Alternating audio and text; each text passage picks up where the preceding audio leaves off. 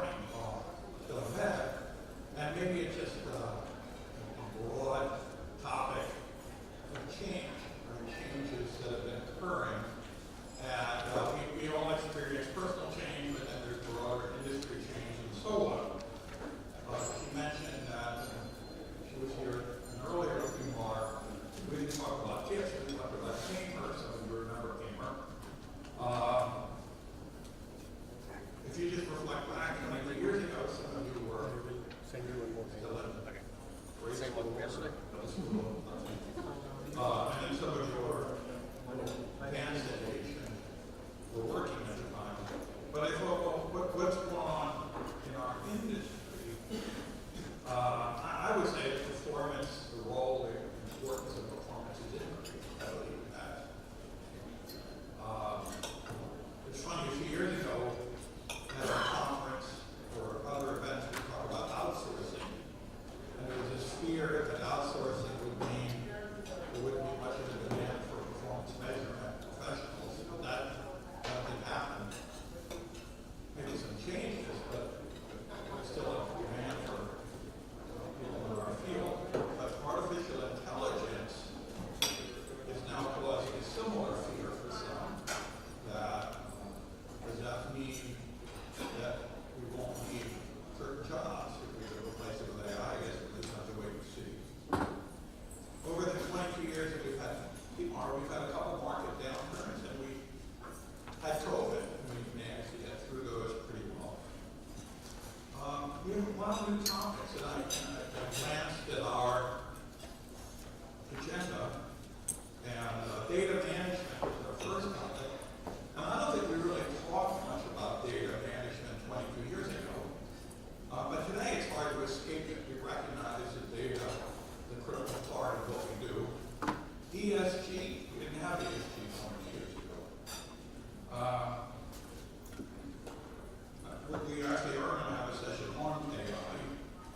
OCIO guidance, outsourced chief investment officer, we're talking about outsourcing, so we're outsourcing the CIO role. And we didn't really have that 20 years ago. But it has grown in importance and in fact has impacted some folks. In some cases in a negative way because of outsourcing.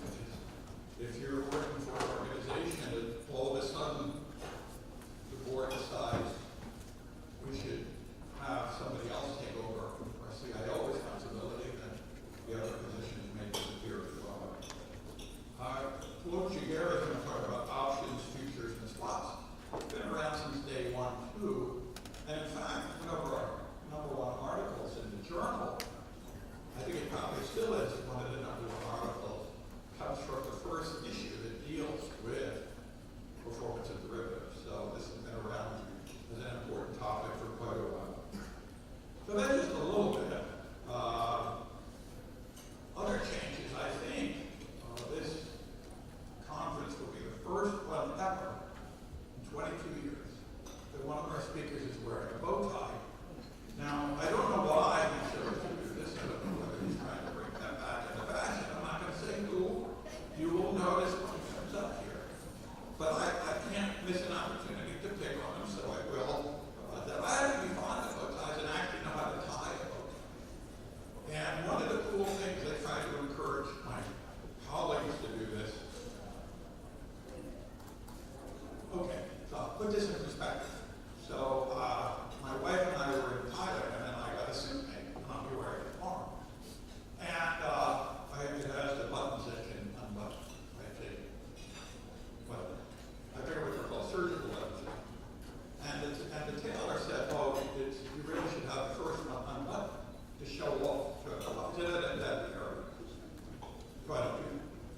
But equal arrogance is at the end of an evening when you've had your tux on and your bow tie and you undo it.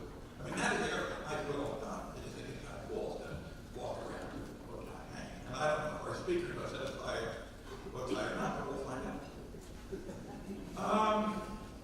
Another change, this is recent, women in performance measurement. That was introduced a year ago, a little bit more than a year ago. We had the first event here a year ago, and we had a second one yesterday. I have no idea how it went. I hope it went well. So we have at least one speaker, I think, that participated. They can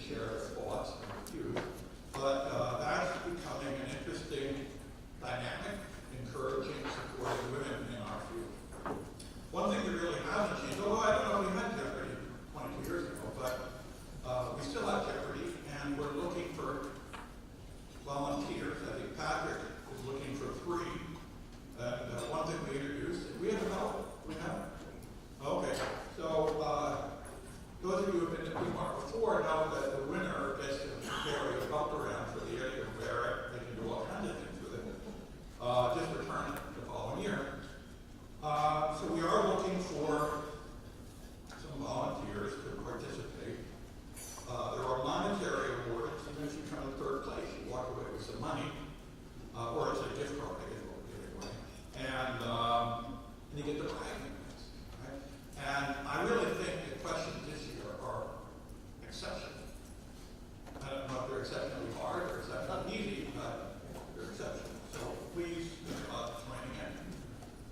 Another change is regarding our 5K. We've been doing a 5K for quite a while. We did it in Philly. It was the Rocky Run. And we did it up here last year. We didn't name for it. I don't know what it was. But my son Douglas is going to come up and talk about the change, right? We rehearsed this.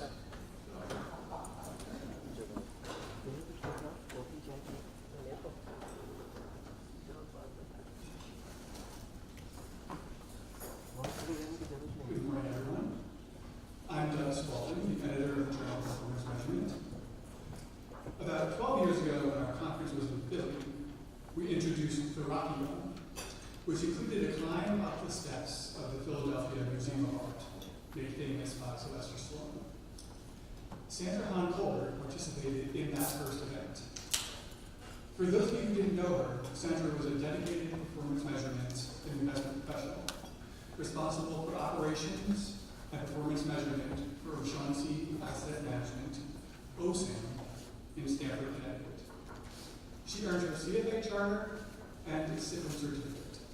She was a member of both the Performance Measurement Forum and the Journal of Performance Measurement Advisory Group. And she attended and presented at several PMAR conferences. She was also a posthumous recipient of the Outstanding Women Performance and Measurement Award.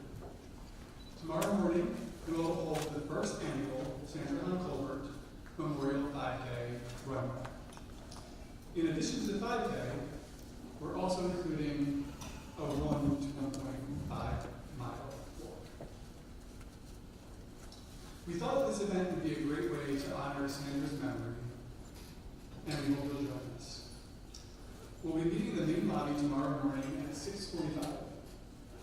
All participants will receive a finisher coin, and there will be cookies. If you have any questions, please contact me. Thank you.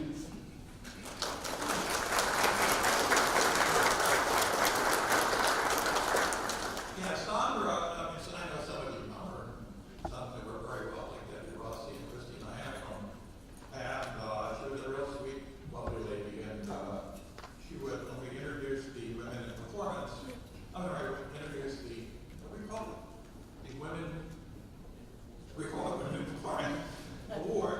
No, the award. Is that what we call it? Outstanding women. She was one of the first recipients with Shirvis, and her family was there. And I understand that her children might be here tomorrow. That would be very nice if they can be. And I want to acknowledge, Doug, for this, that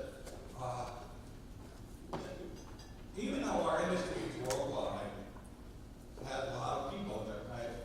We're still a fairly close-knit group, or can be, right? You do run into the same people a lot of times. You go to enough events, conferences, and so on, you run into people you can develop relationships with. And those relationships can be very meaningful over time. And when one of those people leaves us, it has an even greater impact, right? And we've had a number of people. Tim Ryan, for example, he passed away at the end of 2020. It was shocking for those that knew him. First of all, he was too young to die. And it was disappointing. And he had a heart attack, I guess, and passed away. So I want to credit Doug. So Tim had written a number of articles for the journal. And Doug came up with the idea of putting out an issue just with the articles he wrote. So we did that. It was a way to dedicate to honor him. We sent some copies to his widow and his family. So that was really good. And then Doug came up with this idea. And also, I know with the journal, Doug has made another change. Is we do an annual reviewer report, right? That's what it is. And now that's going to be named after him. So it really is a great place to find yourself. Some of you numbers, you love performance. Some of you are here at the stepping stone. Nothing wrong with that. You're here and you're hoping to move on to something else, and no doubt that's to be a good thing. But some of you are here because this is your career, and I don't see him in the room. But like Ian Thompson, Ian's been around for a long time. Here, and he and I both, I mean, we share that. We've been around for a while. And I don't know who still looks younger. Hard to say who looks younger. But it's a great place to be, right? So in your bag, you should have got one of these cards. Please take it around to the vendors. They'll stamp it. And then you have a chance to get something from them if they're giving anything out. And also get a prize tomorrow. The event is being recorded. Actually, it's being filmed and recorded. I'm doing that too. Jack is doing the filming over there. So if you have a question, we will give you a microphone so we get that. The breaks are a great opportunity to interact with each other, but also to speak with some of the sponsors, learn what they're up to. We have internet. And we actually have two internet, all right? You get to pick which one you want. But this is the information. We'd like you to silence your cell phone. Could be a reception this evening with alcohol. As a motivator. I want to thank the speakers, the sponsors, and of course the attendees, and Patrick and Andy and the others that have been involved in putting this together. Actually, it has so little to do with this event. I mean, initially, but now I just, it's a great place to be. I come, oh, where are we going to be going? So now we're going to get started. And our first topic, I guess I can bring this slide up. This is seamless. It's all seamless, right? So our first topic is data management, why it's more important than ever. Now, our moderator is Joe's. Who is it? Joe's. Beat me. I might do that. Let me try. You're helping me out here. Michael Robb. Anyway, you can. Anyway, so the panel can come on out. I'm not going to name. You're going to name who's on the panel. I'm just handing the baton over. But I'll hit the next slide. Right? We have this. Yeah, hit the right slide. And we hope you have a great 2 days with us. And I'm leaving the stage because they're coming up. So, but let's welcome our panel.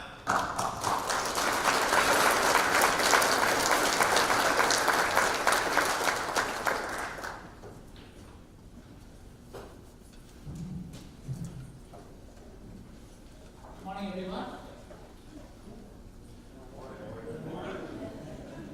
Thank you. How many have clean data for performance?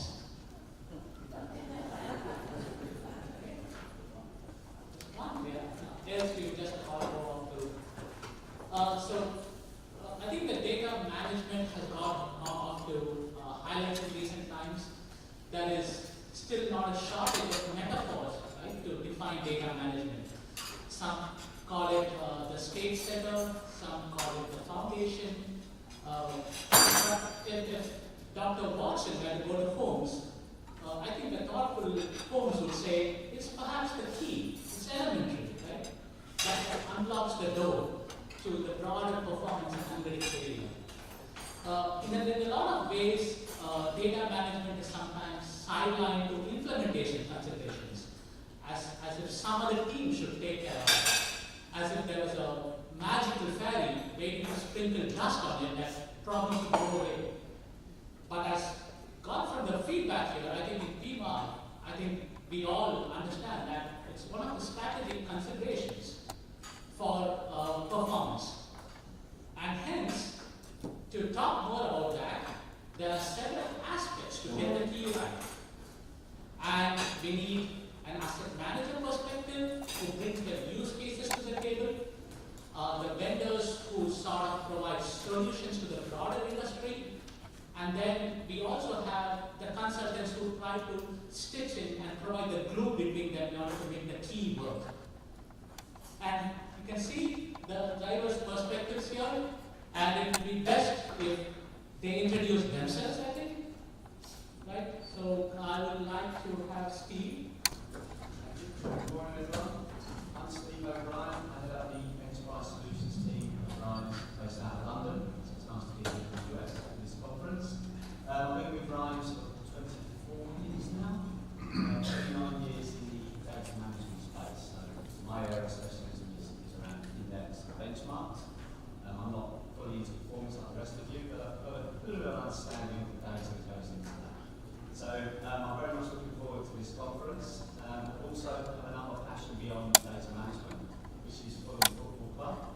So I don't know how many people follow soccer, but also very hopeful that we're doing well in the Euros. That's me. And over to Mark. Hi, Mark Rothermel. I'm Director of Performance Operations at T. Rowe Price.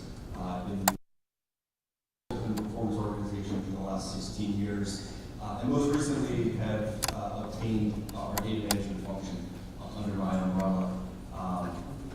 So, looking forward to half a day. I'm only able to be here, but meet some familiar faces and new ones as well.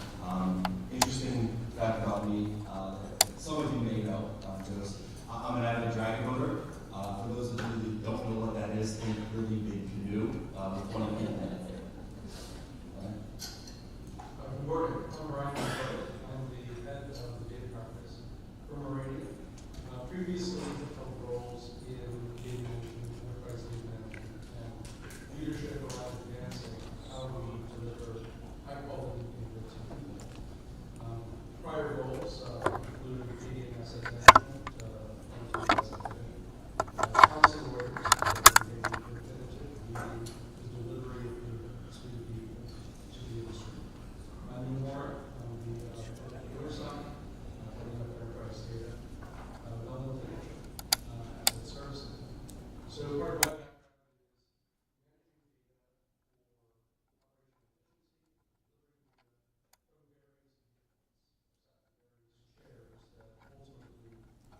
is managing data for various chairs that ultimately deliver data to the likes of the performance management function, and all some of the frameworks that establish high quality data such that you should spend less time dealing with the quality issues, more time doing the job.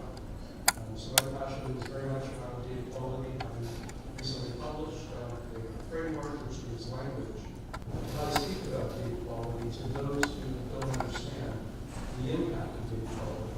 How to speak to IT, how to speak to the business analysts who understand your data specification. And then in terms of personal note, I've trained to fly planes, which is to get in the air.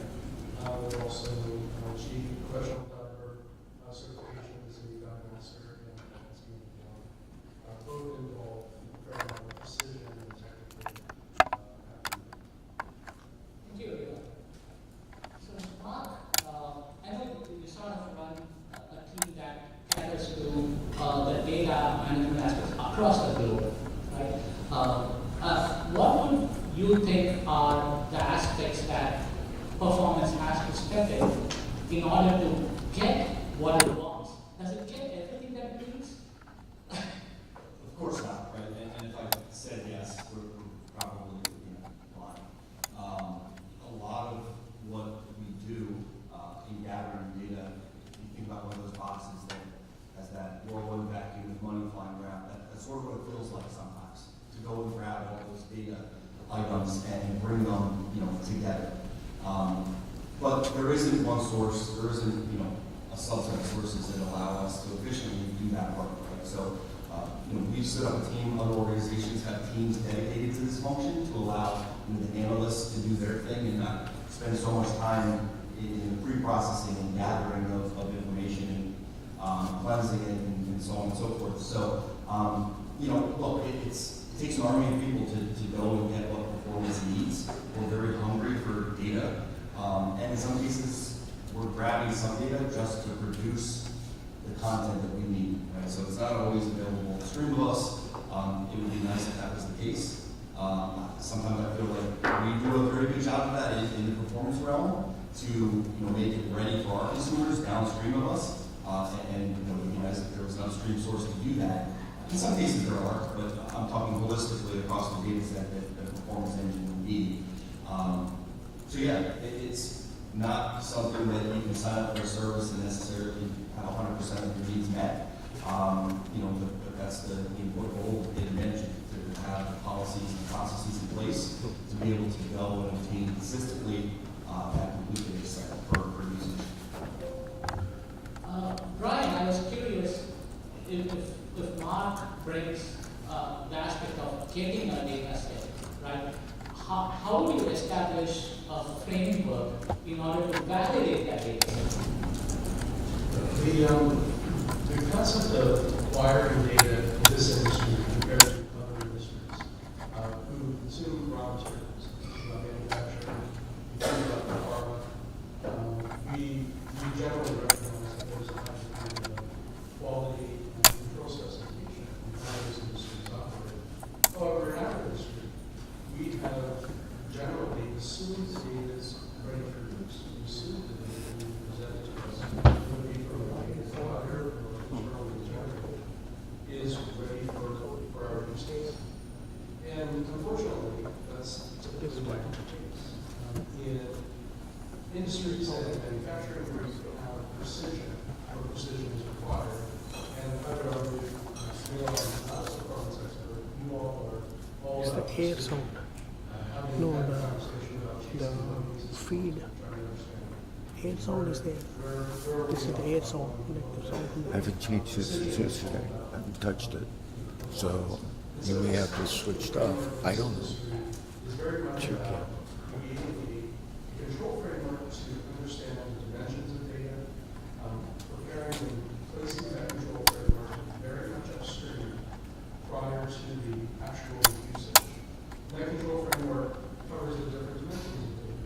Everybody's familiar with completeness, right? You have data, you have data that's at the null value, zero is not null, empty is not zero. There are other dimensions, which are very familiar with, congruence and the consistency of the data. The format of the data, for example, and so country codes and currency codes, generally we don't disagree with those. There are many other concerns we deal with. And so establishing a control framework prior to the actual use means that we have pre-use data validation. It also means that we understand the data specification, or more specifically, the data quality specification of the use case. This is very akin to control specification in high-tech manufacturing. It is ingrained in pharmaceutical manufacturing as well. So I think the more that we strive to establish the upstream pre-use data validation control framework, then what you shouldn't have to deal with spurious data or data gaps or data elements which clearly are. For example, when we talk about precision, I speak in terms of precision, but we're really talking about scale. 2 decimals, 5 decimals, or the IT programmer, the engineer, he substituted for flow. Hey, 26 decimals. And then he said, well, I rounded it. Surely your head's right, so worst case of that, I truncated the number before it came to user performance. So these are very important control frameworks that we're further maturing in our industry. Steve, Grimes has been one of the data providers, right? And sort of an aggregator as well in providing the data. How do you ensure some of these quality checks that are being done on your side before delivering data to the consumers?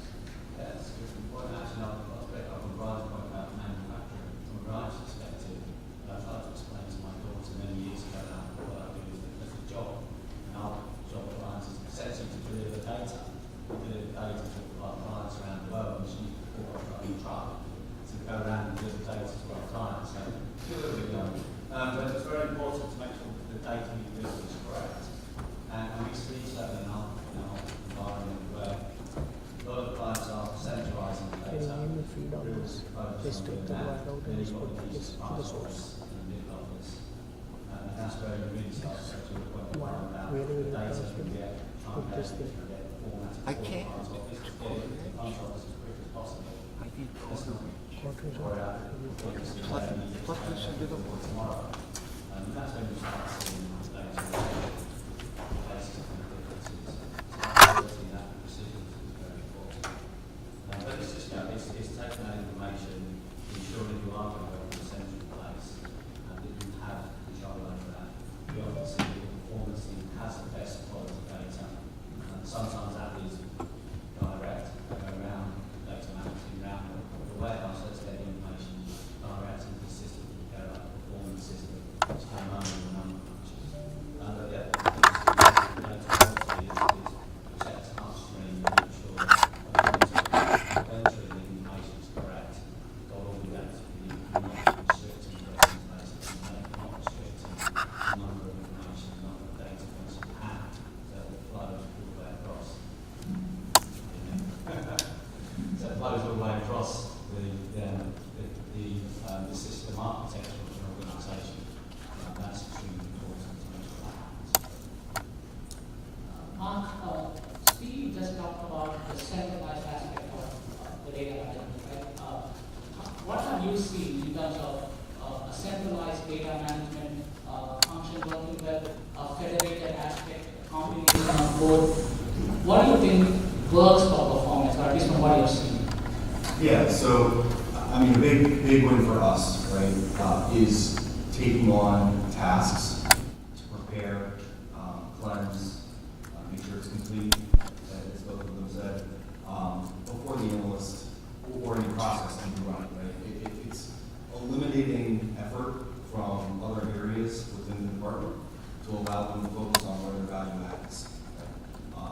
Performance analysts, if they come in, the first thing they do is spend an hour and a half, remediating errors and reprocessing data. That's not a good use of their time, right? Their time is better spent analyzing results, speaking with the investment team, speaking with clients. Why did this data point?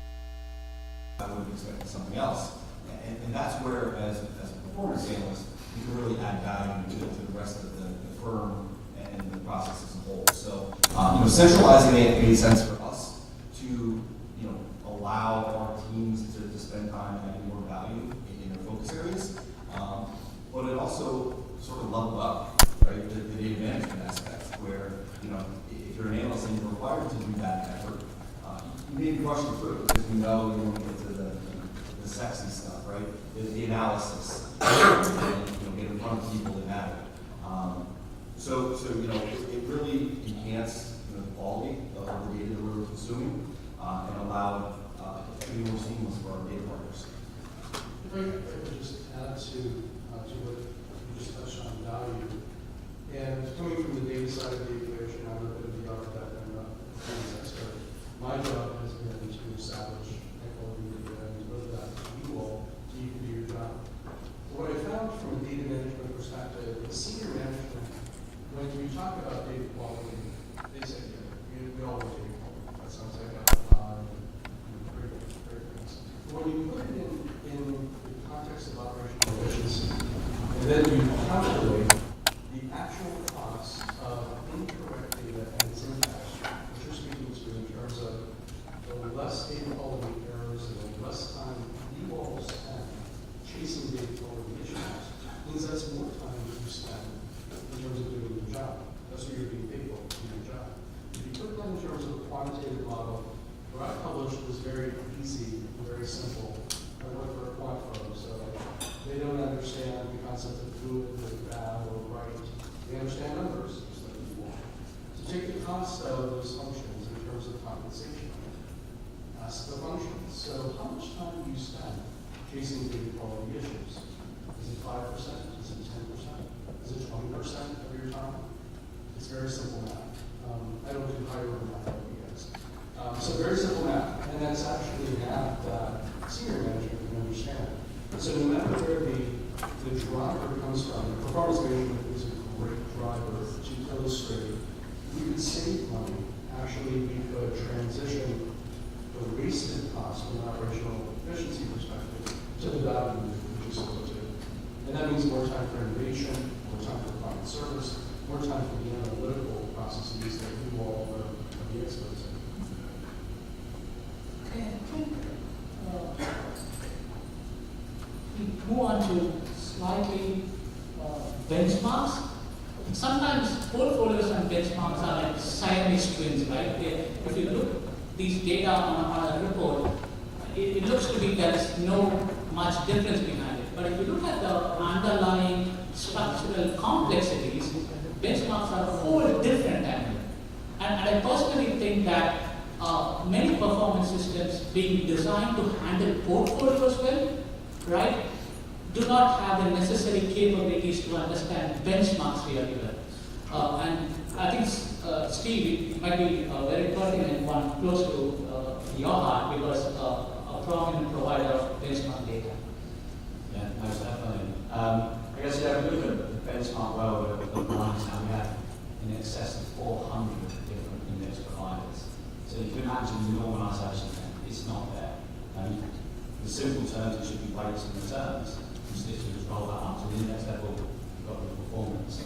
And certainly, obviously, your attribution systems, performance systems, they work very well. So as I said about the actual portfolios. And so our role has always been about trying to standardise and normalise it, make it simple for our clients to use. And we have lots of fun. It's fun trying to make the maths work for benchmarks. And it does vary, the data quality varies right across the industry. And of course, different attribution systems, system providers in the room today, different systems require different inputs. Making sure that is right for that particular system, that might be a different view than front office system. So it might be a different way. You might need to include cash or not include cash in the constituents. Then you've got the calculations that come from the index providers. The index providers will tell you they're the best provider in the marketplace. They've got such amazing research that makes the index data and their products the best that they can be. I think the room to that. Of course, they very much focus on their research, their value add, their intellectual property. So that's why their particular version is the best. And of course, you subscribe to. The reason Ryan says 400 index providers on our platform is because our clients need those index providers. And you always think, look, we've got it all now, sure, we've got it all, but then things like ESG come along and different materials and different customization, presentation, it starts to get a lot trickier to actually replicate. Your experience and the differences that you see from the index. Yeah, it's only becoming more complex, but luckily in the index space there are providers, I'm trying not to make myself a cheer for fellow panelists, that do it very well, right? They normalize it for groups like myself, right? So when a vendor makes a change to the formatting, right, whether it's a modular change or across the board, we don't have to deal with that, right? It's sort of business as usual, and we continue to get our data piped in accurately and efficiently. So the normalization is certainly a challenge. I'm just lucky enough to not have to deal with it all in this. Brian, in terms of the data quality framework, there are qualitative aspects about benchmarks, right, that needs to be captured. Have you seen are there additional aspects that needs to be done from a quality framework for benchmarks? Or have you seen smoothly similar? What has been your experience? Well, the simple types of checks or tests have a lot to do with why having a complete collection. Generally speaking, we have two primary collections in this industry. The portfolio and its positions, the holdings, that's a collection. If you're missing one, you're going to have a collection. S&P 499, you need all 500. And then there's the diversity of where we've got cash, how the weights are calculated, to what level of precision, the custom indices, which follow a particular methodology or algorithm. So the persistence of multiple versions of data, and multiple versions of a flavor of a benchmark have a lot of impact and a lot of application from a data management perspective. Being able to persist those so that you have a record in time. Oftentimes I've been notified with the IT organization that says, we'll calculate it on the fly. And then, of course, we know that when you say, well, can you recalculate what the benchmark looked like given the changes that occurred because the benchmark was reconstituted a month ago? Yeah, no, we can't do that. So persistence of data, being able to establish the correct methodology or the algorithm that provides you the accurate version of the benchmark for given purpose. The lineage through time is another significant control area. Being able to connect the benchmark's constitution from prior implementation, after being reconstituted, after being changed or updated, given changes in sector industry classification, changes in the actual consolidation, capital action in the industry, and how that's reflected through time. Those are major challenges, I believe, for you all. How do you connect performance over time so that it's coherent from a data management perspective, ensuring that there's established and understood policy around how to control that? Those are some key areas that are important to a benchmarking organization. Mark, I'm sure that you have received benchmarks from different vendors, right? Sometimes through an aggregator, sometimes directly from other sources. How do you ensure if you have to calculate something in-house to mix and match, right from the intra-family benchmarks? How do you do that? Yeah, so one, you have to be very careful about what you do internally, that you're not in violation of some market data agreement, right? That's one of the main challenges with management of vendor data, right? Ensuring you're following the policies is outside of your agreements, and you don't face yourself in violation of them, because I'm sure everyone's been at that contract renewal time where they come in and they come with their bullet points of things that maybe they think you shouldn't have done, and that's going to cost you some ridiculous percentage increase to your bottom line. So you have to be very careful, right? And one way we think about it is sort of goal source, right, of that data set that aligns to your contracts, and is fit for purpose, fit for distribution, and you have to have a good governance strategy around that. Everything else, you want to control it in a way that it can't inadvertently leak out and find its way in front of a vendor that's going to question why this is being exposed to our marketplace. The idea of a sandbox is very popular these days, especially with the front office types. So that's where your enrichment, your customization that you're not quote unquote paying for directly to the vendors can occur successfully. You just have to have very strong protocols around accessibility to it and how that data can be distributed or used elsewhere.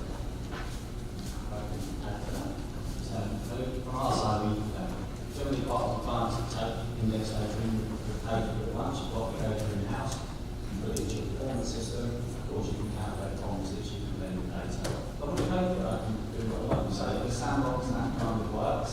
But yeah, the index vendors are very important on licensing, and they do care about their what is their portion of the blend. They of course want to have vending distribution licenses for that. And now with the technology moving on, particularly around cloud environments, putting all that data into the cloud, so then you've also got enterprise access to the organisation, and also opens up yourself to more licensing discussion. So you put it into your attributions just on that one license. Now you want to put it on your cloud and distribute it to your enterprise, that goes across multiple locations, that's the additional license. So that's definitely something easy to consider. I mean, frankly, the policy that considered too much for the data management team and the market data team to run it and look at your mind and using it in different places. Yeah, I would just add that having led the business side of the pricing referencing the business or Thompson Reuters, there are a number of considerations here, and not necessarily have the most favorable view of index providers. I think they've been very versatile in their licensing. I was brought into Thomson Reuters as the voice of the client because Thomson Reuters was certainly headed in that direction, so I think about that. But what they're really concerned about is the disintermediation of potential revenue in some industries. And I think they have taken it largely to extend well beyond reasonableness. But the fundamental basis is that there's a big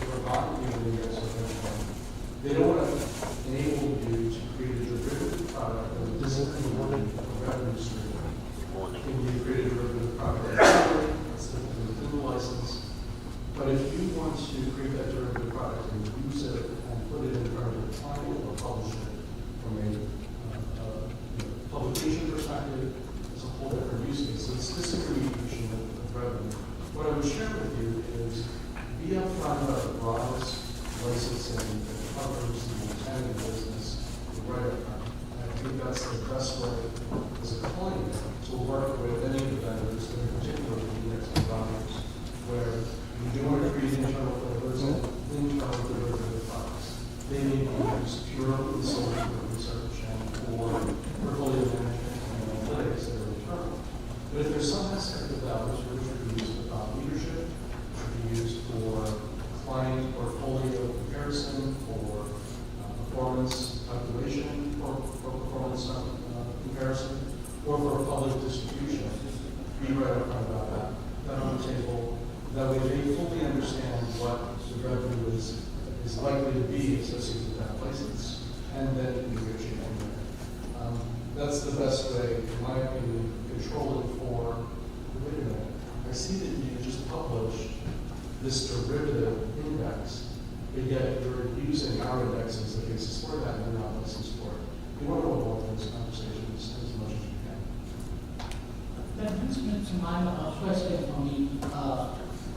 In order to do some of these derivatives and to take into account cost-related aspects, is there a trend that you see in the market that people are moving more towards ETFs for some of these edge cases? I need to do this custom calc, right? And I'm still going to do it irrespective of how.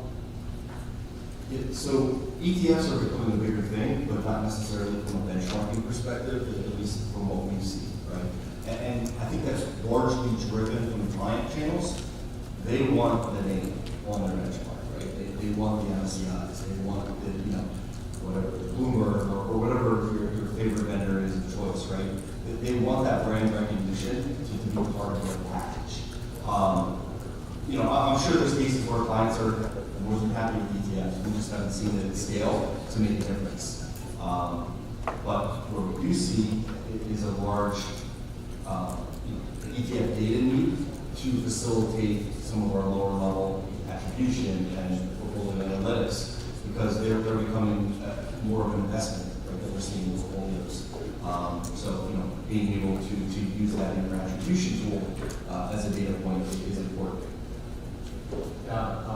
You see very much ETFs being used in partners as a strategy, which is exposure to emerging markets or other markets that have access to. Back to the point about data quality and precision. Try and put an ETF and you can use that instead of an official index. And you're going to try and run distribution against the ETF. Straight away, the ETF is not going to be a one-to-one match because the index you're going to get that tracking error. But then actually going deeper, trying to actually analyze the constituents. It might even be a synthetic ETF where the image is a future rather than derivatives or etc. So yeah, it's definitely a growth in the ETF market is huge, particularly in the US, in the charts there. And people are using ETFs, but not in really false attribution. Yes, just talk into the microphones, getting multiple different effects. It's the market. Okay. Bring in mind a point about normalization. I think this is sometimes not given the due importance it deserves. NASA in 1998 lost $198 million just because of a mismeasurement of a particular analytic across two different units. It just highlights, right, that the Mars orbiter project itself was shelved because of that. I'm sure there are enough examples within our industry where cross-referencing and normalization issues give rise to extremely abnormal analytics. With that, we'll move into some of the hot topics. I think we're talking about AI and ML. In 1950, Alan Turing wrote there might be a day when machines will eventually compete with humans on all intellectual disciplines. A decade back, the generative or AI algorithms out there found it difficult to read images. Language comprehension, automatically doing math, did not receive enough results. But just in the past year, we have witnessed enough examples where they continuously exceed human intelligence in many different areas. So with that, there is also an aspect to combine AI and ML together into a single bucket. Brian, I know you've done some work regarding machine learning. I wanted you to see if there's a distinction that we should consider in treating those terms. Well, a little bit of history. Machine learning has been around for quite some time. What we see today is the preponderance of large language models and generative AI, ChatGPT, for example, or Copilot, or PMAR, are new creations. But to talk about artificial intelligence, we need to understand that AI is a suitcase word. It's a general collection of artificial capabilities. And in no way do we have AI that competes with human intelligence. AI is not in a position of sentience. It does not have the innate capability to span concepts and actually produce innovation. It can produce really cool stuff, but it's not there. So when we say AI, there are several key components to AI. We're most familiar most recently with generative AI, the ChatGPT. GPT as a generative model, a transformer, which uses multiple components of the discipline of artificial intelligence, NLP, natural language processing. You can type in your prompt, and it'll give you back a response in human readable form that we understand. It leverages deep learning, it leverages neural network, it leverages NLP and machine learning. And there are different flavors of each one of them. So AI is a very broad term. In our industry, many of these applications are producing incredible results. One of the best quotes that I've heard recently was, AI is not going to replace you. You may be replaced with someone who uses AI if you're not. And I think that's really profound. It isn't for where AI is today. If you are not using it, you really want to try and get involved and use AI as an assistant, as an assistive capability. ChatGPT for the large language models that are supporting those types of AI interactions are very useful in consolidating and corralling the main points, the summarization, the key points. We previously would, we would do a web search, we would Google something, and then you had to digest and sift through 20, 30 pages. If you even went that far, it was only the first 30. Now, AI can help you achieve a much better, much more concise understanding of a particular subject. That's the assistive machine learning. Certainly very applicable in the quantitative space. We're likely to see more adoption of different types of machine learning algorithms to apply to various types of use cases, whether it's No, I am seeing I disconnected that. I have disconnected. See here, if you see there is no thing. It's transmitting over there. No, there is no output. Disconnected. This should be volume. Volume was up and down. It's not connected right now. It can do this much faster. It can do this much more seamless. This is actually We tested this last night. We tested here, but there was air sound. Air sound came. This is air sound. This is just the air sound right now from the ambience. Certainly well poised to adopt more. Disconnected right now. Do you want to talk about some of these initiatives? Yeah, absolutely. And to add on to that, I think one of the things we talk about here is having high quality fit purpose data in the performance data in the organisation. A lot of our clients put data into the cloud. There's a huge amount of computing that's stored there, which is obviously data from third parties, your custodians, your data partners, their own information, and then you want to add in your research, analytics, fundamentals estimates, ESG data. So it's making sense of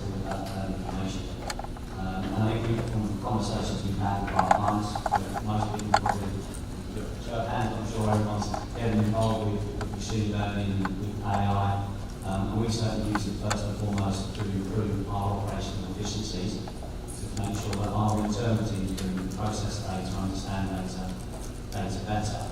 From a client perspective, it's how do we get use out of this, how do we make value from this? And it's really looking at the cloud technologies that people are looking at, whether it's Snowflake, whether it's Azure, whether it's Google Cloud. You have all this information you need to navigate it. And that's where machine learning can come and help. The large language model using the Copilot technology to actually find value and do some research across that universe. One of the things we kind of touched on a little bit earlier on is identity. Having enough instruments, all these different sources, you need to be able to join them. So using that a way to identify some houses with Bloomberg, if you want to use a Bloomberg XRP, then you get custodian data that comes in, it doesn't have a Bloomberg key, it doesn't have a figure, it doesn't have a ticker, you need to join it. And that's where there have been examples where you can start to use machine learning to actually navigate that huge data set. And that's one of the areas that we've seen clients show interest in. I think it's still early in the road in the exploration. How do you ensure something suggested by these models, right, is actually fit enough for decision making? Zillow recently encountered a huge disaster, right? The algorithms suggested, right, really took down the company to a significant workforce cutting extent. How do you sort of lay those? Do you still see a manual intervention there once models are being suggested by the algorithm? Where do the efficiencies come in? I think from our side, when I talked to, we deployed a head of AI, Ryan's AI Labs team of engineers, our ring fence, they just focus on the AI side. For myself, I'm not close to trying to understand it, and the message I got was very much, it's like having a team of interns. You give them a task, they go away, let them focus on that, they don't do all the work for you, but you still need to review the work, you still need to have that oversight. I mean, that's where we are with AI at the moment, is having that oversight, making sure you're still in control, you still know the results you're producing, and same in performance, you get the performance numbers out, you want to check those numbers are correct, and if it's not quite right, then you do investigations, and that's what we have to do. Yeah, I think from the practitioner side, right, there's a healthy, wariness about handing over the keys, right, and letting it run. Especially if anything's going to go in front of a client, that's certainly something that performance analyst or someone needs to validate and look through the rigor, but do whatever other data set. But it's a tool, right? And we haven't had it dropped on our desks yet for high usage. It's still an evaluation, and I know that's being done across the industry. How best can we use this new technology to modernize, right, and make our processes more efficient? But it could be an enabler, just like the data management function is, right? It's meant to enable downstream processes or people to be more efficient at what they do and hopefully more accurate as well. Just want to be conscious of time. I think we will take some questions from the audience now. We have 3-4 minutes, so it's time to open up for questions.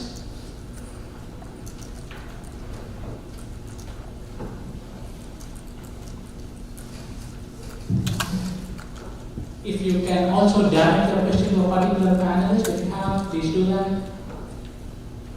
I first want to commend you for what's really a superb presentation. In terms of the scope, it's clear that your job in terms of data quality is just becoming more challenging because the expectations are so high. And so my question would be, how reasonable is it for you to manage expectations around the data that you have, getting to your point that you want to spend your budget on more value-added things? Is it reasonable to expect your organization to accept some guardrails around the fact that it will never be complete or completely accurate, but you have enough so that you can answer the questions that are really compelling to the organization around its value proposition? That way you're not being so reactive and always on the treadmill. But is there something like that that could be done to take control of your own environment and become, the master of your own destiny? Yeah, I'm happy. So, not all data needs to meet the same level of accuracy, right? But having a good understanding, actually better than a good understanding of how the data is used to ensure it's fit for that purpose is incredibly important. Where some processes don't care that the data is just completely bad. They just need the data enabled to move forward, right? On the other side of it, some are concerned about less than a basis point accuracy, right? And you really need to be aware of what those cases are. So that framework around managing the data is incredibly important to help inform when a result is okay, when a data point missing it's not an emergency, it can wait 2 hours or it can wait a day. But really having all of that documented and available as a resource for the data management organization is important for it to be successful. I think when we touch on how do you appreciate the data quality challenge and how to respond to that challenge, it is important, reflecting on some of these points, the data quality specification for a given function, what is fit for purpose is not the same. Researchers, they deal with data which is fraught with a number of different issues versus high precision and accuracy is required from investment operations and ultimately for performance measurement evaluation. So when you look at the data specification required for each of those functions and you focus on critical data elements, what is critical for performance calculation, for example, it's a much smaller set of data than what research would be dealing with. So one of the points you want to raise in the organization is we're not going to go evolution. We don't have the time, the resources, nor is it actually the right approach to test data quality across the entire board. Could you perhaps look to see if there's null values as data exists? The completeness dimension, that's the most basic dimension. The other aspect, and I mentioned operational efficiency, to put this in the context of where does data quality or lack of quality have the highest impact to the organization? Some would say reputational risk, some would say client risk. I personally can't put a number on that. I think it's near infinity in terms of the damage. You can put it in the context of how much does it cost for that function based on their compensation? Do a percentage of that in terms of waste relative to operational costs. And then finally, data management is not a project. Performance measurement is not a project. It's a journey. You're on an evolution, just like data management is as well. So continuous refinement, continuous investment. I think those points resonate with the senior leadership of the organization that approve funding because you're being rational, you're being practical right now.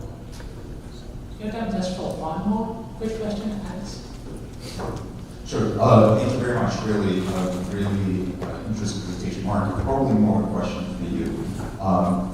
Yes, many of us have heard and talk about the practical implementation of data readiness or data quality, how it's all saved, particular data issues with you. Mark, you talked about an interesting point about control over sandbox data, or control over data that should or should not go external.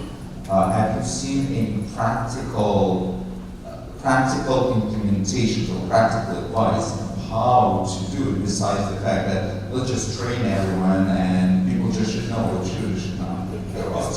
Alex, that's a great question.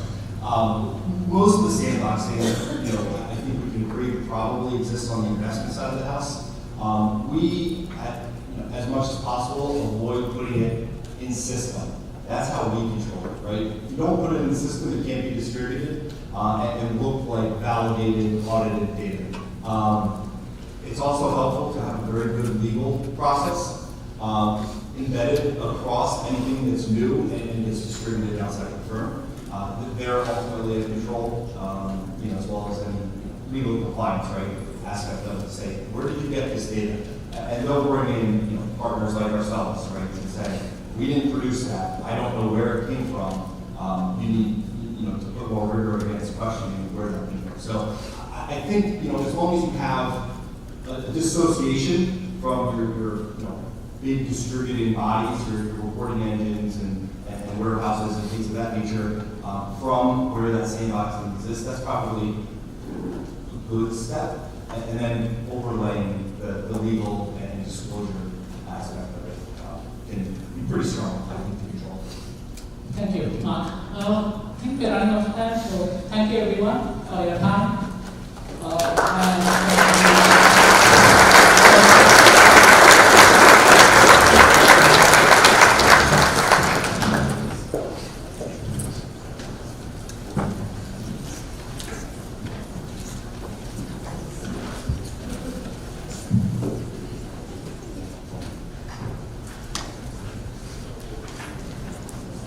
Have a phone?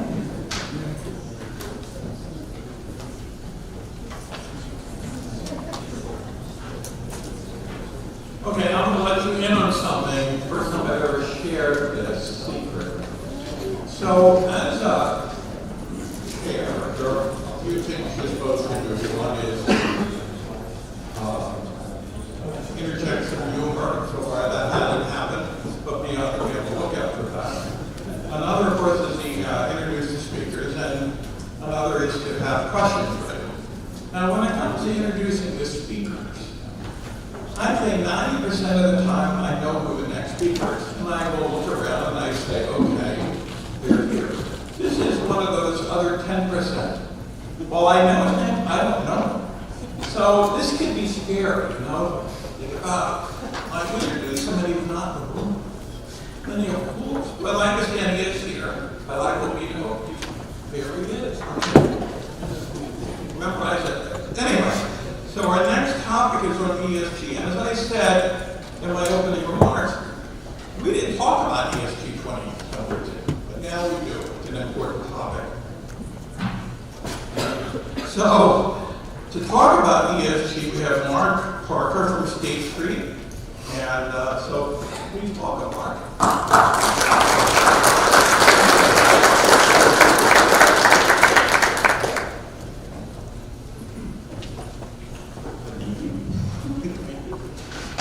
How's everyone today? Good morning. So Mark Parker, Managing Director at State Street. And I guess first question, who is cleaning ESG data? I guess what I'm here to talk about, my role here at State Street is product manager for our investment risk and analytics services, which is inclusive of working with clients for ESG data. My background, I've been in the industry for around 20 years. Started out as an electrical engineer, did that for a while. Spent a considerable amount of time at FactSet, then with SS&C Technologies, and now with State Street for the last 10 years.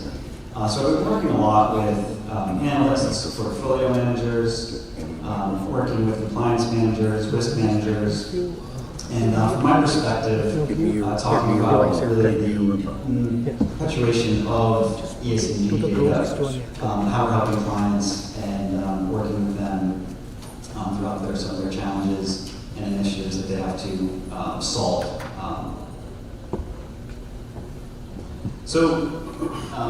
And I guess I'm supposed to say a little something about myself. So I 3 kids. I spend most of my time moving. Two of them are in soccer, and 2 of them play hockey. So I spend most of my weekends riding in an SUV, bringing them to soccer fields, hockey fields, and listening to Taylor Swift to and from the entire time for 45 minutes in each direction. I used to play golf. I'm now terrible at golf. I don't play golf anymore. And also, so I guess another thing, the reason why I was invited here is I know this is a PMAR conference. My job from a risk management perspective is to make sure this is not a PMA conference and to keep the R and to keep everyone honest of being able to talk about not just performance but the other side of the ledger from a risk management perspective. So when it comes to the 3 components of what I'm planning to talk about in the next 20 to 30 minutes is from the rapidly evolving space of ESG data. So I think when 10 years ago, a lot of times from a trading perspective, ESG data is not new from a performance and management perspective. In particular, performance portfolio managers would try to obtain an E-score, an S-score, put it in their trading algorithms. The data was sparse, so they found an opportunity with sparse data to come up with their niche and to potentially outperform the market.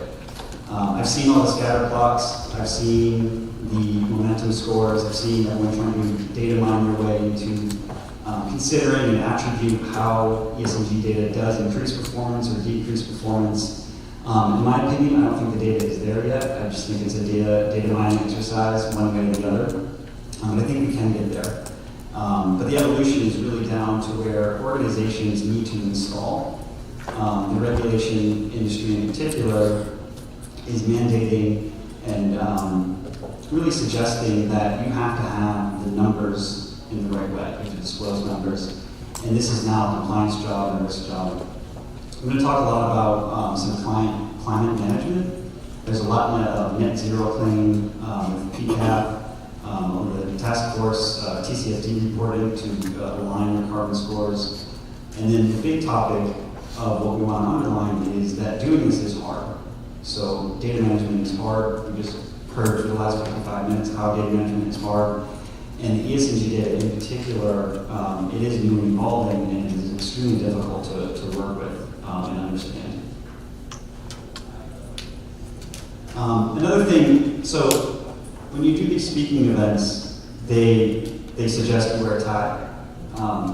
They suggest that every single word on your slide is over 16-point font, and to not litter it with too many words that you can't read. So I put this together. The real concept of it is it's supposed to shock you. It's supposed to give you extreme anxiety, and really just to show, really since 2011, the industry has put forth over 1,200 industry-suggested reports and regulations over the last 13 years. As an asset management firm, or if you run an asset management firm, this should absolutely give you anxiety of being able to follow all these rules. I think there's folks hired within organizations that need to follow this, probably teams of people, whether they're in Europe or North America or Asia Pacific. Each country kind of has their own slice and flavor. I think the good news is fundamentally there's some similarities between a lot of these regulations, in particular carbon reporting. I'm going to talk a little bit about how we're trying to pull that together. Europe has taken on, there's a considerable amount of regulation in Europe that has consolidated the idea of creating an EET template or SFDR or PAIs tracking. And then of course in the US, the SEC is sort of waiting and seeing and feeling out the political arena of what they can do. But the idea is really I think impact is from both a non-financial perspective as well as a financial perspective. The non-financial perspective is really to promote, and I'm not going to stay away from non-financial too much, but it's really just to promote social change, climate considerations, human rights concepts. From a financial perspective, since this is a financial conference, we're going to talk about it from an asset manager's perspective. What they want to do out there is make money, right? They want to bring in AUM, they want to have marketing on their websites, they want to create products that differentiate themselves from the space, they want to be able to protect the dollars that they run and manage. They really just want to make a name for themselves in any way they can. From a regulator's perspective, their job, and they also have non-financial and financial motivations as well. There's certainly a political aspect to it. There's certainly, obviously, the concept of social initiatives out there. But from a financial perspective, the goal of the regulator is to protect the investor. Right? You want to be able to create frameworks in place to ultimately promote transparency, foster transparency, underline transparency, and the concept of greenwashing. It really is much like the nutrition label.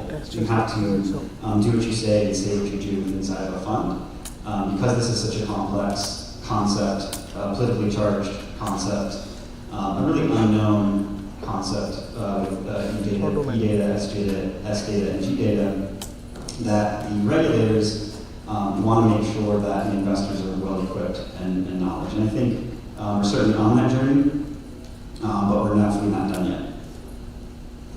I'm going to focus on the European Union. They've led the charge very much with the concept of really requiring investment managers to integrate the sustainability factors into their framework.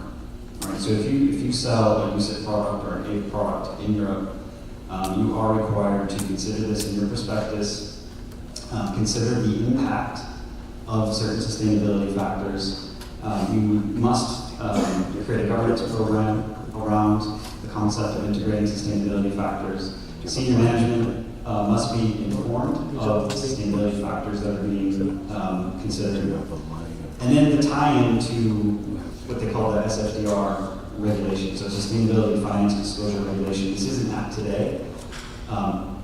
Firms are required, if you have any exposure in Europe, to submit 61, I think it's 61, 63, principal adverse impacts. These principal adverse impacts are largely centered around environmental factors, some human rights factors, anti-bribery factors, but ultimately these are prescribed measurements. I think 30 or so are required, another 20 or so are optional, but these must be tracked and disclosed within these funds on your annual statements. So this becomes a bit of an exercise, and we'll talk a little bit more on some of the data implications on that in a bit. So, as a risk manager, what are the implications that you need to now consider? And the implications are the concept of being able to identify which factors are appropriate. You need to consider the materiality of these factors and how appropriate they might be, the intensity. So does it mean anything? I don't know. You need to then understand the data that goes into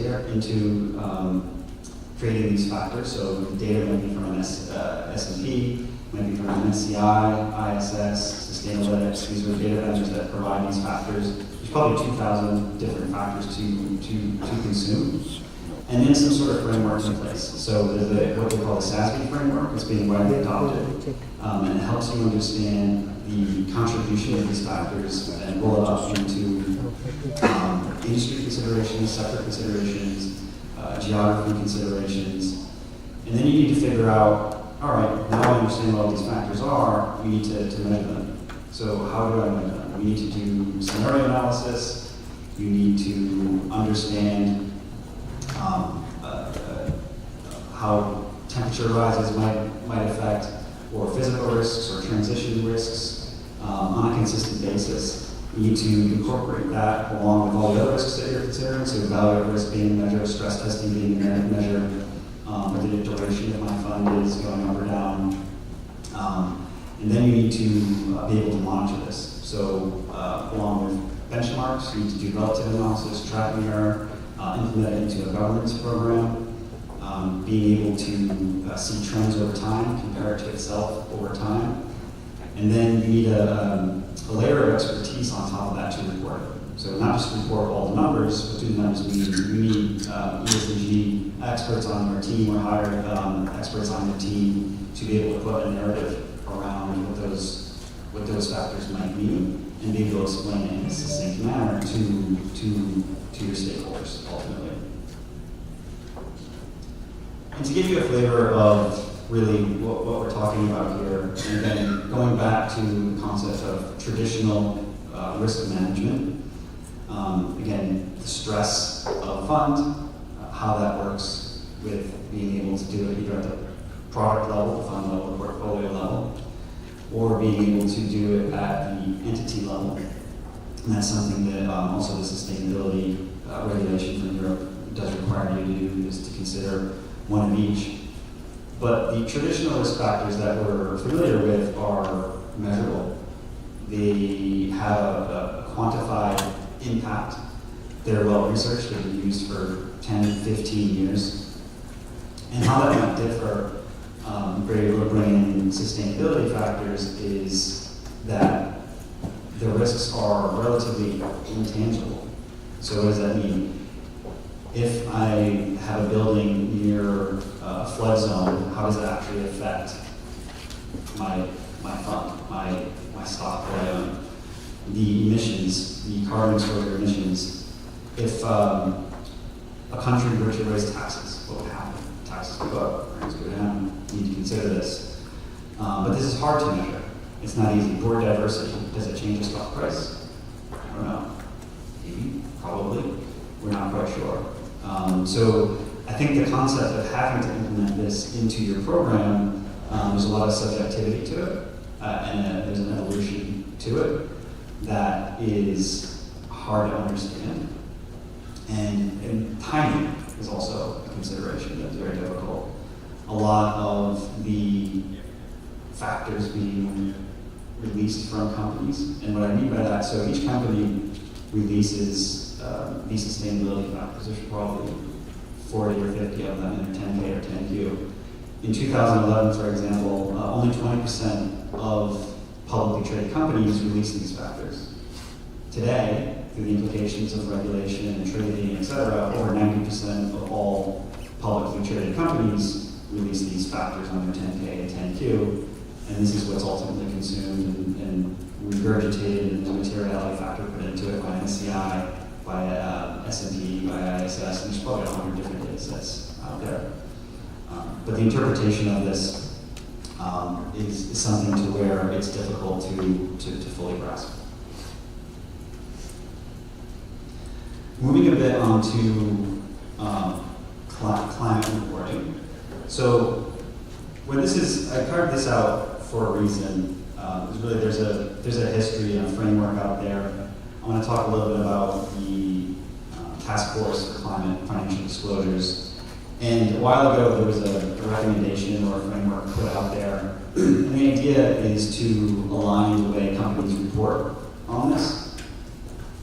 It's to align the concept of opening up what's inside of a fund, how to track carbon emissions, putting a governance around that.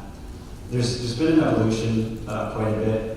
Today, 40 out of the top 50 asset managers in the world do report in some sort of TCFD framework. There's obviously the adoption of the ISSB, being able to put this into a standard. There's many countries out there that are requiring you to ultimately disclose this. Some countries such as New Zealand, Singapore, the United Kingdom are asking for carbon emissions to be disclosed at the fund level as well as the entity level. But it's all based on the concept of a good governance in place, being able to implement the climate-related risks and opportunities. And a lot of this is qualitative, so it's a narrative around it. And from a strategy perspective, the potential impacts of climate-related risks and opportunities of the organization, and the financial planning of what happens. And of course, we talked a lot about what is material. Being able to implement this in the multi-month process of how to identify, assess, and manage climate-related risks. We just got into that quite a bit. But carbon emissions can be carved out. And then, of course, the metrics and targets. Metrics and targets to assess, right? This is hard. It's a lot more difficult than it sounds to say, all right, I have so many CO2 tons out there. How do I pull that together and roll it into a fund? How do I track it over time? And why does this make sense? So what metrics and targets are required? There's risk-based metrics, physical risks, such as extreme weather, tornadoes, heat waves, hurricanes. There's transition risk, so the idea of increased prices go up. Technology might come into play. Do I have windmills, solar panels, any other new technology out there? The opportunity-based metrics, so being able to measure the concept of improved resources to create some sort of efficiency into your operational budget. New forms of energy that perhaps can lower your overall emissions. And all these data points are tracked by these vendors that we talked about, and they're tracked differently, by the way. Greenhouse gas emissions. So this one's interesting. Scope 1 and Scope 2 is the concept of the greenhouses emitted to do your business. Directly to do your business and indirectly to do your business. And tracked in CO2 tons. So a lot of times when you pull together these reports, you're pulling the Scope 1 and Scope 2 carbon data released from a company. So Google or Ford, they put out, all right, it takes this much carbon CO2 to produce my business line. And then that is, how that works is the investment that you have, how much I own of Google or Ford or GM, is a percentage of the total enterprise value of those organizations. So each of you own a percentage of carbon emissions that company suggests in their 10K or 10Q. Pretty easy concept. There's another normalization idea out there that you can normalize the concept of an intensity. So the intensity is how many dollars do I make, how many cars do I sell with those tons of CO2 that are put out. But the massive challenge here is, if you think about it, when you release this publicly for the entire world to read of what you own of that, there has to be some sort of snapshot taken. So when that snapshot is taken at the end of the year, say in Q4, the market value of all your stocks that you own in a fund need to be rolled up of X, but the timing when the CO2 tons comes out, the enterprise value, so the EBIT score, EV, enterprise value including cash, the timing differs throughout each of the companies that release those scores. So being able to snapshot that in any realistic near-term time is extremely difficult to even come close to do it. And you can go back in 2021 and 2022 to do this, but then what are we doing anyway? We're 18 months, 2 years behind in being able to track what my total carbon Scope 1 and Scope 2 emissions might be. So it's an extreme challenge that the industry is trying to put together. The concept of orderly, disorderly, and hothouse scenarios. So all this means is if the implied carbon increase goes up over time, then there's likely to be taxes.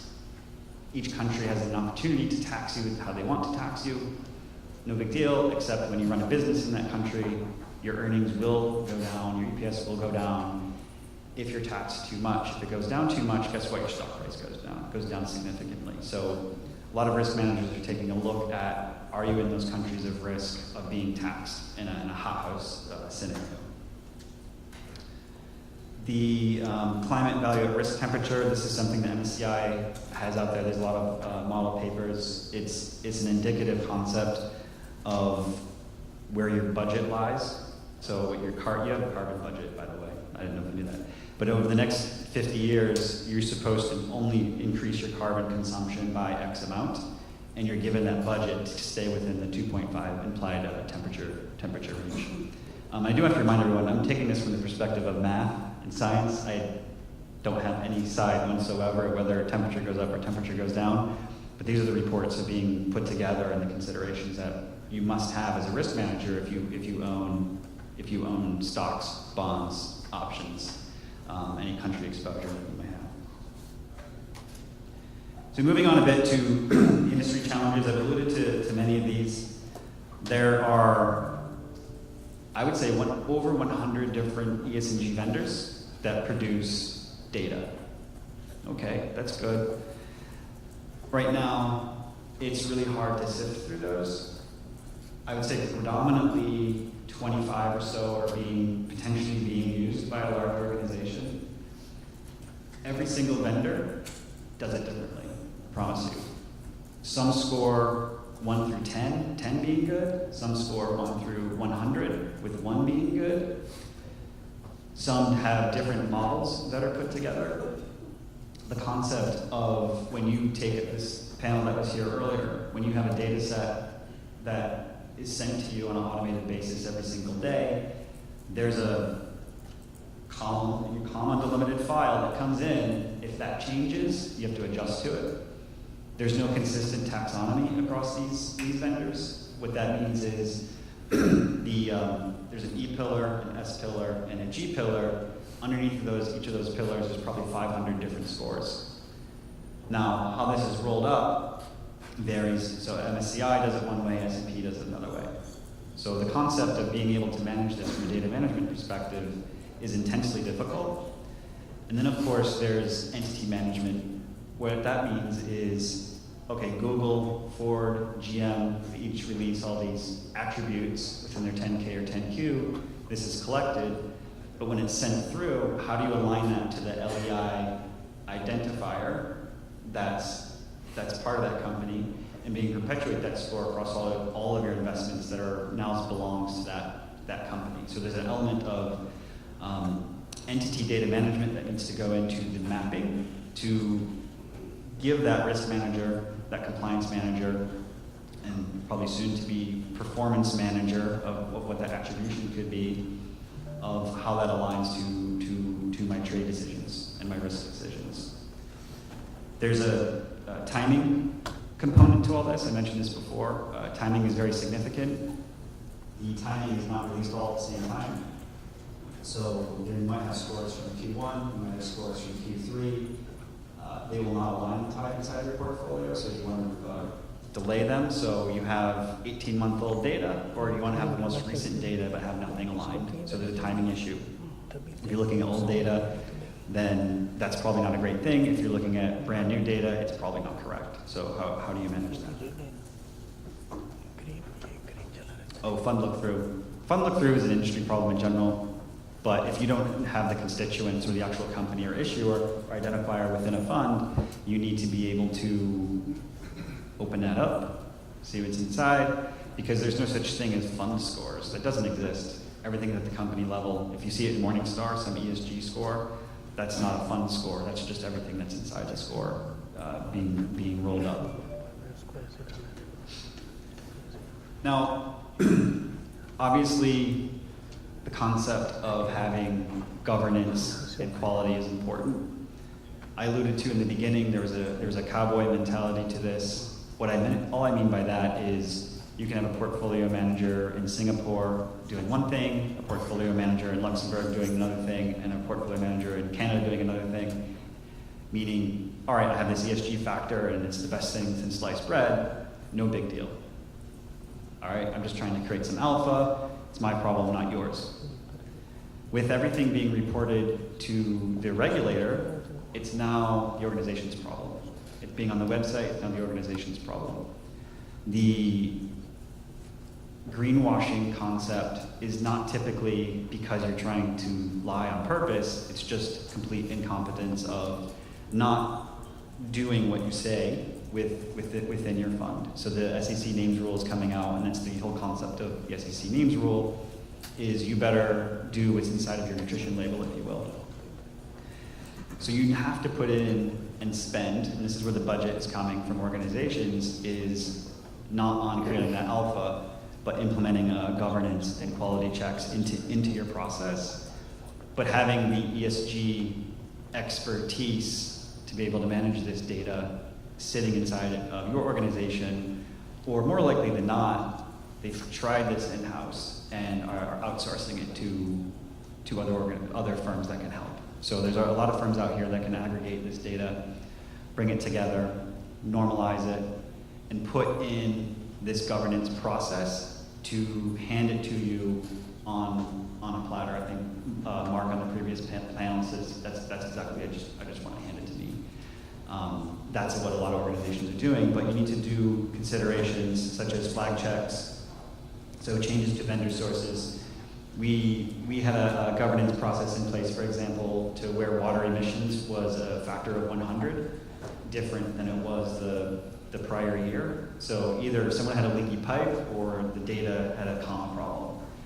So these types of things, and you can imagine over 3,000 different factors across 27 different vendors, certainly you need automation to do it. You can't have somebody just sitting there checking. So you need data read procedures, data coverage breaches, alerts that come through. You need to be able to audit the ESG data, understand what's coming in. You need to have tools with exception reporting, and that need to be automated and reconciled back to the source. So you need a relationship with each of these vendors. If there is a problem, what they're going to do, you need to call them up and say, hey, did you know you did this? It's likely they didn't know it because they're just trying to get the data out as fast as they can. So it takes a lot of back and forth, and there's restatements. We talked about before too, to where if new data items come up, you need to be able to understand that you need to change your schema file to accept that data, bringing it in. So you need rules in place. Say, all right, this file didn't work. You need to go back because this is for a regulatory requirement. If you screw that up, it's going to be a problem. It's in your disclosures. And then of course you need to be able to report on it.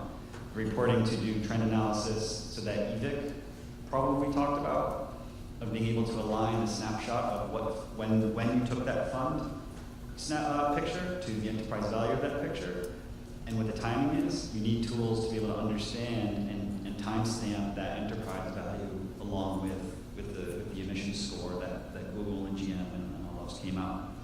Otherwise, you're just going to have extreme volatility that has absolutely nothing to do with carbon data.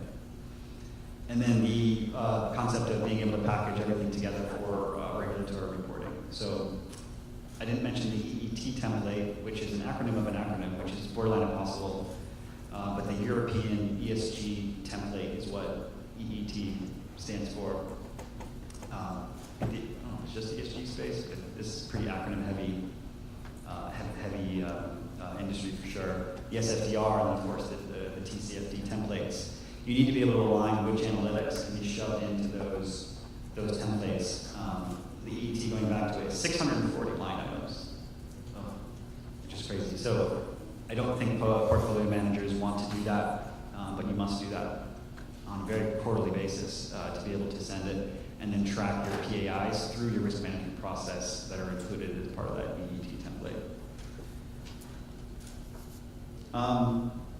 These are just some pictures. I think I'm going to get onto questions, but the concept of data quality checks, I wanted to show what that might look like. So you need tools, automated tools, if you're on the data and operations side, to where flags can come up and be a very visual process to make sure that there has been no changes over time. And then obviously just simply, how do I arrange everything by country? So everything that I own within a country goes back to that security master ID that we talked about, so you can understand what your E exposure, S exposure, and G subjective E exposure, S exposure, and G exposure might be. And then of course, the trends and tools. So I think I'll stop there. There's a lot that I think I threw at you. But if there's any questions, now's a great time to ask them.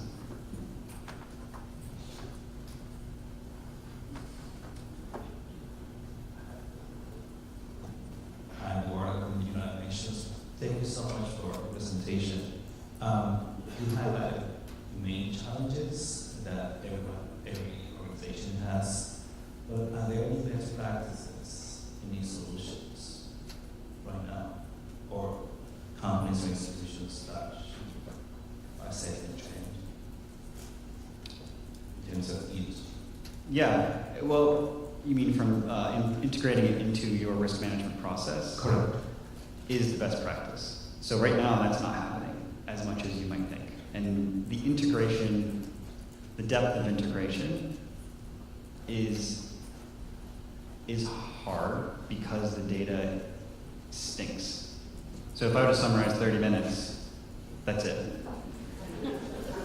Now, best practices is you want to hire not just data experts, but ESG sustainability folks that understand what this data is doing, and then being able to simplify it into these standardized frameworks. These standardized frameworks, so SASB, fantastic way of standardizing this data. To then, you're sort of reading from the same sheet of music,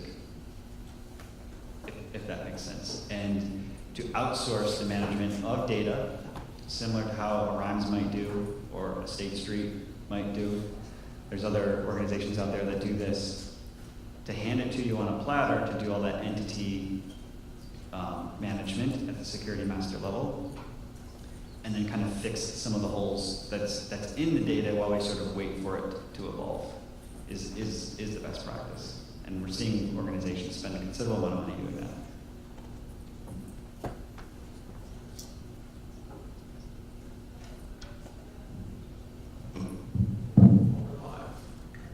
Susan.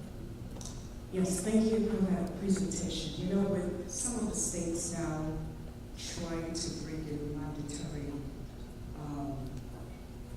aspects to climate and so on, is that having any effect at all on the kind of reporting that companies should consider, or even the data, vendors giving all this quote-unquote single data?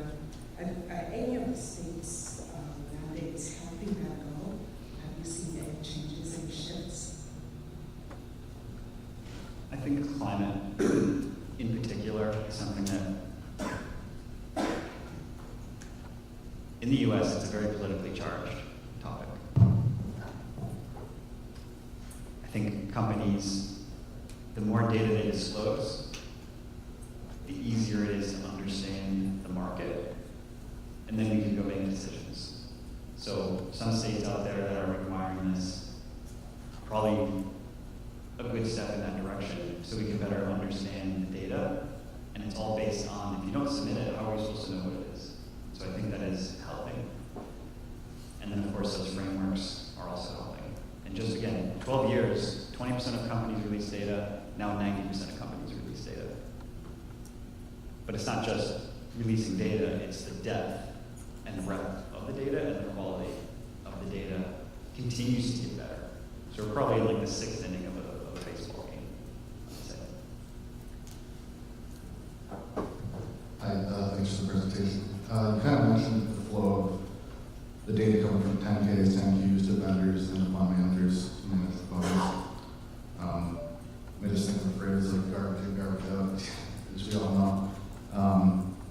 So my question is, what does the auditability look like of the ESG metrics that come from the companies in their 10Ks and 10Qs? Is it financial auditors that are auditing this, like traditional PwC, EY, Deloitte? Is there a higher level of specialized auditing that comes right from 10Ks and 10Qs? That's a good question. I'm not an expert in that particular side of the company releasing of the data. I don't know if anyone else has any input to that, but I do not know of. The more data you release, it's eventually going to need to be monitored. That's put out there.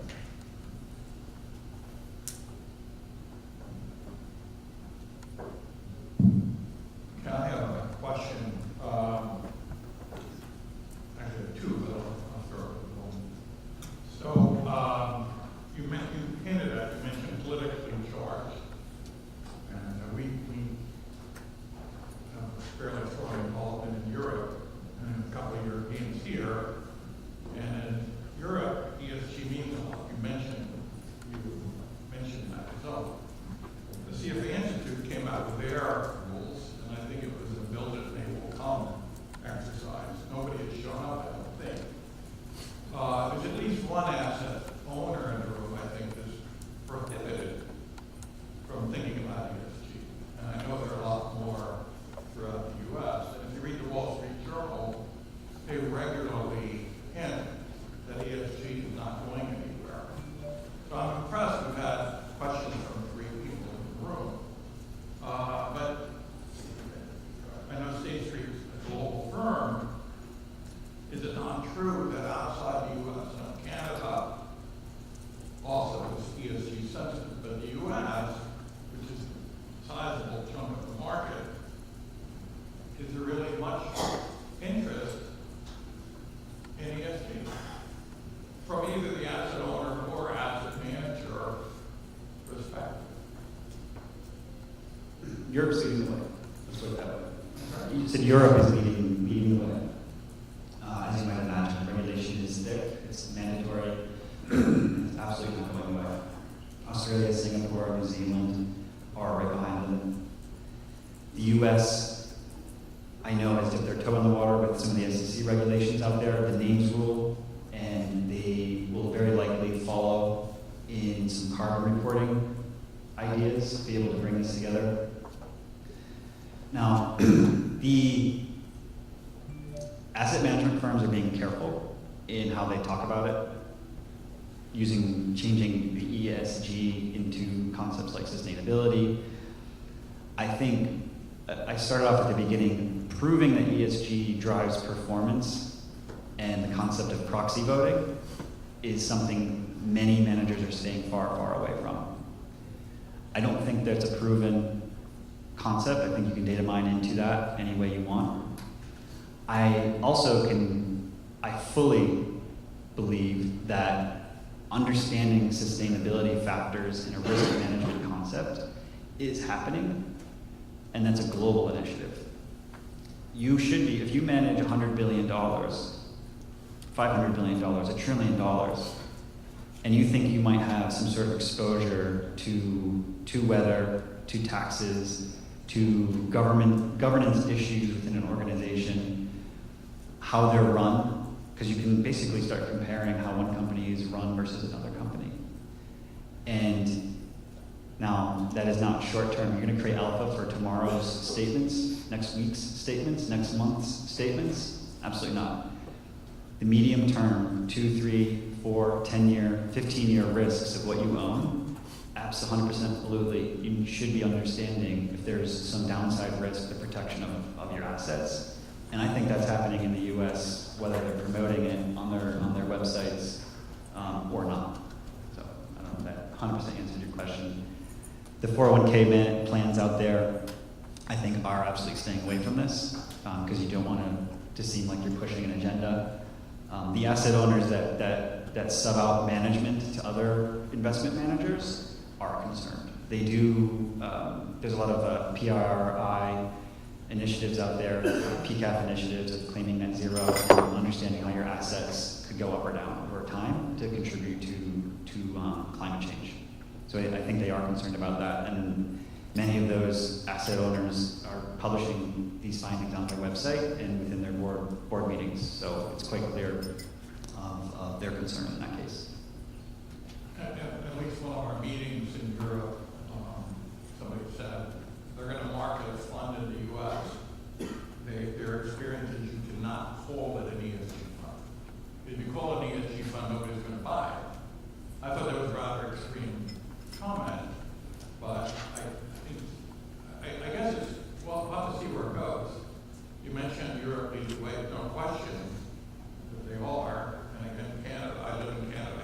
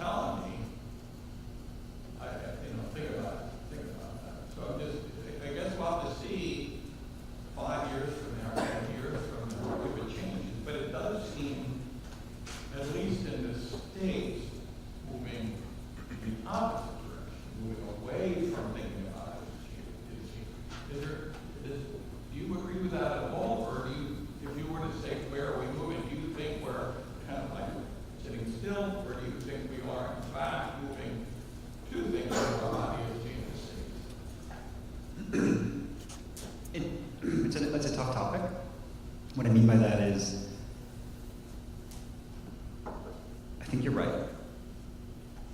But it's not inside the houses of investment firms. They're not as concerned with these news stories. I see the Ignite articles, I see the Wall Street Journal, I see the Financial Times, and I do think there's a bit of clickbait going on this topic. The concept of proxy voting and pushing an agenda,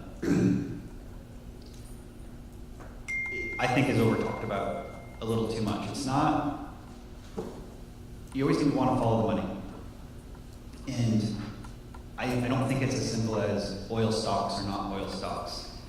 Because matter of fact, some of the oil companies have some of the most leading green technology out there. And I think understanding that and being invested in that is something you want. They have, if you look at their scores, some of the best social diversity within any sector. And the governance of what they're doing, and they're probably being careful because of the E, but there's many sides to this. So I think there's, and I talked about the intangible risks and tangible risks.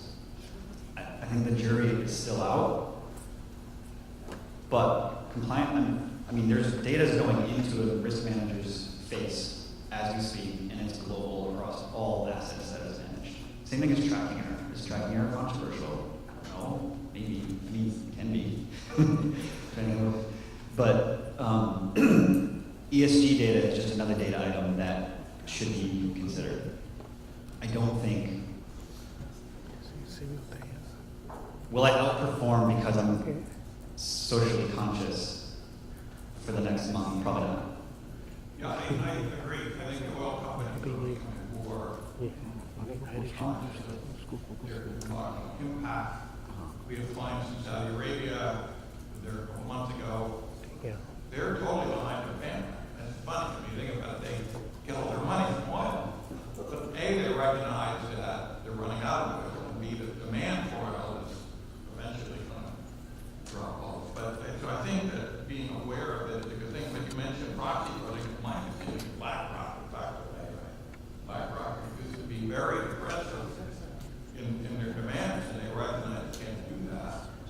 So where is this going to go? I mean, again, when the CFA Institute introduced their ESG standard, we jumped on the bandwagon. We thought, okay, we're going to embrace this because there's a recommendation or requirement that if you embrace or adopt the CFA Institute's ESG standard, that you get verified. So we figured we're a verification firm.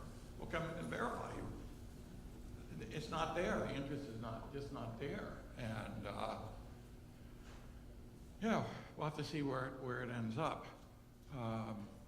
Other questions or comments? We have over here, Patrick, front row.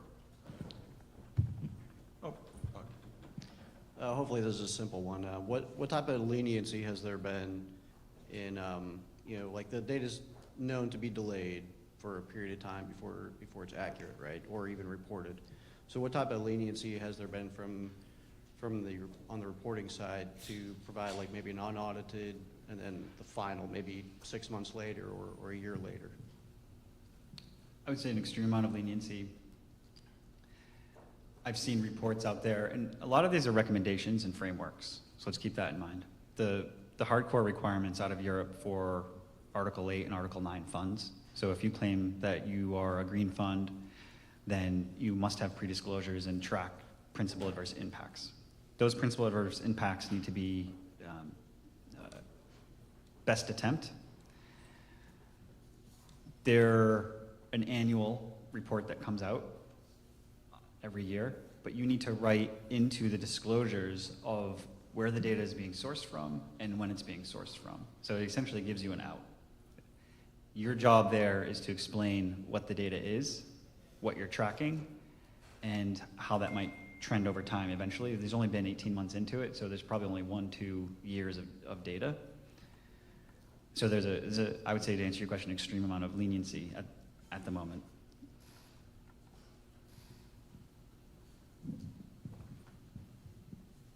Be interested in your thoughts on the lag of data about integrating faster moving data sets like news articles to try to bridge the gap to get a more current view. What's your opinion or views on that? There's some companies out there that do machine learning, Google scraping, if you want to call that, news scraping currently, and to give you indicators. It's highly used. It's probably great from a trading perspective, but you need to be careful. One company was doing this 4 years ago, and they went under for improper practices. I think other companies are being careful on how much they rely on this data, and they're absolutely not using it for regulatory reporting. So I guess it's just two sides of that question. It's a great question. Well, let's thank our speaker. Thank you. We're going to break until 11:10, so a half-hour break. Remember to take your card, wander around, go to the vendors, and ask them to stamp it. Okay? Thank you.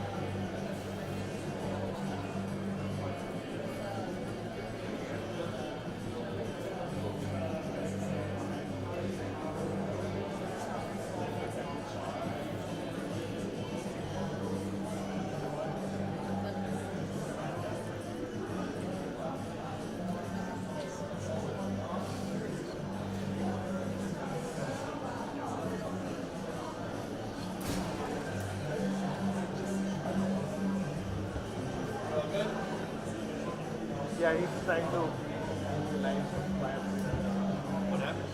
He's trying to get another great for the song. I don't know trying to hardwire. And what's the sound? See what happened usually the people are also talking the first panel, the British guy.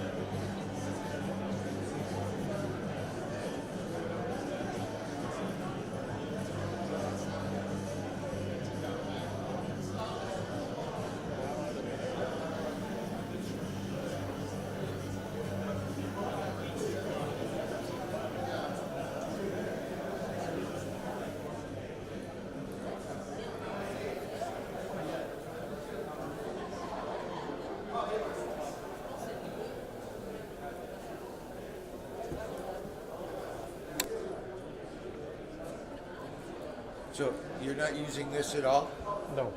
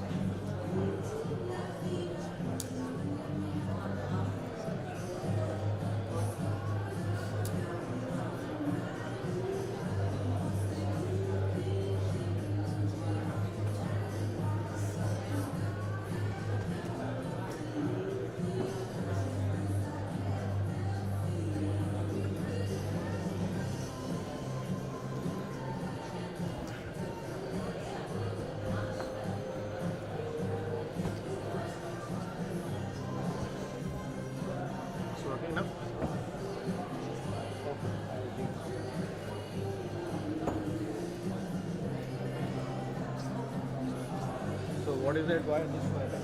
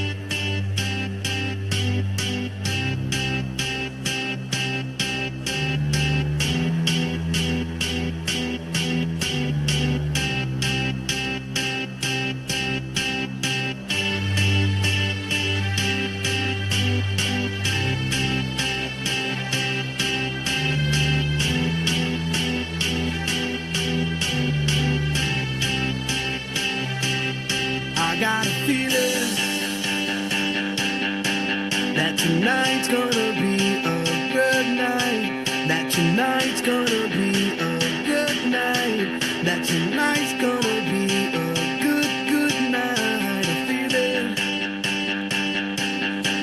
That tonight's gonna be a good night. That tonight's gonna be a good night. That tonight's gonna be a good, good night. I feel it. That tonight's gonna be a good night. That tonight's gonna be a good night. That tonight's gonna be a good, good night. I feel it. That tonight's gonna be a good night. That tonight's gonna be a good night. That tonight's gonna be a good, good night. Tonight's the night. Let's live it up. I got my money. Let's spin it up. Go out and smash it. Like, oh my God. Jump out that sofa. Let's get off. I know that we'll have a ball if we get down and go out and just lose it all. I feel stressed out, I wanna let it go. Let's go way out, spaced out, and losing our control. Fill up my cup, Mazel tov. Look at her dancing, just take it off. Let's paint the town, we'll shut it down. Let's burn the roof, and then we'll do it again. Let's do it, let's do it, let's do it, let's do it, and do it, and do it. Let's live it up and do it, and do it, and do it, do it, do it. Let's do it, let's do it, let's do it. 'Cause I got a feeling that tonight's gonna be a good night. That tonight's gonna be a good night. That tonight's gonna be a good, good night. A feeling that tonight's gonna be a good night. That tonight's gonna be a good night. That tonight's gonna be a good, good night. I feel tonight's the night. Hey, let's live it up. Let's live it up. I got my money. Hey, let's spin it up. Let's spin it up. Go out and smash it. Smash it. Like oh my God. Like oh my God. Jump out that sofa. Come on. Let's get off. Fill up my cup. Drink. Mazel tov. Look at her dancing. Move it, move just take it off. Let's paint the town. Paint the town. We'll shut it down. Shut it down. Let's burn the roof. And then we'll do it again. Let's do it, let's do it, let's do it, let's do it, and do it, and do it. Let's live it up and do it, and do it, and do it, do it, do it. Let's do it, let's do it, let's do it, do it, do it, do it. Here we come, here we go. We gotta rock, easy come, easy go. Now we on top, feel the shot, body rock, rock it, don't stop. Round and round, up and down, around the clock. Monday, Tuesday, Wednesday, and Thursday, Friday, Saturday, Saturday and Sunday. Get with us, you know what we say. Party every day, party every day, and I'm feeling that tonight's gonna be a good night. That tonight's gonna be a good night. That tonight's gonna. You can keep it going. No, keep it going. All right. That tonight's gonna be a good night. That tonight's gonna be a good night. That tonight's gonna be a good, good night.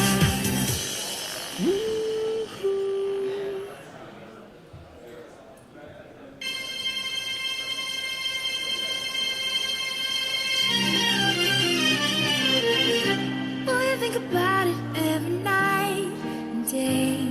I'm addicted, wanna jump inside your love.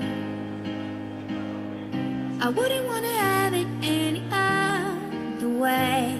I'm addicted and I just can't get enough. I just can't get enough. I just can't get enough. I just can't get enough. I just can't get enough. Honey got a sexy on steaming. She give my hotness a new meaning. Perfection, mommy, you gleaming. Inception, you got above a dreaming. Damn, baby, I'm fiending. I'm trying to at you, I'm screaming. Let me love you down this evening. Love it, yeah, you know you are my demon. Girl, we could form a team, and I could be the king, you could be the queen, and my mind's dirty and it don't need cleaning. I love you long time, so you know the meaning. Oh, baby, I can't calm down, so please come help me out. You got me feeling high, and I can't step off the cloud. And I just... Okay, welcome back. I know several people are still out back, but we're getting started. I'm really pleased with the turnout. We have a good show, but what you don't know is that there are about 35 other people who are participating remotely, right? So we're doing whatever that technology is. Zach is somehow involved in this. I don't understand it. But I know that we're projecting elsewhere. So about 35 people. So if we had 35 more people here, obviously it'd be even better. I mean, not better, but more crowded here. Okay, I mentioned how for our last speaker, Mark Parker, I didn't know who he was. So it's kind of who is this guy and is he here? Our next speaker, I can't say that because John Longo has participated in several of our PMARs. He's local. He went to Rutgers University. He liked it so much he didn't leave. He got his bachelor's, he got his doctorate, and he teaches there. So what can you say? Anyway, but he's joining us again to talk about what probably is going to be a very interesting, different kind of topic, which is something he often does. So please welcome John Longo.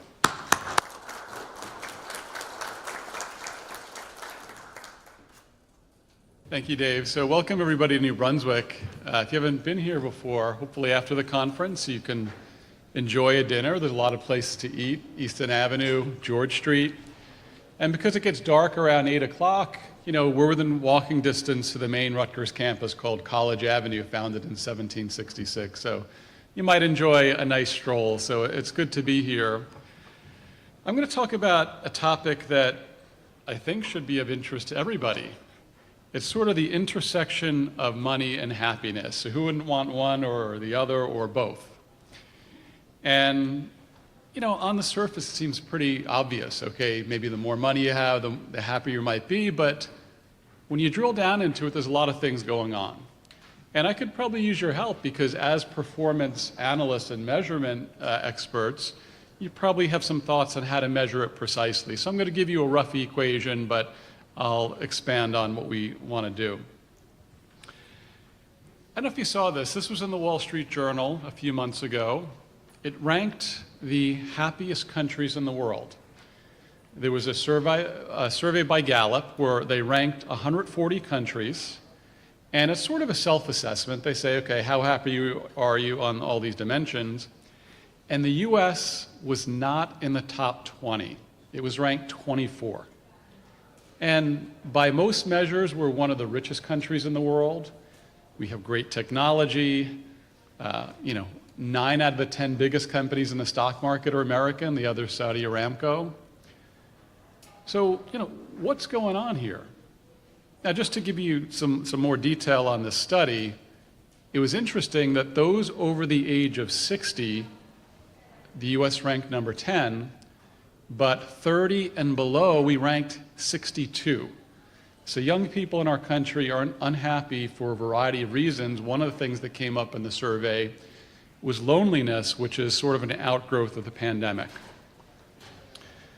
So I've been working on this topic for, a while, and here are some of the seminal studies in the area that I'll briefly summarize, and when I get to sort of an equation, I'll use some of the variables from these studies. And I know after lunch we're going to have a speaker on AI. I'm going to touch a little bit on AI at the end of my presentation because even though AI may take some of our jobs, I think on the balance it can make us more efficient and I think happier and wealthier. So I'll give a quick drive-by these studies and then drill down into it with some individual slides. But the oldest study sort of on happiness and wealth and things, it's from Harvard. They've studied people since 1938. Now, some of the people in that study have since deceased, but it's an ongoing study, and I think importantly, they study people over time. So one of the examples I'm going to give is that investment bankers or lawyers working a lot of hours, they feel certain satisfaction with their life, but they're not very happy because they don't have time to enjoy it. So doing this kind of longitudinal study is very important when you're measuring happiness over time. I'm sure some of you may have taken a class in sociology at some point, and you've heard of Maslow's needs hierarchy, a pyramid. I'm going to show you the pyramid in a moment, but I think that is a study that's worth looking at.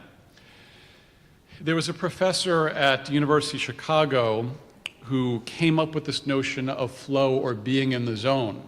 So that, I think, will enter into the happiness equation as well. Daniel Kahneman just passed away. He was one of the pioneers in kind of behavioral economics. He won a Nobel Prize, and another of his colleagues at Princeton also won a Nobel Prize, and they did a study. You may have heard of this thing that after you make $75,000, your happiness level's off. Now, I'm going to update that study. The number is a lot higher, but we can debate what you think about it. And then the most popular course at Yale, that's also on Coursera, is called The Science of Well-Being. I'm going to chat about that, some of the things that might be relevant. So, as I said, these are some of the seminal studies in the area. I'll discuss some other things, and we'll sort of put it together in kind of an equation. So I'm going to go out of order a little bit. This is perhaps got the most popular press in terms of money and happiness, right? So just to start out, Kahneman and Deaton, both Nobel Prize winners, both from Princeton, and this was a study they came out with. So they found that after you make $75,000, your happiness levels off. Now, this study was published, I think, in 2010, so I updated it for inflation. Adjusted for inflation, that number would be a little over 100,000. But then you have to adjust it for where you live. So if you lived in New York City, the number's about $180,000. So you can ask yourself, if I'm making $180,000 a year living in New York or San Francisco, could I be happy? Would extra money make me a lot happier? Or would it be spending time with my family or focusing on health? But this is the number today, 180,000 if you live in a metropolitan area. If you live in the Midwest, maybe it's 125,000, but definitely it's over $100,000. And what they find is that the more money you make, excuse me, you have certain satisfaction about your life. So as an example, let's say you're an attorney or investment banker. You're making hundreds of thousands of dollars a year, but you're working 80 to 120 hours a week. So you're satisfied that I've achieved these things, but maybe your overall happiness is not optimal. So those were some of the findings. For those rap fans out there, there was an artist, Christopher Wallace, also known as Biggie Smalls, who said, "Mo money, mo problems." And so there's a certain level where that kicks in. In addition, maybe you're making a lot of money, you have your own business, but then you also feel responsible for your employees and other things as well. So there's got to be a balance between money and other things. So let's sort of flesh that out a little bit. This is the pyramid that I've mentioned. I saw this as a sociology. I wasn't a major, I was an econ and computer science major, but I took a class in sociology, and this pyramid made a lot of sense. So when I came back and did some research on money and happiness, I thought I'd bring this back into the mix. So here's Maslow. The study's now more than 80 years old. At the bottom of the period, there's basic needs: hunger, thirst, shelter. But then, what's on top of that? So importantly, he has safety. So safety, I think, includes having certain financial security.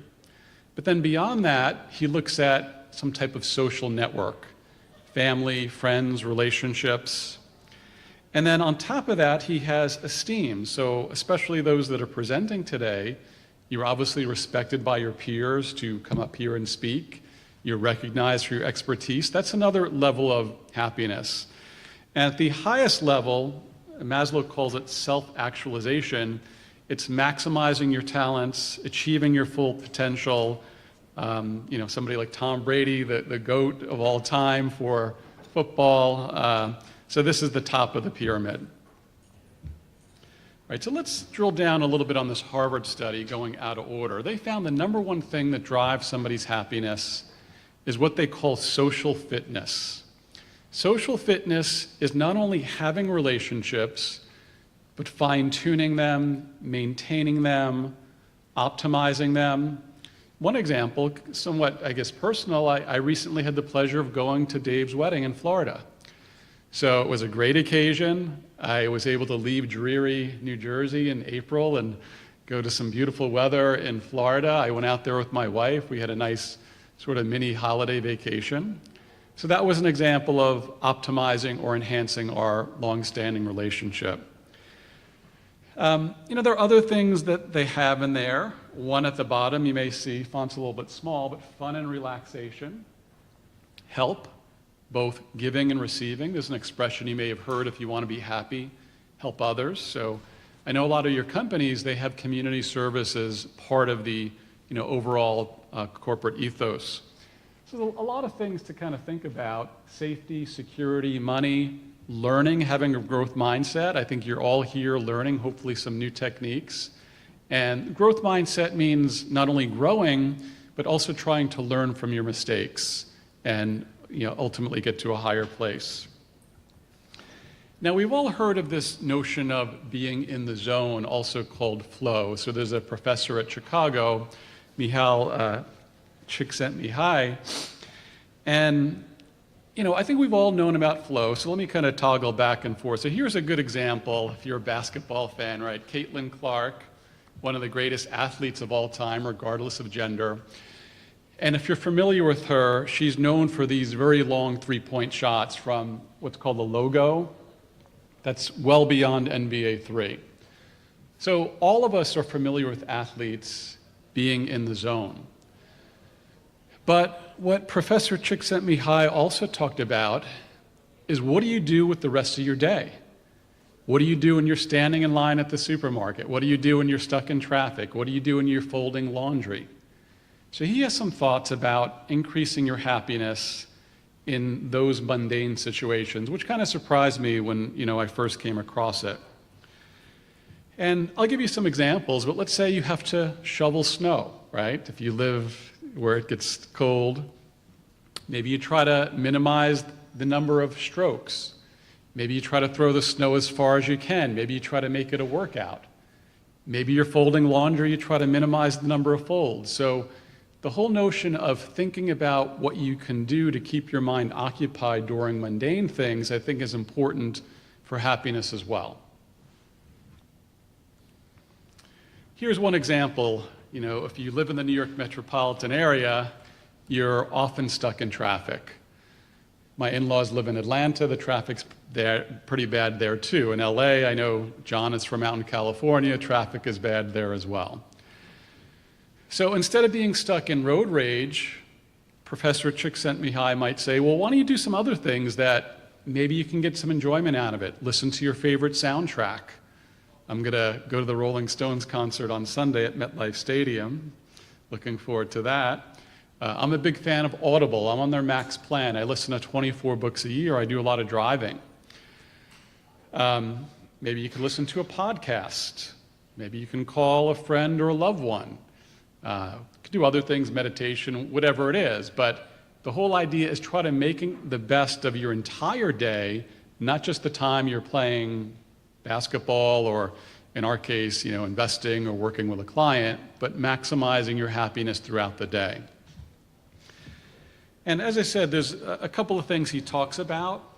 One is that there should be a balance between the skill that you're trying to do and the challenge. So as an example, if most of us today are tasked with doing brain surgery, it's not going to happen, right? You're going to say, that is beyond my reach. Conversely, if somebody's saying what's 2 + 2, that's too simple. So you want to have something that is within your capabilities, but stretches you a little bit. So having these goals, but something a little bit more than what you're used to. Getting feedback.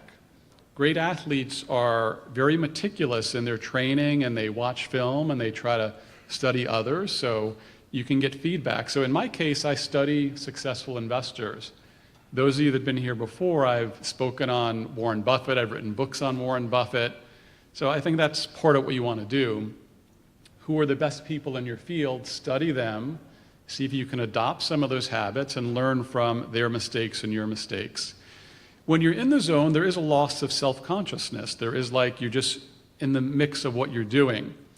So Professor Csikszentmihalyi talks about this thing called a autolectic experience, which means that you have a humility about what you're doing and also a curiosity, even if it's a mundane task, sweeping the floor or whatever you have to do that's part of your drudgery every day. Another thing I'm going to talk about is the use of time. I think time is not constant throughout the day. As you get older, I think time is more important because you have less time. Let's say you want to accomplish things during your day. I think near the end of the day, that time becomes important, feeling that you've accomplished things. So the most popular course at Yale and also on Coursera is called The Science of Well-Being by Laurie Santos. Anybody out there in the audience has taken this class? I mean, I took it just for fun. So the good news is you can take it for free. Almost 4.8 million people have taken the course. I don't know if you know how Coursera works. Most of the stuff you can take for free. And if you want to get a certificate, you pay like $30 or something of that magnitude. And I'll tell you some of the highlights of it. I took it for fun with my wife and son. We took it over several days. And I thought there's some points that are worth mentioning. Okay, so first of all, as I said, 4.7 million people took it on Coursera. There is a real course at Yale that's the most popular. It's held in a large lecture hall. And here are some of her findings. You can think about if this makes sense. One, make time for exercise and sleep. Now, I know a lot of us had to get up early today, but you can go for a walk. I heard Doug talk about the 5K kind of run tomorrow. And I think that's one thing that we often kind of delay, especially those of us that are parents. Here's some other things. Engaging in more social connection. We talked about that. Performing random act of kindness. Could be as simple as holding a door for somebody. The other day, I was in the convenience store and their card wasn't working. I paid for them. It was like $10. I felt like I did something good. The person was appreciative. So, why don't you try some of these random acts of kindness and see how you feel? Here's some other things as well.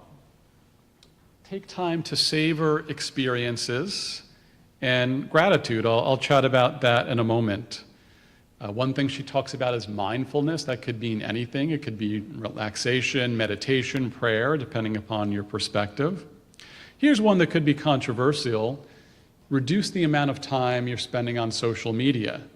She finds that the more time you spend on social media, generally you're comparing yourself to others.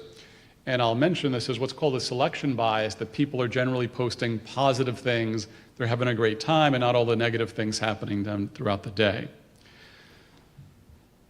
So one of the things that anyone can do that they talk about in this course is a gratitude journal. Now, you don't have to have a formal journal. You can just think about when you're having a bad day, take a step back and what is going actually right in your life. Maybe you're in good health. That is obviously something to be grateful for. Maybe you have a good spouse or partner. Maybe you have strong family and friends. Maybe you're happy with your job. Maybe you're wealthy. Maybe you're doing some charitable works, and maybe if you're a student, you're excited about your future. So whatever is happening that's maybe going wrong, you can take a step back, and she calls it a gratitude journal. And as I said, it doesn't have to be a formal list, but it could just be, when I'm having a bad day, let me take a step back and what's actually going right in my life. Now, those that have been attending these conferences for a while, one of the first that I did, I mentioned this example with Latrell Sprewell. So if you're an older basketball fan, Latrell retired about 10 years ago, and there's a story behind this. And one of the things that Laurie Santos finds is that one thing that makes us less happy is comparing ourselves to others. And here's a famous example. So I'm a long-suffering New York Knicks fan, but there's some reason for excitement. If you follow basketball, the Knicks almost went to the Eastern Conference Finals. We had so many injuries, but we have some good players. And Latrell was a player on the Knicks. He was a good player, two-time All-Star. Then he went to the Timberwolves. And here's what I want to talk about, the quote here. He was offered a 3-year contract at $21 million, and he turned it down. He said, how am I going to feed my family on $7 million a year? You can see the quote.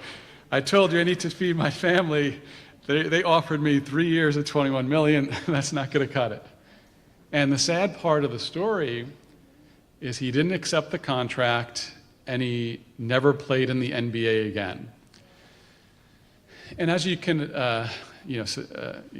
guess, he had some financial problems after that. So in his case, he obviously compared himself to other players that he thought he was better than, and did not want to accept the $7 million a year contract. Here's another one, maybe a more modern take. We've all heard the expression keeping up with the Joneses. Today, that's probably keeping up with the Kardashians. And I'm guessing few of us can afford to keep up with them either on wealth or looks. So perhaps an extreme example that comparing yourself to others is not a great thing for your happiness, especially if it brings you down. In my younger years, I was probably more competitive. I might say, why is this person in a better job than I am, or whatever. But as I got older and achieved a certain level of success, I actually take joy, especially in my students, to see their success. So don't compare yourself as much to others. Buffett, I mentioned, as a role model for me, and I've written books on him. I've had the pleasure of meeting him 4 times. One of the things he talks about is inner versus outer scorecard. And he gives the somewhat colorful example. Would you rather be thought of being as the worst lover in the world and actually being the best lover in the world? Or being thought as the best lover and actually being the worst? So if you have an inner scorecard, you're only concerned about what the truth is, what you know is the truth. Well, if you have an outer scorecard, you're focused on what people think about you. So I think for your happiness and for what we'll call self-worth, having an inner scorecard is more important. And among the factors of self-worth, like some of us know people that are successful, but they're unhappy for a variety of reasons, and one is partially tied to their self-worth. So that would include confidence, a sense of identity. Buffett clearly loves what he does. He would do it for free. He only pays himself $150,000 a year. Compassion, I mentioned gratitude, and a sense of belonging. So another element of happiness is having some control of your life. So one reason why entrepreneurs love what they do is that they sort of control their business. They don't want to work for others. I know a lot of doctors and lawyers that they're happy with certain elements of their life, but they're unhappy that they have to do other things. So, for example, my wife is a successful doctor and loves seeing her patients, but she spends a lot of time on medical records. I'm sure if you've been to the doctor lately, and sometimes you might see your doctor next to the laptop actually typing stuff in. So they can either do it there or they can do it at night. So that's not the part of her job that she enjoys. So having control over your job, over your life, I think is another thing that's relevant to the happiness equation. And another thing you may have noticed is that everyone is trying to get your attention, either for money or some other reason. There was a book that came out called Indistractable, and it talks about taking sort of control of people trying to bombard you with everything that is being sold. And they talk about certain ways of doing that. One, as an example, is that all of us check email each day. But he suggests, well, one thing you might want to do is what's called time blocking. So let's say you check your email in the morning when you come in. You check it right before lunch, and then you check it once or twice in the afternoon, as opposed to checking it every 5, 10, 30 minutes.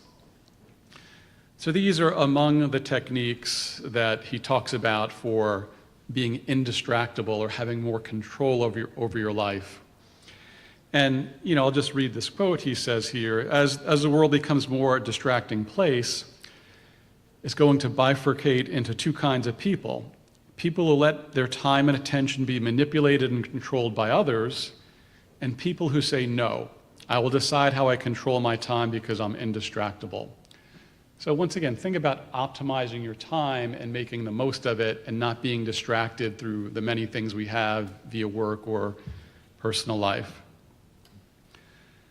Another one is relationships. This came out clearly in the Harvard study. It came out in the Yale course. And I don't know if you saw this survey or study by the Surgeon General. He said lacking social connections is as dangerous to your health as smoking 15 cigarettes a day. It results in loneliness, depression, a variety of other things. And there's a lot of ways to consider relationships. It could be friendships, love, romantic relationship, there are work relationships. You could have similar interests to somebody, sports, music, religion, whatever it is, and experience similar things as well. So we think healthy living is part of the equation for a rich, quote unquote, life and for being happy. And you could decide what that is: physical health, mental health, quality health care, which most of us in the US have access to. And of course, last but not least, money. Money, to me, it's a sense of freedom. Freedom to do things you want, freedom to help people that you want. It's a lack of stress in some cases. So I'll give you one practical example. When COVID first hit, so as Dave mentioned, I not only teach at Rutgers, but help manage money for people. One of the pieces of advice we said is have 1 or 2 years of your living expenses in cash, and the rest of it, let's just stick to our long-term investment plan. That gave our clients that were nervous peace of mind, and it turned out to be the right call, maybe because of skill or luck staying in the market. So money, I think, is important.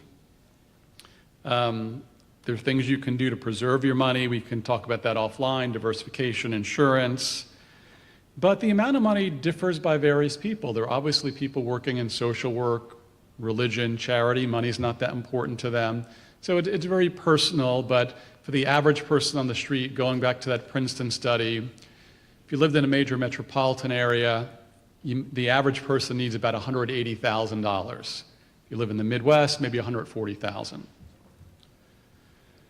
All right, so here's our quote-unquote equation. Now, as I said, I know I'm here in front of a bunch of performance people, and this is not an exact equation. Our next step is to survey, let's say, a couple of thousand people, have people rank, on a scale of 1 to 10, what's important to you: money, health, whatever.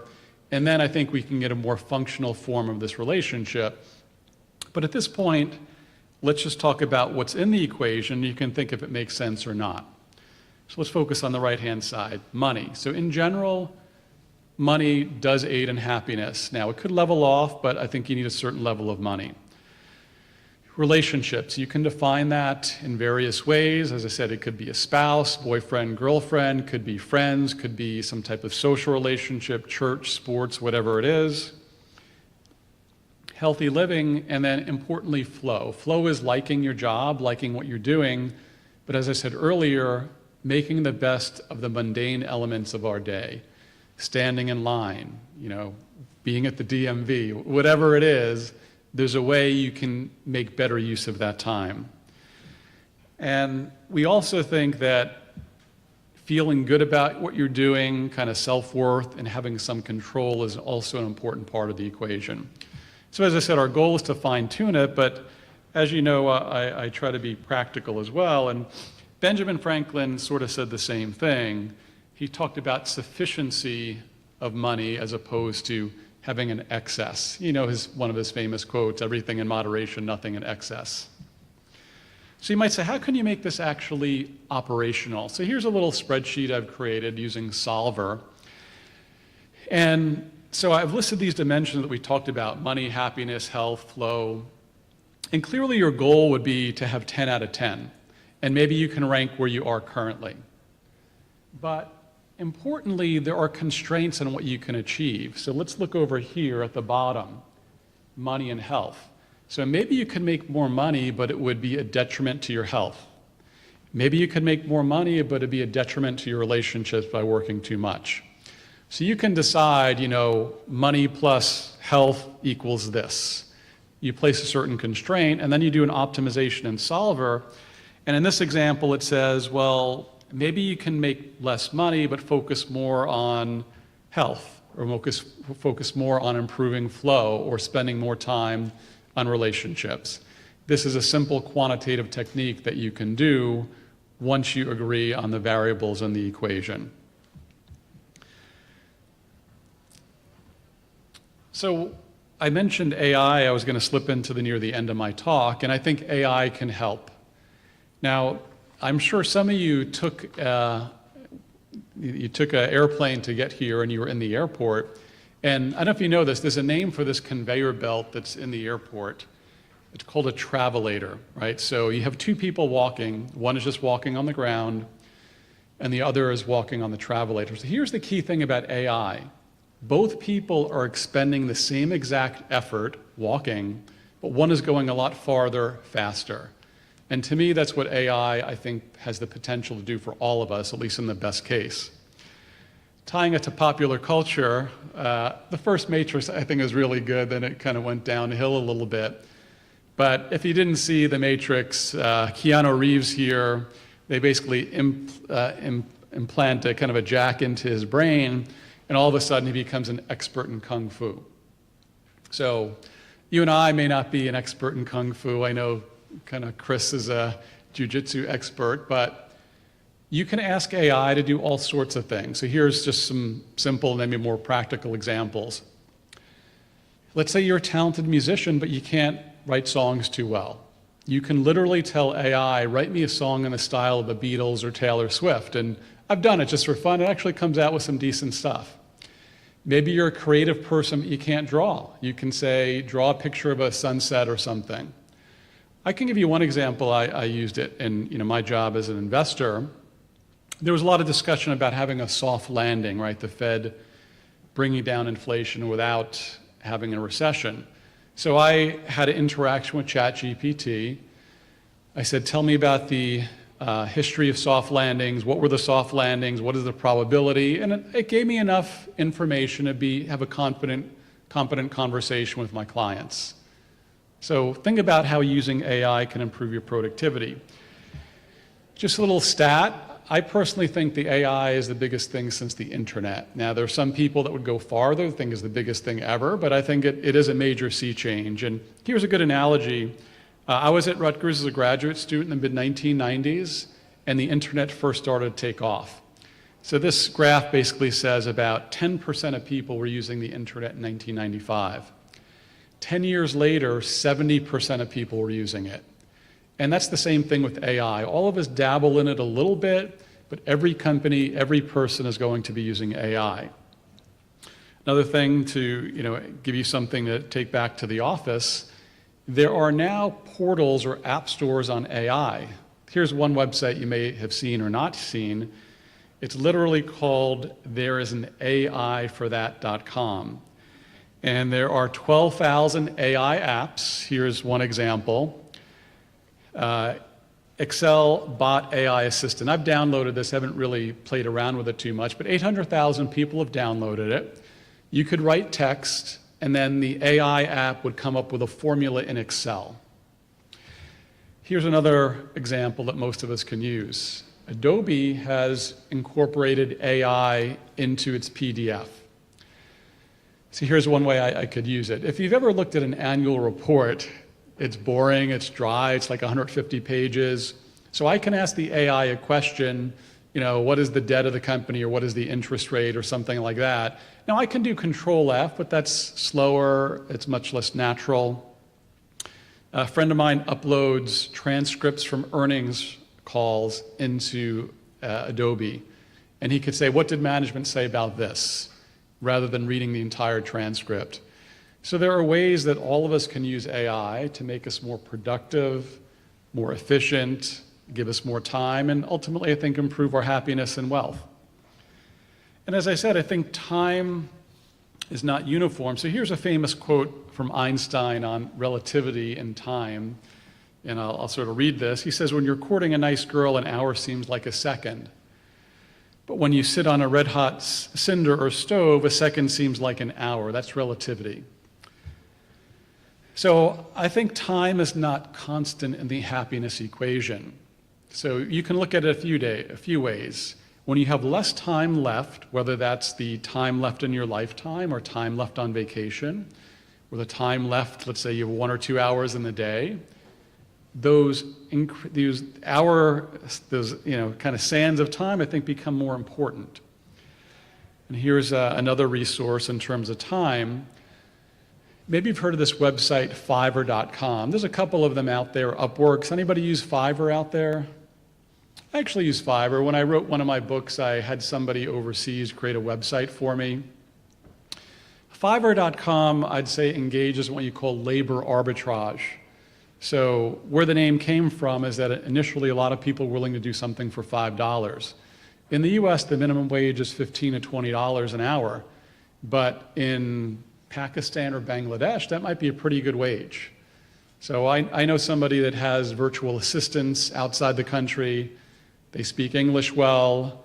They're awake when he's sleeping. It's something to look at to consider. You can check out Fiverr.com.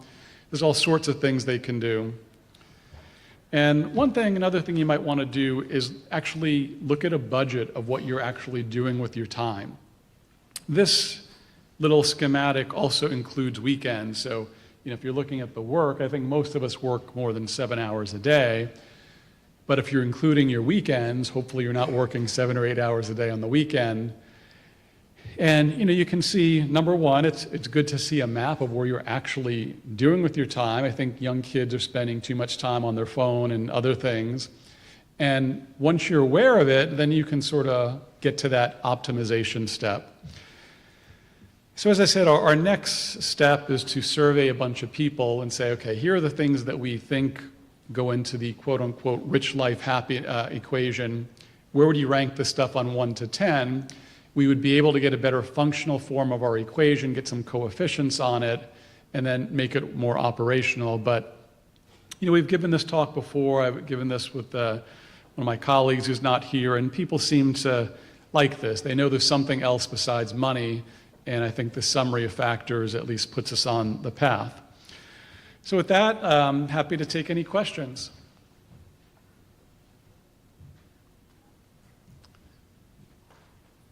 Can you turn me on here? You on? Oh, yeah, there you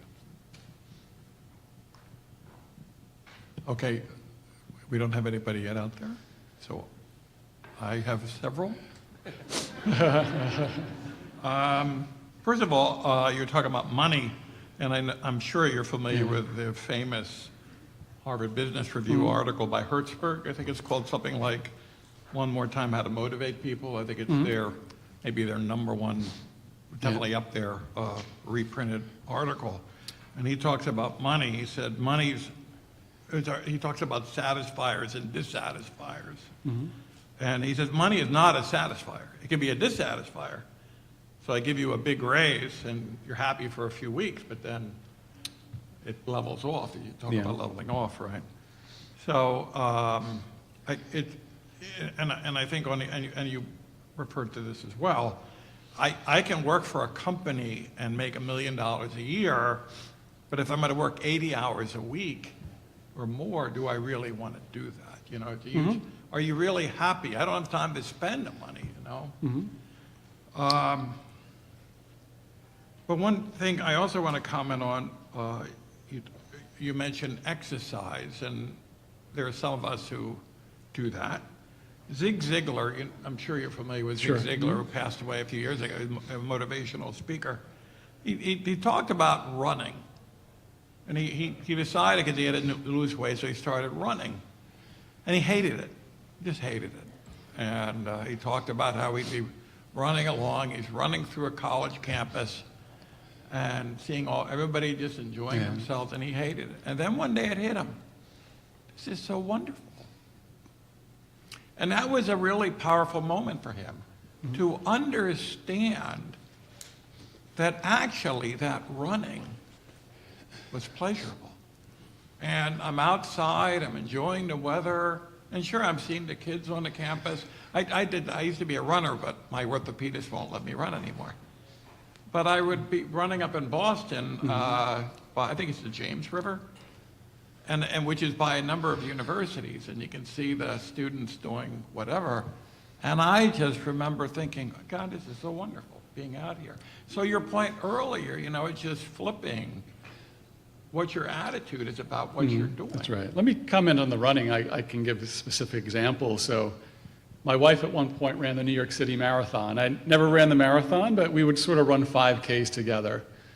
Didn't terribly enjoy it, but we would try to find interesting places to run. So we did one in Yankee Stadium, where you actually get to run on the field and run up and you see the entire stadium.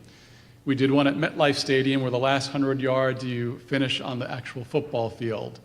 We did one at Rockefeller Preserve, which is a very beautiful setting. So I think you could make sort of a game of it, sort of the flow thing. And then you can figure out, okay, maybe I don't like to run, but what can I do that's nice? So we're fortunate enough to have a beach house, and we like to walk along the beach, and there's restaurants and things. And when I was in high school, I played basketball, so I can just shoot baskets for fun. That's exercise. So I think getting back to the flow, maybe you don't like to run, but maybe there's something you can do that you do enjoy that serves sort of that purpose. I'm sure that tomorrow when Doug has his 5K, and I know some of you will be joining him, and if you're like me, when you travel to different places, you find those places to run. And if you go back, like when I would go to Chevy Chase, Maryland, there was a run there I like to do. When I go to London, there was a run. And you could really, again, I think it's so much attitude. You also talked about time, and I find it interesting. So I belong to Costco, and a number of Costcos have gas stations. So there's one in North Brunswick, not far from here. And I used to live in North Brunswick. And I would drive there, and there's a long line to get gas. And you're going to save 5 cents a gallon. You're going to wait 10 or 15 minutes to save 5 cents a gallon. So what does that work out to be? Maybe $1, maybe $2? My time's worth more than that. But on the other hand, I'm driving up here from Naples. I'm on my way to Canada, so I'm driving up, and in certain states like Virginia and Maryland, they have express lanes that you can ride in, but it's going to cost you. You have to have Easy Pass, and it tells you to ride here, it's going to cost you $1.50 or whatever. Very few people do that. And they'd rather be in the congestion than spend a couple bucks. Yeah. I do value my time. I really value it quite a bit. And so I mean, I don't know if I'm a contrarian, but I won't wait in line for the gas, and I definitely will spend a few bucks. I do the same thing. So like with Costco, if it's not busy, I'll go there and get gas. Otherwise, I'll just go somewhere else. And then recently I've had somebody cut my lawn when I used to do it for many years. So that's another thing that you can decide. But yeah, I think you want to be more purposeful about your time, your money. There is a trade-off between it. And you can come up with your own quote-unquote rich life equation. But think about some of the things I said, what drives happiness, and what kind of money do you need to reduce your stress, and then have some balance with it. I think that the things you touched on, like your social, your family, right? What is that happening? And people have different needs, right? For some people, they're content with have friends. Other people want a significant other, whatever that is. And having that, and I guess pausing and thinking about that. And like you, when I drive, I'm listening to Audible. And some people like to listen to the radio. I hate listening to the radio. I seriously hate listening to the radio. Well, I haven't put the radio on in...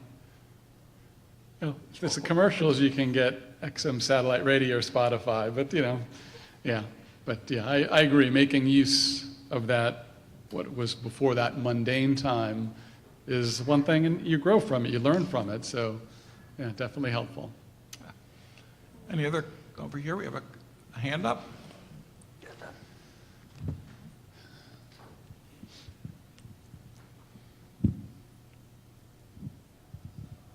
Thank you. I guess my question is more, how do you think happiness has changed over generations? So I'd say, like, say you're born in 1964 versus, 1996.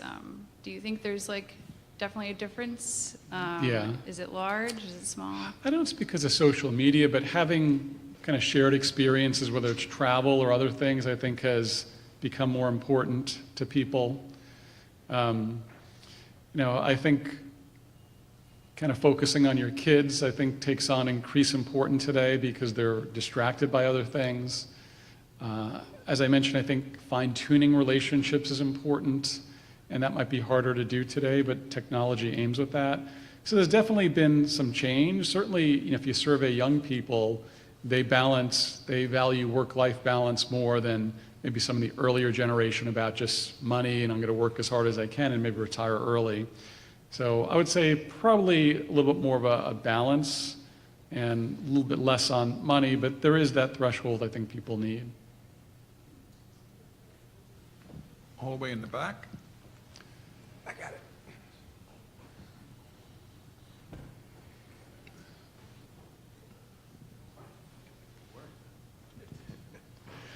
Yeah, thanks for sharing everything there. To the surveys you've read on, I was curious, so you're mentioning X amount of money given where you live kind of hits that happiness. In the surveys or studies you've researched, is there anything about like vacation policy time? Is there like a sweet spot when you think of what companies are offering for employees with like PTO? Mm-hmm. So among the things that came up was relaxation and fun. Now, how you're going to find that really depends. What we're seeing, in many companies is clearly being able to work from home part of the time. The surveys find that having that flexibility does increase happiness. We're seeing some companies now have their employees maybe work 4 days a week, more, let's say 10 hours a day. That's resulting in more happiness. This goes back to control, having flexibility. If you can be in the office 4 days a week, you can work remotely, that seems to increase happiness. So I think it ties to the control. In terms of the amount of vacation, I'd say anything more than 4 weeks becomes a little bit tenuous, right? Because 4 weeks is enough to take a couple of nice vacations, have some time to do things with the family, but after that, you're maybe not as much part of the office. But clearly, minimum 2. But I think this whole working from home part of the time and maybe being able to have a 4-day work week, that does add to happiness in most of the studies. Do you think that Maslow's, you touched on it, but do you think Maslow's hierarchy of need also factors in? Because I don't know what levels below self-actualization, but recognition, for example, right? Yeah, that was we called it esteem. That is the right below the self-actualization, which you're kind of achieving your peak performance. Yeah, right here. So esteem needs and gaining the respect and appreciation of others, of your peers. That's sort of one example of where this conference would fit in.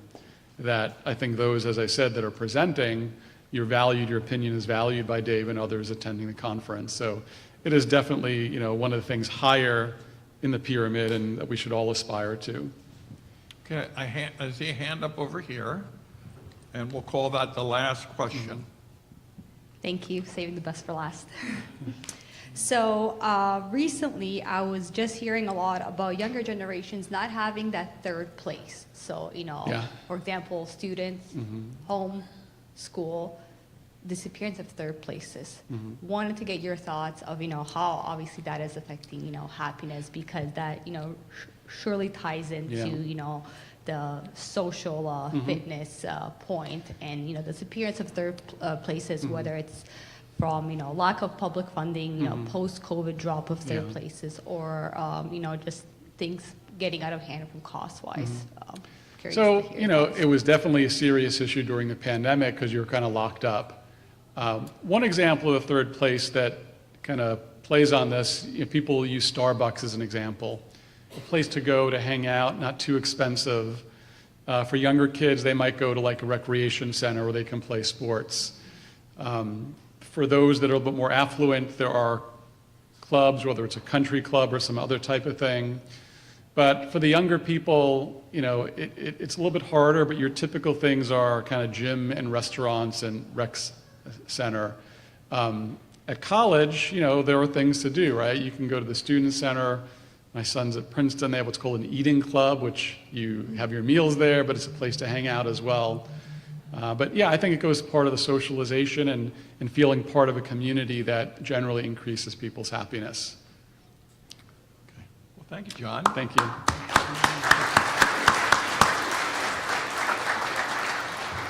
We're now going to break for lunch. We will be back here at 1 o'clock. Lunch is at Christopher's.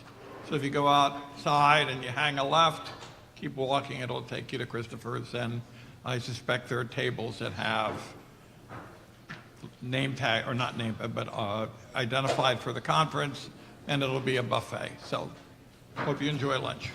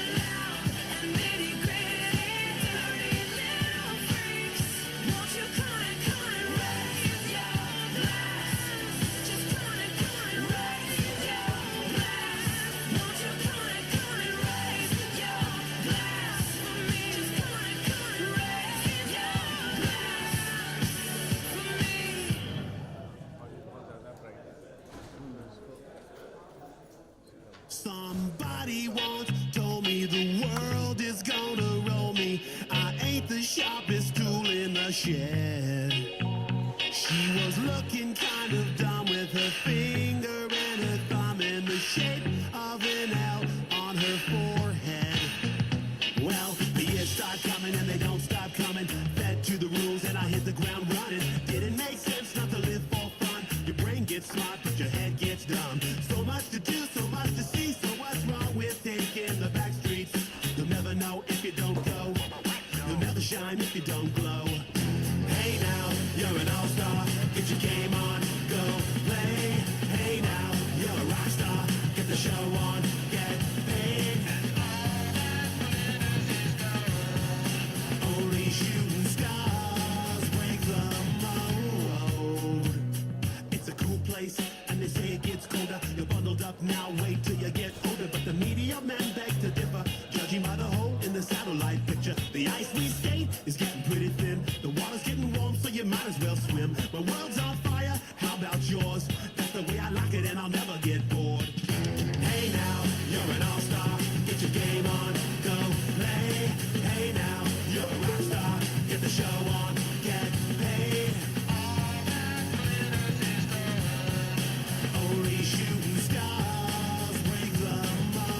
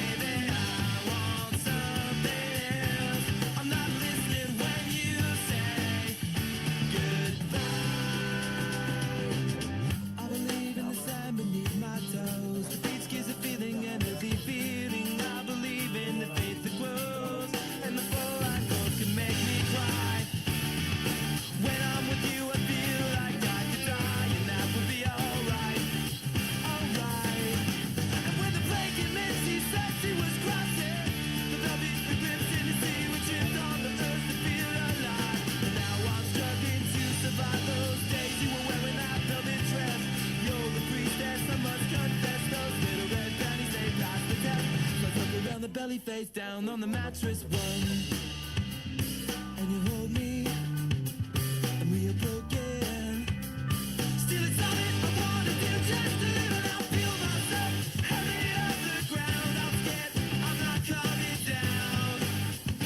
No, no, and I won't run for my life. She's got the toss now locked down in a smile, but nothing is alright, alright. Something else to get me through this life, baby. I want something else. Not listening when you say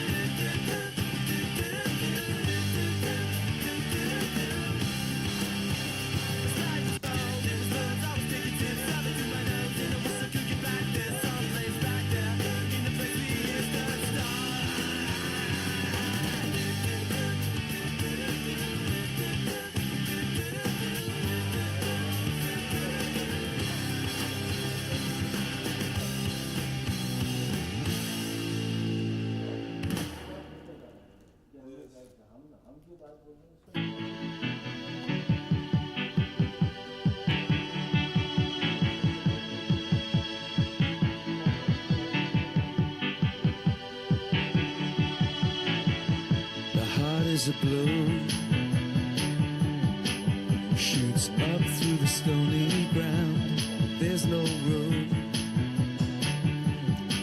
no space to rent in this town. You're out of luck,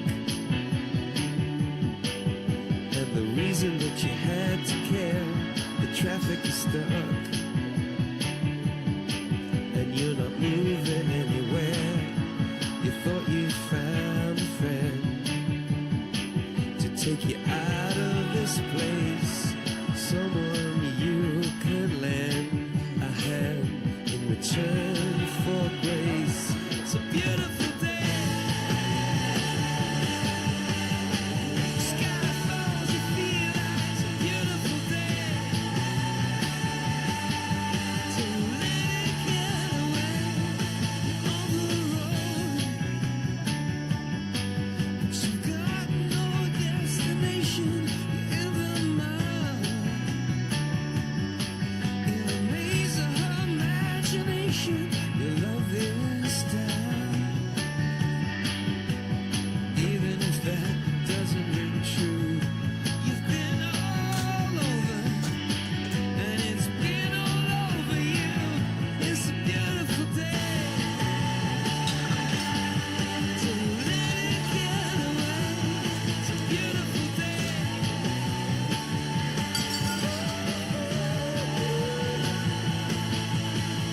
Touch me, take me to that other place. Teach me, I know I'm not a hopeless case.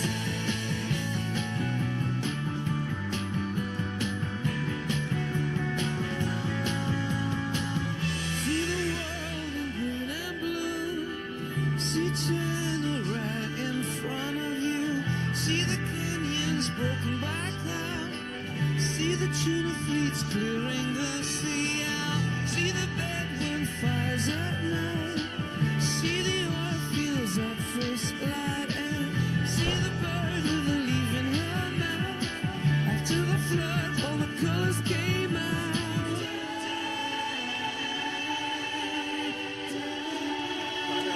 It was a beautiful day. To let it get away. Beautiful day.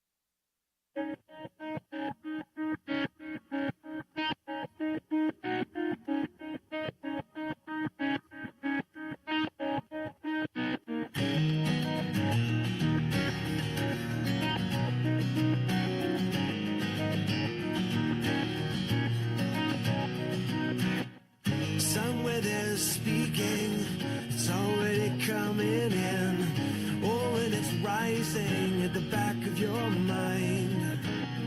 You never could get in unless you were fed in. Now you're here and you don't know why. But under skin knees and the skid marks past the places where you used to learn. You howl and listen, listen and wait for the echoes of angels who won't return. He's everything you want, he's everything you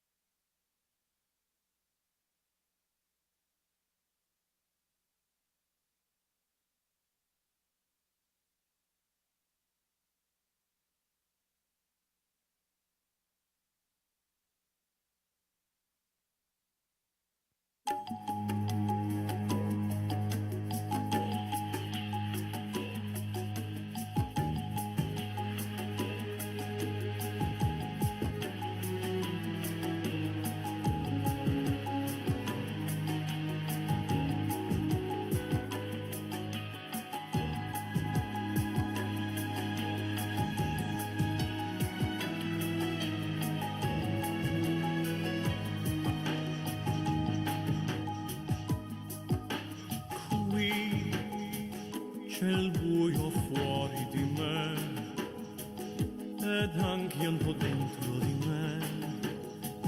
Che assurdità questa città senza persone.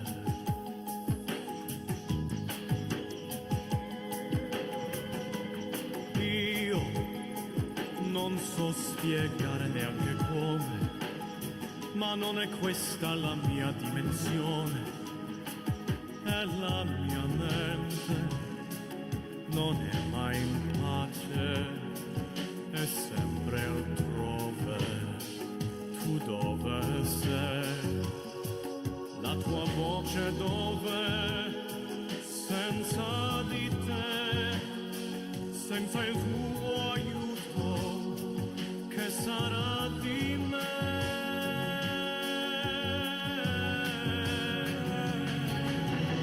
Tutto sembrerà migliore alla luce che verrà dal sole. Questa notte passerà, il buio che c'è si dissolverà, si vedranno le colline.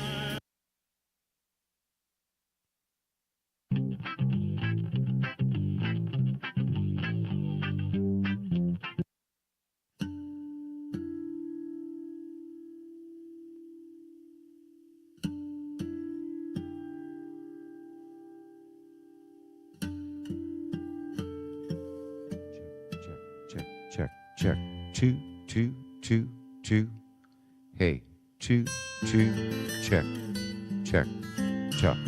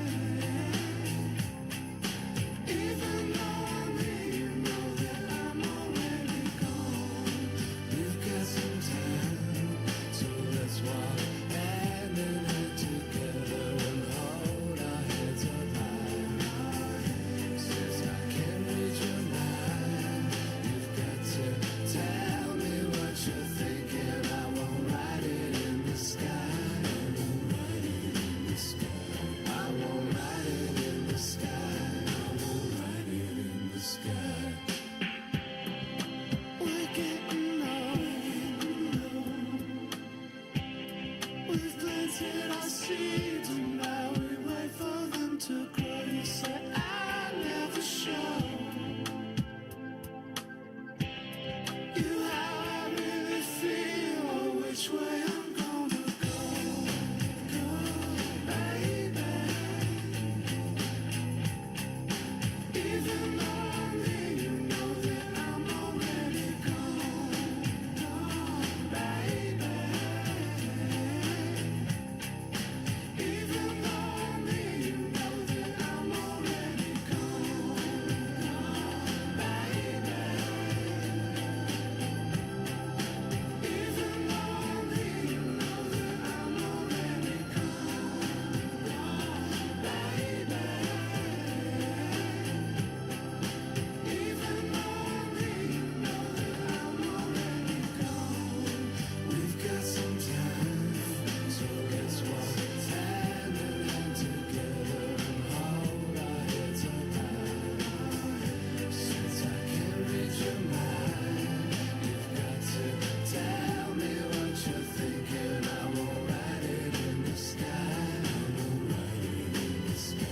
I won't write it in the sky. I won't write it in the sky. No one to hold. The world will make a dream and look proud of our bones to find where we belong.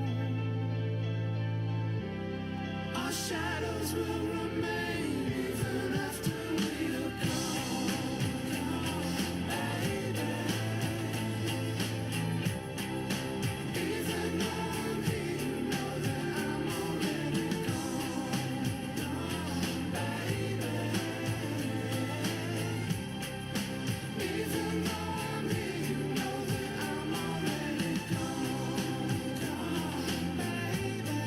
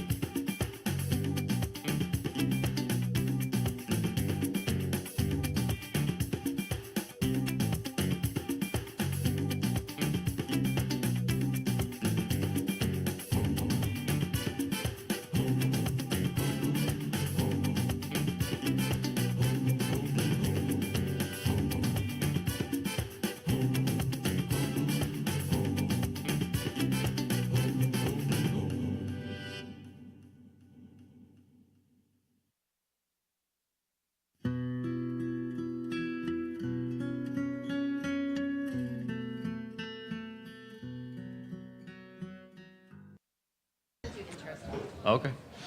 Hello, everyone. Welcome back. Before I turn it over to my colleague, John Simpson, I wanted to announce some recent Hall of Fame awards. So the Performance and Risk Measurement Hall of Fame honors distinguished professionals who have significantly impacted the investment performance measurement and risk industry. Since its inception in 2013, over 30 exemplary individuals have been inducted. We are thrilled to announce our 2024 inductee. It's Dr. Ian Thompson of BNY Mellon. Come on up, Doctor.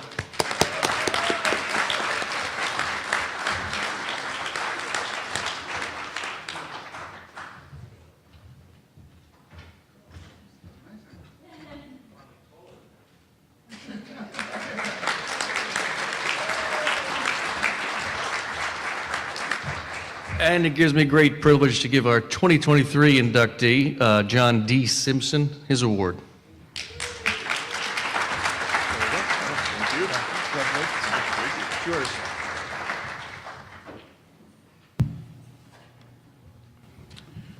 All right, thank you. And welcome back from lunch. We have a good agenda for this afternoon, so we're excited about it. And we'll kick off with our first session, which is dedicated to the performance professional. And for that session, we have two of my favorite, knowledgeable colleagues, Christine Iannacone and Debbie Rossi. So I will hand off to them. Please welcome. So before we get started, I know David had mentioned about the WIPM yesterday. It was an all-day event. It was our second annual meeting. It was Women in Performance Measurement. We had a great turnout, and I see quite a few of the women here today. So what I would ask is that those women who attended yesterday, would you please stand to show the audience how many people we did have there? And give yourselves a round of applause.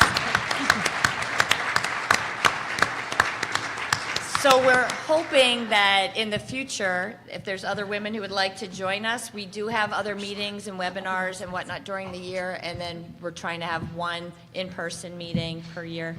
Please see us, reach out if you'd like to join us, so that would be great. The meeting was great yesterday. I'm not going to disclose what we talked about because what happens in that room stays in that room. But it was a great meeting. We had some great conversations. Great meetings. I will say we tried a couple things that were different as far as for lunchtime. I thought this went over well. We each had different colors on our name tags, and it represented the tables to sit at.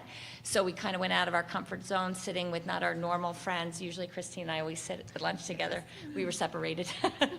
But it was a fun way to do it and meet new people. So thank you, everybody who attended.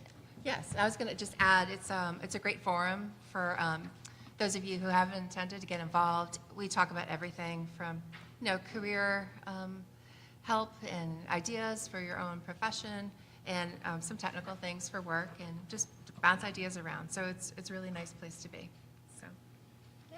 So we were asked to talk about the essential skill sets of a performance analyst. So when thinking about that, I thought about what makes analysts on my team and prior teams successful, and that is the ultimate goal of any manager, is to have your team shine and move ahead in their career, with the goal of always, providing value-added reporting and analysis.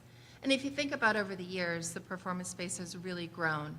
Maybe in the beginning we only calculated returns and we showed returns against benchmarks, and since then, the reporting requirements have really evolved, and also the demands for knowledge and skills of the analysts have, kept up with that. So when we think about technical skills, we typically hire candidates that have math backgrounds, whether it be in economics or finance or basically mathematics. But we also, select candidates that don't have those quantitative skills. As long as they have a great foundation, you can always, train them and prepare them for a role. But once they're in the seat, it's really important for them to understand portfolio management and have the foundational investment skill set. And with that, if they didn't get that in college, the CFA program, they offer the investment foundations, which is a great course. It goes over all the different asset classes that you'll need to know, financial analysis, just things that you can do to help out the portfolio management team. Because when you're doing the returns, you want to be able to explain the story. So Debbie's going to give you some examples of how that So works. some of the examples would be, I think we all know it's math, it's basic arithmetic, it's solving for X. Those are the biggest skills to have. It's the calculations themselves, understanding them, not just putting them into a spreadsheet and having a spreadsheet calculate it for you, or even just one of the systems and having it go into a black box, but really understanding what those calculations are and what it's made of, what's the numbers that are going into it. Because by knowing what's going into it, then you can analyze it later if there's a missing number, if there's a wrong number. So really just having those basic math skills, I think, is really important. But also having accounting skills and understanding debits, credits, spreadsheets, or not spreadsheets, financial statements and whatnot. It's really important that you understand that and how things are reconciled with custodian statements, with the portfolio accounting systems, and how they can be different. And then the other thing is just with the returns themselves. That you hear a lot about time-weighted returns, money-weighted returns. What does that mean, and what are the calculations? You really have to understand what those differences are. Yes, and you need to know how to calculate them manually, just not taking them from a system. Because once you understand the math behind it, you understand the inputs that Debbie was talking about. So if you see something that looks off, most likely it's a data input error, which we talked about earlier. But yeah, so with the performance itself, the CIPM program is wonderful. I don't know how many people here have it, but if you do, just show of hands. Okay. Oh, yeah. So, yeah, a few, but not the majority, which is surprising. But that, program really teaches you performance measurement, attribution, analysis, plus things that are more focused within the CFA program, like, portfolio management, manager selection, asset allocation. The more skills like that you have, the better you can, convey the results of the performance. We do a lot of benchmarking and peer analysis in our team, and those skill sets really help deliver those reports. So what I was also going to talk about is financial literacy, and just that is a really important skill set as well. It's understanding the different types of investment vehicles that are out there, how they react. Bonds react obviously very differently than equities, very different from private equity, very different from real estate. It's really important to understand how those investment vehicles behave and how they behave in different markets, how they correlate with each other, so then getting into statistics, correlation of those asset classes and whatnot. And there's also a lot to do with how trading impacts performance. And what I mean by that is, and I'm sure a lot of you are familiar with that, is a small cap stock or something from the emerging markets, maybe I need my water, emerging markets, it's going to take a little bit while to possibly fill those trade orders. So you need to understand that in the meantime, you could have some fluctuation in prices. And if it takes a couple days to fill that, you may have different pricing of the purchase across your portfolios. Same thing when you're selling something. You can see some differences. But if you don't understand how the trading works and you just think everything happens in the snap of a finger, that's not really how trading works. And it's gotten faster, and I know with the systems and with T+1 and whatnot, it's faster. But there are still certain markets that there is a timing issue with those types of trades. So understanding that impact can really help when you're doing analysis. Absolutely. And the next thing we're going to focus on is solution skills. And that being, you become a problem solver. You basically see the end of all the processing, and you're doing the final reporting and return calculations. And being able to deal with, back office, operations, accounting, administrator, whatever group it is that's supplying you that data, you have to be able to understand and communicate what you're seeing in a way that they can understand so they can correct the error.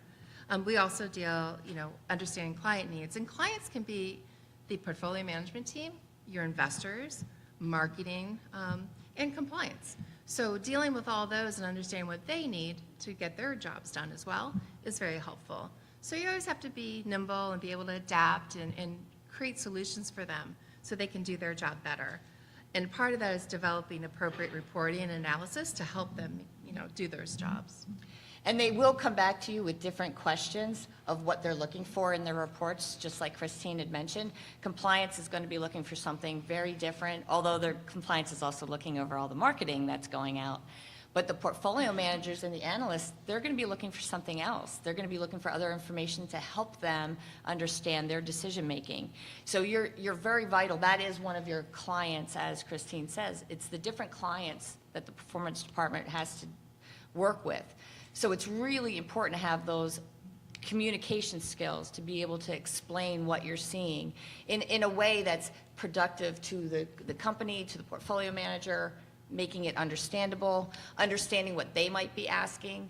And another thing that I think we were talking about yesterday, you have to understand what someone is asking. They may be asking you a question, but that's not really the question that they're asking. Unfortunately, I can't think of an example at the top of my head, but I'm sure you've all been familiar with that, where someone will ask something, but that's not really the question that they're asking. And it's very important to understand what number they're looking for, what number are they questioning. Even with statistics and standard deviation, like understanding what standard deviation is. When I hear that, I have a couple different scenarios in my head of what they mean by standard deviation. Do you mean across time? Do you mean across the accounts that are in the portfolio? So it's really important when someone asks, like, well, what's the standard deviation? What's standard deviation? What are you talking about? And asking it in a nicer way than I just said it, but it's really important that you communicate and ask, what is it that you're looking for? Can you help me understand what are you going to be using this for? Exactly. And when you're, just starting out in performance, that's kind of hard to do. You basically just produce the standard deliverables that's required of you.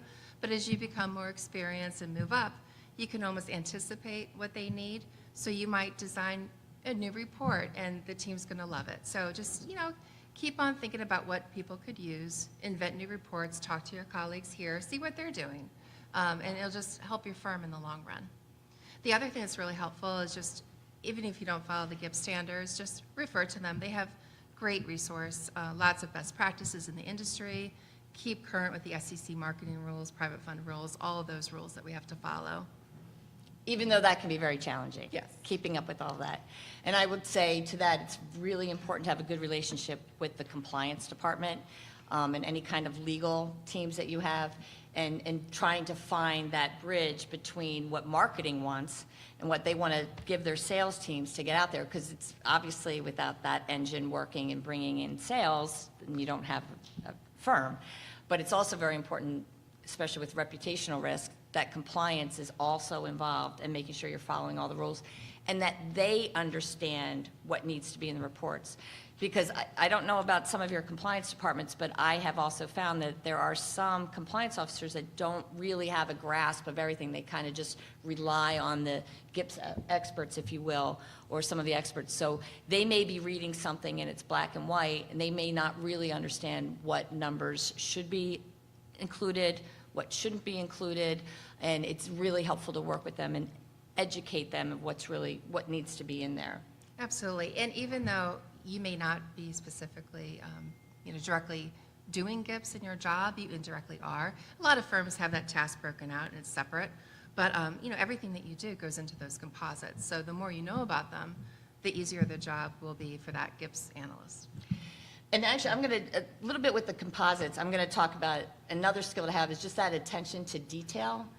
And you have to understand how the composites are set up, what's being included, but to also accept that there could be something in there that it belongs in the composite, but perhaps it's returned for 1 month, something happened, whether it is a cash flow, maybe it's less than that 10% or whatever number you designated, but it still fits in there.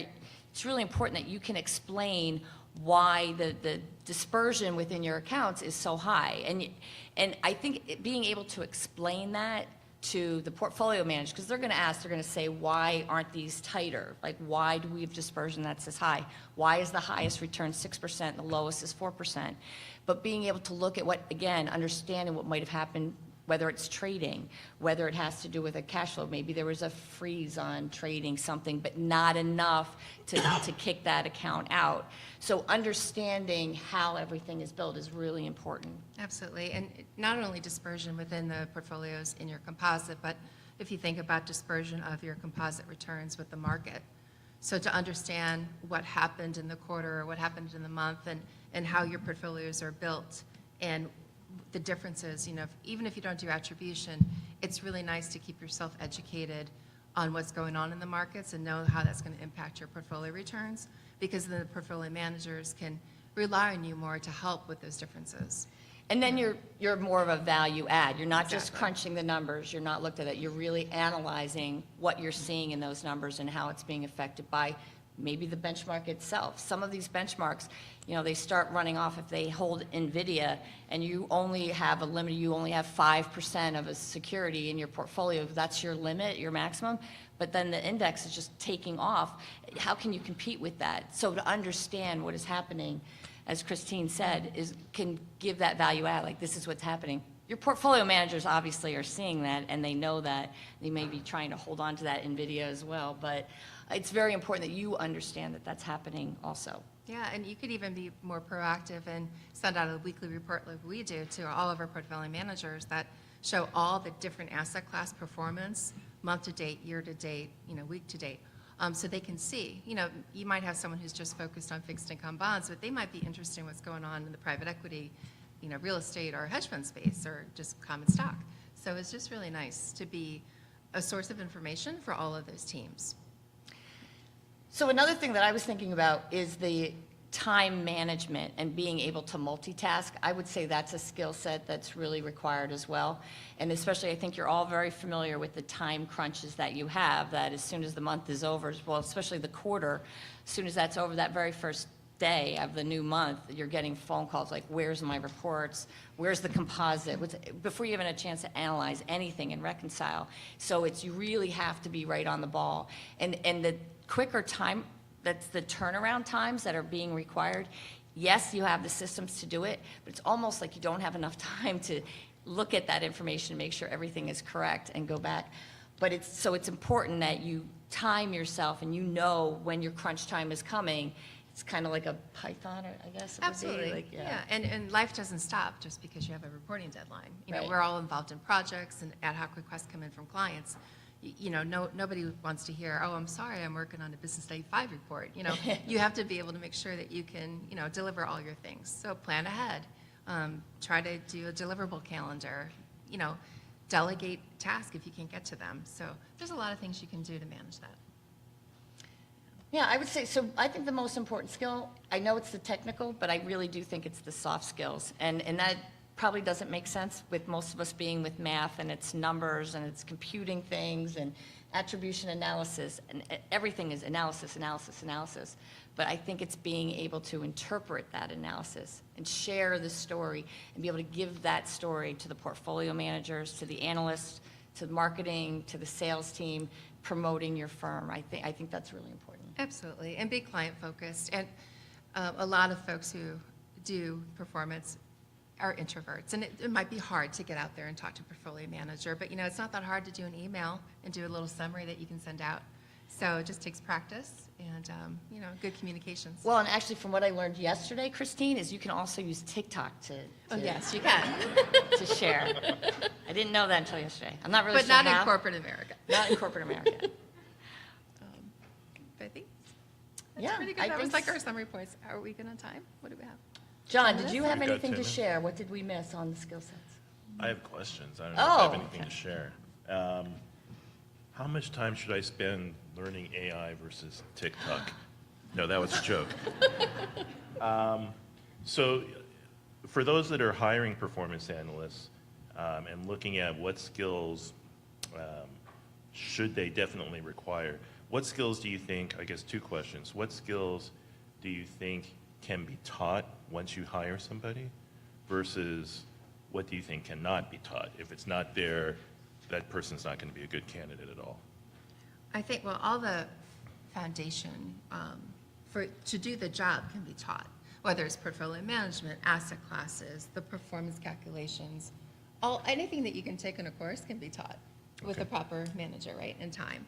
But soft skills, those are the ones that sometimes don't work out because they're highly disorganized. They're not attentive to detail. In our job, you have to be attentive to detail. We work with numbers all day, so that can be disastrous if you're not. I agree, but I do think you almost have to have a knack for math and like numbers and looking at them, because Yes, you could teach it, but I think if you don't really have an interest in it, you probably won't be very successful, and you'll want to get out of that. And perhaps maybe do the sales part of it, where you're just being given the numbers, but to actually do the analysis, yes, you could teach it, but I think if you don't have that knack, I've always liked numbers, like that was not, I was actually a psych major and I wanted to be a psychologist.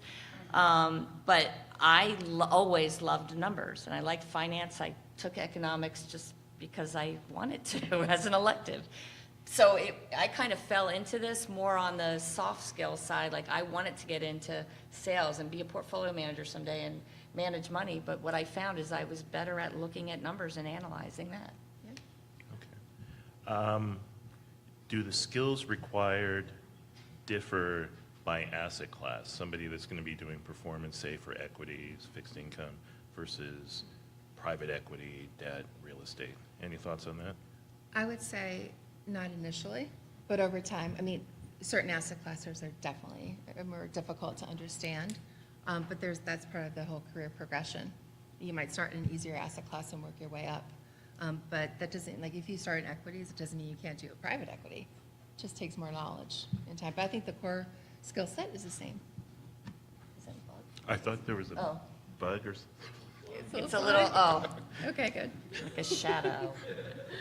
I would agree with that too. And then you have with currencies, just there's always room to grow. But hedge funds, options, different investment vehicles like that, I think are always really interesting. But I think the initial skill set, it can just be expanded on for sure. Any thoughts on how you can teach somebody communication skills, presentation skills, and maybe tact and diplomacy when they're dealing with portfolio managers and other? First of all, I would say by example. I always tell my team, find a leader in the room that you love and try to replicate, how they interact with folks. Email, that's definitely very doable. A lot of the junior folks, they come out and the emails are almost like a text message. So trying to teach them how to professionally write an email and reminding them it's permanent, it's going to be there forever, it's very attainable, but it needs to be addressed. It does need to be addressed. I think we talked about this a little bit, so I can share a little. We did talk about this at our meeting yesterday, is that the younger generation does tend to almost be a text message, even if they are sending emails, or they don't send emails. They prefer not to send an email, but to use IM through Teams. And sometimes your compliance really wants you to do that. I know one of the firms that I work with, they actually have said all communication needs to go through like a new Zoom application, I think, and a new Teams. And I think a lot of that has to do with the SEC and the different rules coming out from them, because they can actually ask you for your phone if you're doing any kind of communication about the firm and what's happening. So rather than have the firm ask for your personal phone, which you can pretty much refuse, they want all communication to go through these different means. So you have to think, if that's going to be saved and anybody can read it, you have to really be conscious of what you're putting in that email. Don't be sarcastic. Don't be saying something that could be misinterpreted. So you have to be very careful how you communicate that way. My preference is talking to people in person, face to face, or picking up the phone. Okay, all right, good. Let's see. Some of us, I won't include you, but some of us are of a certain age. And as we're hiring people, I think now we start to get into hiring people that have different skill sets than maybe we had with things like Python and AI and so forth. So any advice for people that are doing hiring as far as best practices for looking for people with those kind of skill sets that maybe they themselves don't have? Well, I think you have to be open to learn, and it also depends on the firm. So if you're in a bigger firm, the coder type folks, that's a whole separate department. You're not going to be using Python if you work in my department. Mm-hmm. But I think it's always interesting to learn new skill sets. I think that just being able to use those new tools that are coming out, whether you call it machine learning, AI, whatever the terminology, just those tools that are out there. But it also goes back to understanding the basics of where it all comes from. And that you don't know if you're just plugging in numbers or the coder, you're telling a coder what you're looking for and they code it in there, but unless you know what goes into that, you're not going to be able to give that value add if you don't understand what's underlying all that information. But I think you should learn whatever's coming out of the toolbox, use it. Okay. All right. I don't want to take all the question time, so maybe we should open it up to the audience here. Hi. Question. The one skill I haven't heard is influencing skill, right? And that kind of falls into the soft skill bucket, leadership bucket. A lot of performance analysts, we tend to play defense a lot, right? When we talk to portfolio managers or other stakeholders. And so we have to defend our numbers. We have to explain our numbers. And I think it's critical. It kind of falls into that almost impossible to teach bucket that you mentioned. But I always look for, even at the junior level, the type of personalities that can own the room, so to speak, influence other people, and not be influenced by other people in the wrong direction, which can happen a lot in what we do. I mean, this is not unique to performance alone, but I think in our space, to me, that's the key as well. I think that's a very good point, because I think a portfolio manager, in a lot of the firms, sometimes if it's a small firm, sometimes they're also the founder and owners. So when they come to you and they don't like maybe number they see or how you can, I don't want to say manipulate, I don't know what, but massage the numbers, you got to be very strong to say, no, you cannot do that. This is why. And perhaps you have to hire a consultant to stick up for you, or you go to compliance and you tell them, because the HR department might not help you, but as we talked about. Yeah, and the more well-versed that analyst is in their product and they know the material, they're going to be able to defend, what they've reported or why they, report in a certain way. But getting them to do the communication skills in a professional way, that can be taught. You're right, though. You're on defense a lot. Absolutely. Yeah. Good afternoon. So my question was how would you say there are some skill sets that have, as you evolve in your role in the investment industry, that you think are still relevant as you progress in your role, from an analyst maybe to a manager, and then maybe a VP or something. So some skill sets that have stayed relevant in all these years. I would say all of the skill sets that you bring on, the more you understand how the numbers are generated, can really help you as a portfolio manager when you're looking at those reports and understanding it.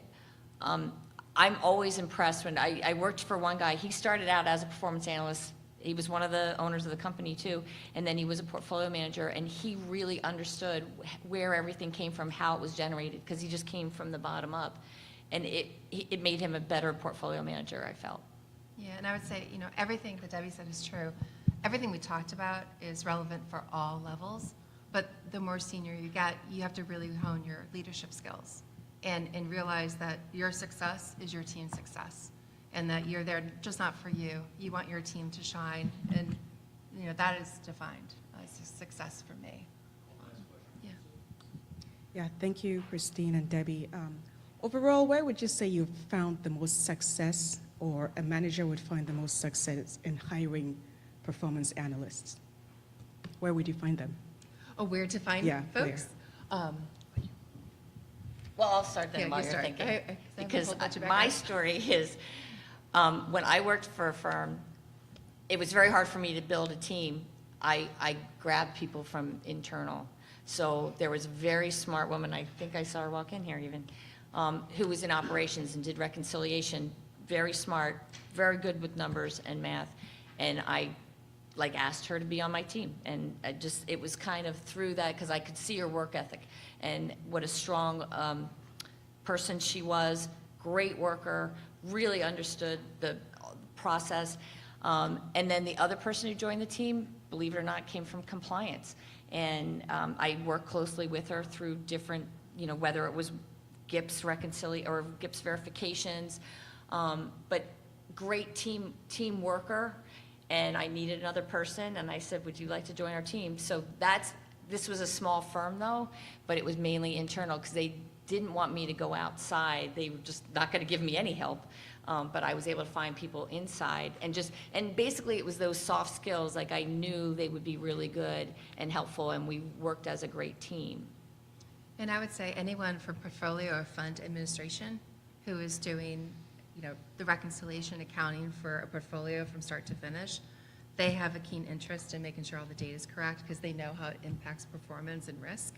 So if you can find someone talented in that space, that's just great because they have the foundation of the actual portfolios and how they operate. Very good. Okay. So I think that's it. Please join me in thanking Christine and Bill. Did we go over time? Congratulations.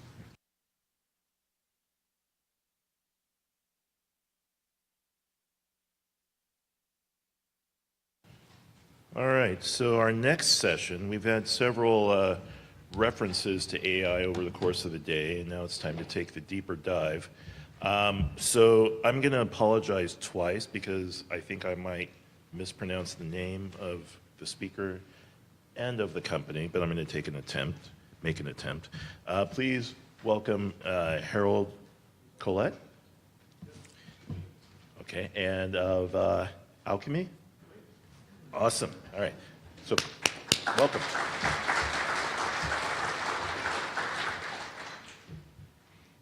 Great. Thank you. Well, that was a great start. So, to 2 for 2. It's great to be here. Let's see if I can operate this thing here. Great. Well, I thought I'd first talk a little bit about myself. Why am I standing up here talking to you about AI? If any of you were here last year, I'm happy to be back. So I guess I must have done something right. So Patrick invited me back. I appreciate that. A little bit about what we do and why maybe some of the comments I'll have on AI will have relevance to you, which is we work on AI and ML specifically focused on asset and wealth management. I'm the CEO and co-founder of a startup called Alchemy. It's based out of New York City. And I've been in the AI and machine learning since 2017 when we started the company. And this was before it wasn't quite as hot as it is right now. So hopefully what I'll be able to share today are some practical insights that you can take with you as you leave about successful approaches, things that work, that don't work. This is what we do as work on practical use cases with many of these firms that are listed up here.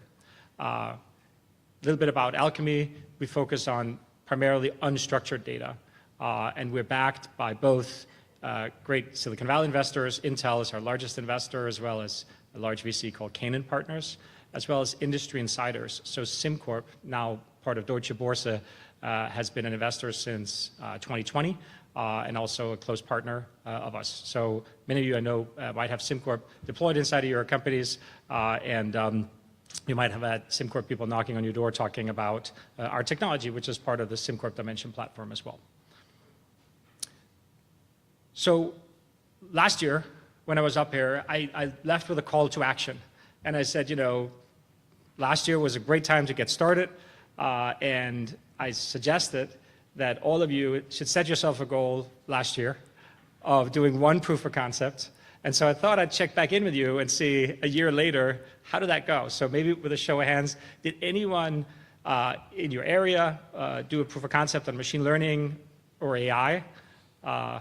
Maybe show of hands. Couple. Josh, you should reach out. And so not so many, right? And I think it's a little bit intimidating, but what I'll talk to you about today is what are some of the ways that it can add value today. This is a tricky area, talking about AI right now. I'll just give a couple of preambles. So first of all, I've listened to many talks about AI, and I find many of them incredibly annoying. The ones I hate the most are the futurists that say, we're going to talk about something that happens 10 years out in the future. talk about these broad brush things that can be quite entertaining, but not really very relevant when you're thinking about how you might use it.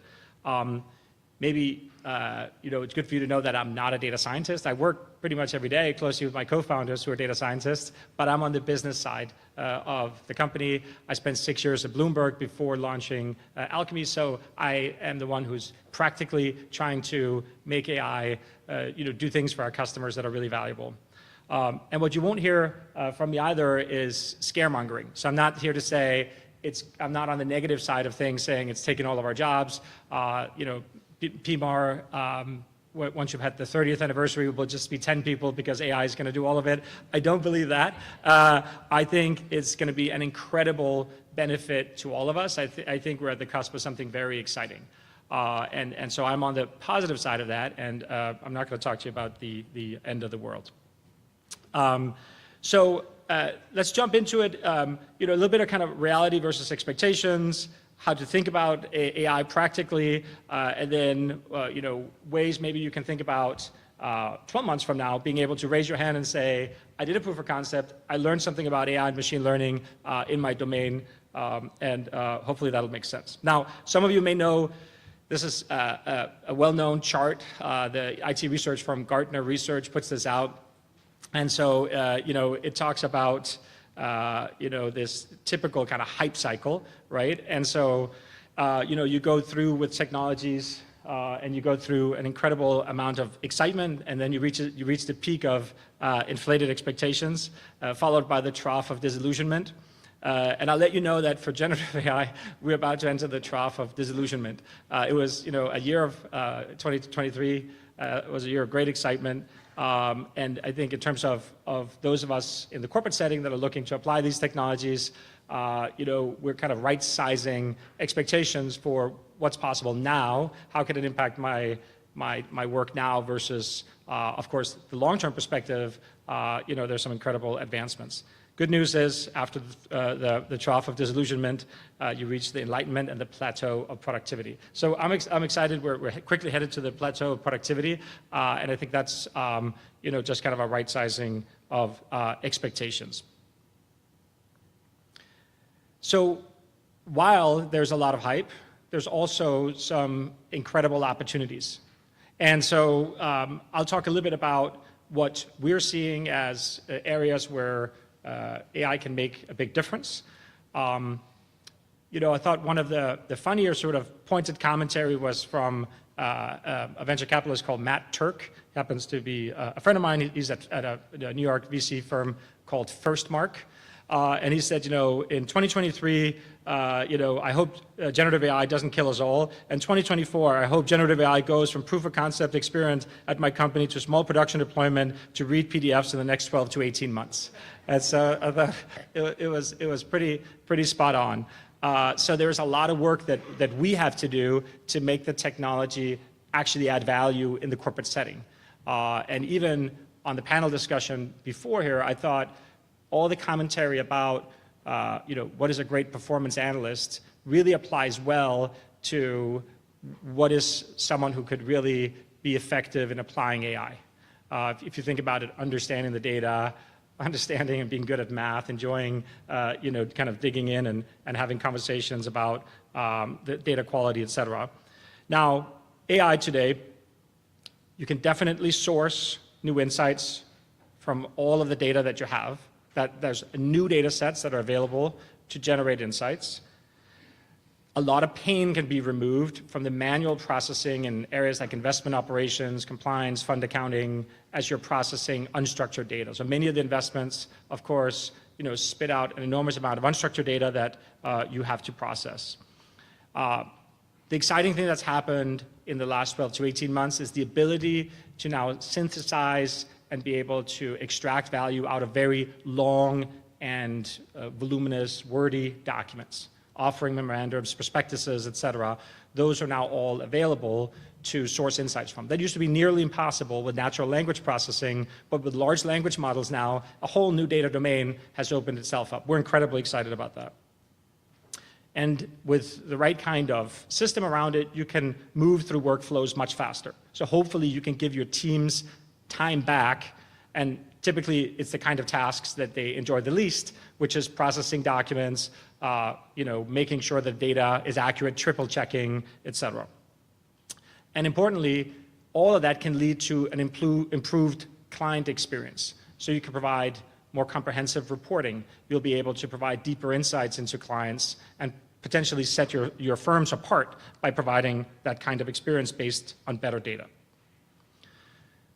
So of course, it's also a confusing environment. So there's an enormous amount of vendor announcements, of technologies that are being launched and packaged up by startups, by larger vendors. And so, one market map that FirstMark puts together is, they call it MAD, which is the machine learning landscape. And I don't know what the A stands for, artificial intelligence, I guess. And so, there are about, I think now 2,000 vendors, on this market map. So it's incredibly comprehensive, but also deal maybe a little bit from your vantage point. How do you know how to pick the right partner? How do you know what your AI strategy should be against this incredible, vendor landscape? So it can be a little bit overwhelming and confusing since everyone seems to be sort of saying the same thing, and that can oftentimes lead, I think, to people freezing up and not making decisions, not putting a strategy in place or executing on that strategy. So I understand that, and I think that's sort of how it goes with exciting technology waves. If you go back 15 years and you would say sort of big data or mobile or cloud, they would have the same kind of difficulty of picking the right vendors and strategy. So now there's lots of opportunities to apply this technology in a variety of areas inside of your firm. So we just started that journey now. While I won't kind of go through every single area here, there's some obvious areas where many of you probably already have AI-enabled applications or workflows. So investment operations is a very popular area where you might be processing, or you could process capital notices, quarterly account statements, PCAPs, K1s, financial statements, et cetera.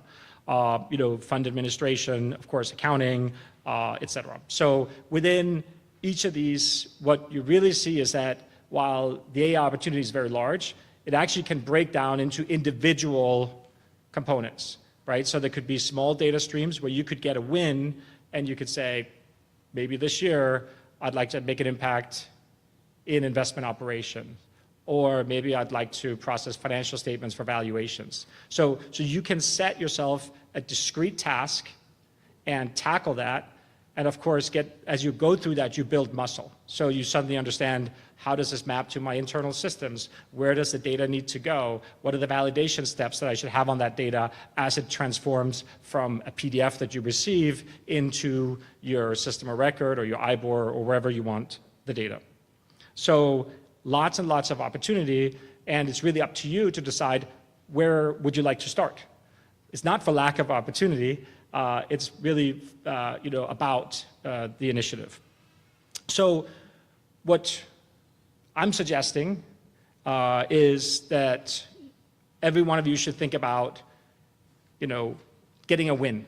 And so picking a specific use case, trying to not make the noise of the excitement in the market, the hype of the technology, but trying to get your hands on a specific use case and trying to solve that with the technology. Doing it in-house, doing it with a vendor, doing it with a startup, doing it with a large company, doing it with a consultant, that matters less. But I think getting started actually is very important, because then you're starting to understand the limitations of the technology, maybe the limitations of your team, the limitations of your existing systems, and so on. So it all comes together. Very little of it is about the model itself. So much of it is about understanding the data, being able to map out, creating taxonomies that maps in, understanding the existing workflow, saying where would I like the new workflow to look like, what's my overall data strategy, if I produce suddenly a lot of structured data, where does it go? So some of those answers you might have, but others, this initiative might surface things that will be helpful as you do the next one. The other thing that we see a lot is that projects don't start because we are waiting for someone to create a central AI strategy.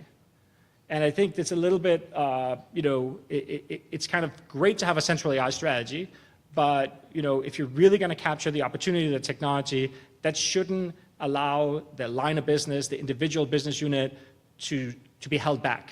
So I think liaising is a great thing. Stopping and waiting for someone to tell you what the strategy is, I would argue is a mistake because it takes a long time. The central team has to hire data scientists. They have to learn what your company is even about. And as they get started, they have different priorities that they might be set from the board, and your business and your department is 1 year from now no further along. So think about integrating, providing seamless ways for things to liaise with the central team, but don't let it stop you from doing something. And then remember, small use cases can have a huge impact. We worked with a small client that had an important use case, and so they were a private equity fund. They were receiving a lot of CIMs, confidential investment memos, in their workflow, and they were trying to accelerate their sales workflow, so they wanted to be able to ask 25 questions of those CIMs. This was a project they were able to get done in a couple of months, essentially have prompts every time they got a CIM, and they would then populate the responses into their Salesforce CRM system. So that really helped their sales team discover facets of these deals, and they were able to compress their deal selection by 1/3. So a big impact, not a big project, but one that was very practical, and that paved the way for them to use a large language model for something productive in their workflow. And so that's the kind of example that I have in mind when I say start small. It doesn't always have to be about a big platform decision for yourself.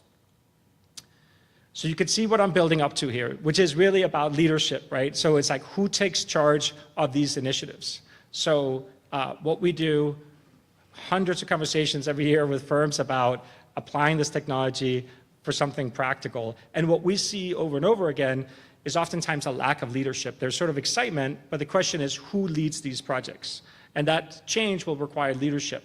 I would argue that leading AI projects is a lot about understanding the underlying data. In particular, when the input is unstructured data, how do you make sure that as you're doing it, you have both understanding of the data as well as the overall kind of business rationale and understanding the business. And I think when it comes to performance professionals, you have both. You have to have both to be successful in your role. What I think is, this isn't about the technology, it's about making the data even more valuable and sourcing more data so it has a strategic impact on the business. So those were my comments. These are the kind of the practical, from the front lines of working with clients to apply the technology. I hope this was helpful and hopefully generated some thoughts about how to apply AI, most importantly, to take a practical step and not leave in 1 year, have it come back and say, I haven't actually used this technology. You have the opportunity to use it. The data you work on is incredibly valuable, and it's voluminous, it's a headache, it's a great use case. So my call to action this year again, it makes it very simple to make my presentation if I get invited back, which is, let's make sure in the next 12 months, we do a proof of concept, try out the technology and see what it can do in a small use case so that you get the chance to learn how you'd apply it at a larger scale. Great, I'd love to take any questions that you have as well.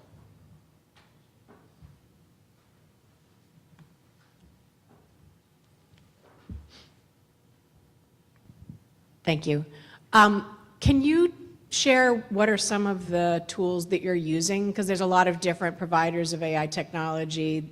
I know Microsoft has some that are sort of easily accessible. There's a lot of others. What tools are you using, and do you tend to work with clients that kind of need to have their technology teams using these tools, or to what extent are you working with the business users to have like digital tools that operations teams can use themselves? Great question. So our end users are in operations, so typically business analysts, operations analysts, compliance analysts, that are in the workflow. They can view the data lineage, where the model produced data from. We started from the beginning by focusing and saying, data onboarding for the line of business, there's a business user in the loop.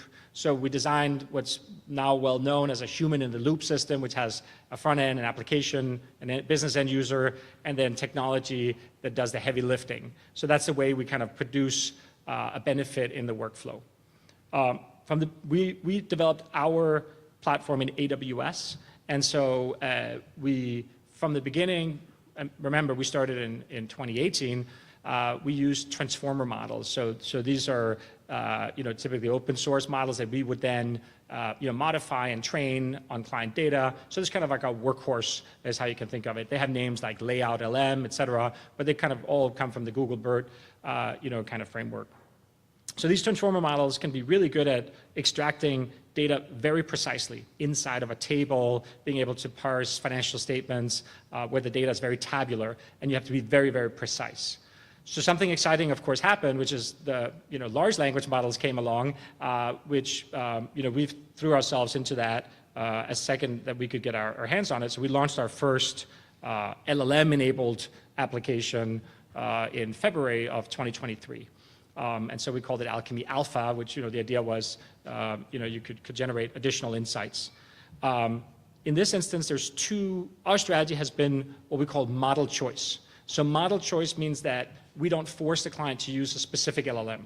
Some clients are comfortable using Azure OpenAI or even OpenAI directly, the GPT family of models, and others are not. And so for the ones that are not, there's an enormously exciting world of open source LLMs. So, for example, Meta has launched one that's called Llama. The latest one's called Llama 3, very performant. Mistral, maybe some of you have heard of that foundational model. So we support both of these environments.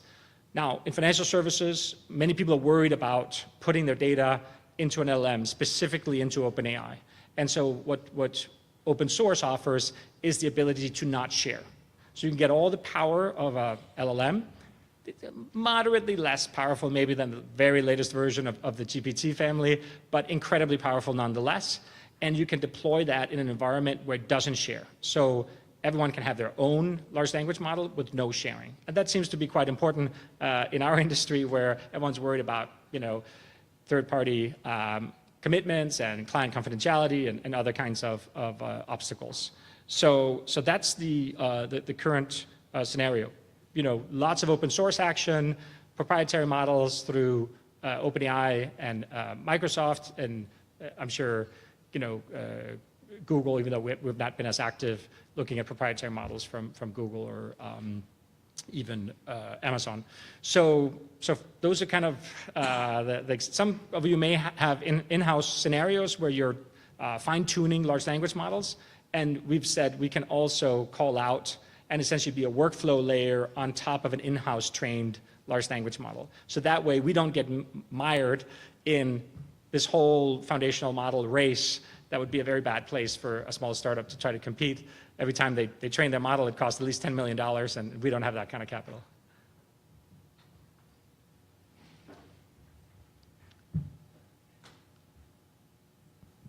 Thank you. My question is, what is the opportunity cost for different firms when it comes to training, time it takes to implement something like this into their system and the workflow?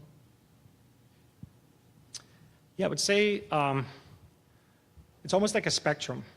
It's easy to get started with unimportant data workloads. So hear me out. So let's say you have a bunch of invoices, maybe not so important, but very easy to get a benefit on a not important data set.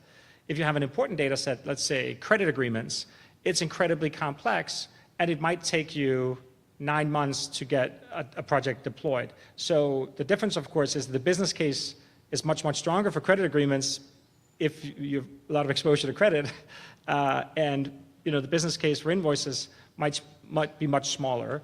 So on either end of the spectrum, I think you can have success. fast deployment on invoices, it just works. There's package solutions, doesn't really create maybe competitive differentiation for your firm or a strong business case in the front office, but a great back office benefit that no one's processing invoices.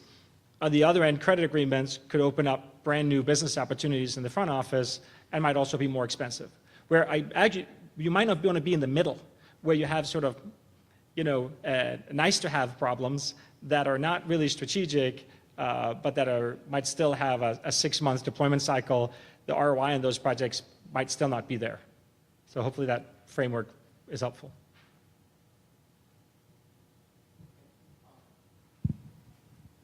What's your advice for mitigating or reducing the risk of data hallucinations?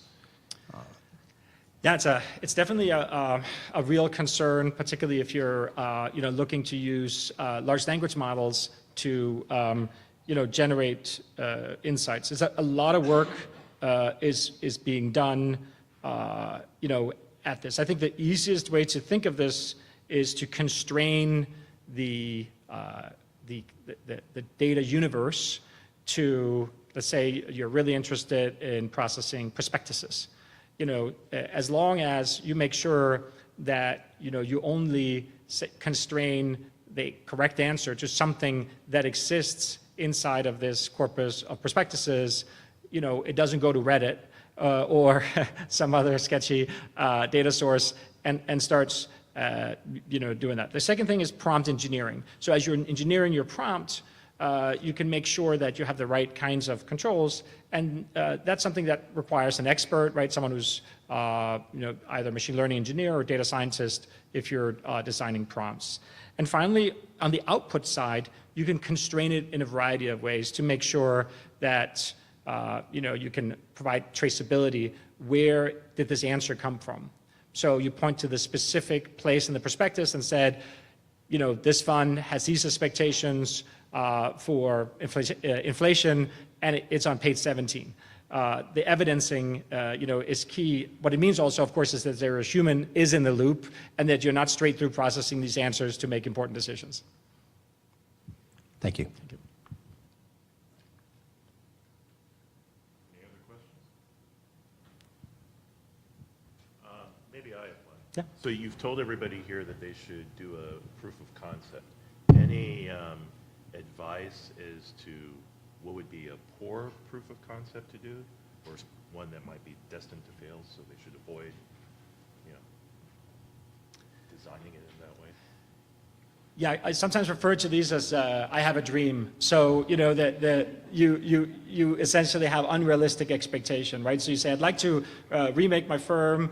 These performance analysts. I have a team of them, so I want the AI to do what performance analysts are doing. That's unrealistic, right? You can do some sub-task that they're tasked with, but expecting a cognitive level to happen within a proof of concept is not realistic. So scoping is incredibly important, and being realistic. I would say try to, instead of thinking of the hardest possible thing that you could think AI to do, try to think of the one that could get you a win so that you have a chance to keep learning with the technology. I mean, I don't think anyone probably wants to debate that AI is an incredibly powerful technology that could make an impact. So if you pick a POC that's well scoped, that has data identified, that you can identify success, that answers some key obstacle that you might have, is the accuracy and precision high enough? Will it work on this data set? Are the insights such a high quality that we can rely on them, it can move the needle for the front office? Whatever the important question you have, it should be able to address that important question in a short period of time. So, I would say you would get in and out of a POC within 4 weeks. So, think of practical ways that you're also, for the vendor's sake, that you're making an investment in learning, setting success criteria, summarizing the findings, and then hopefully that has been a good use of your time and leads to a decision. So those would maybe be some practical considerations. I think we're at time, so please join me in thanking Harold.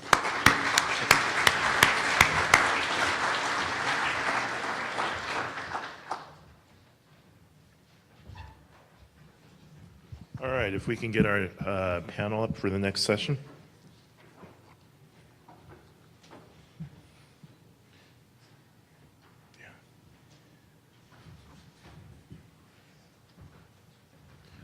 All right, so while they're coming up, of course, this last year, we had a GIPS guidance statement for OCIO strategies, and that received a lot of comment, some of it controversial. So I think that's what our panel is going to address here, the important points with respect to that guidance statement. So please join our panel here. If we can, I'll introduce them. You stand up, I guess.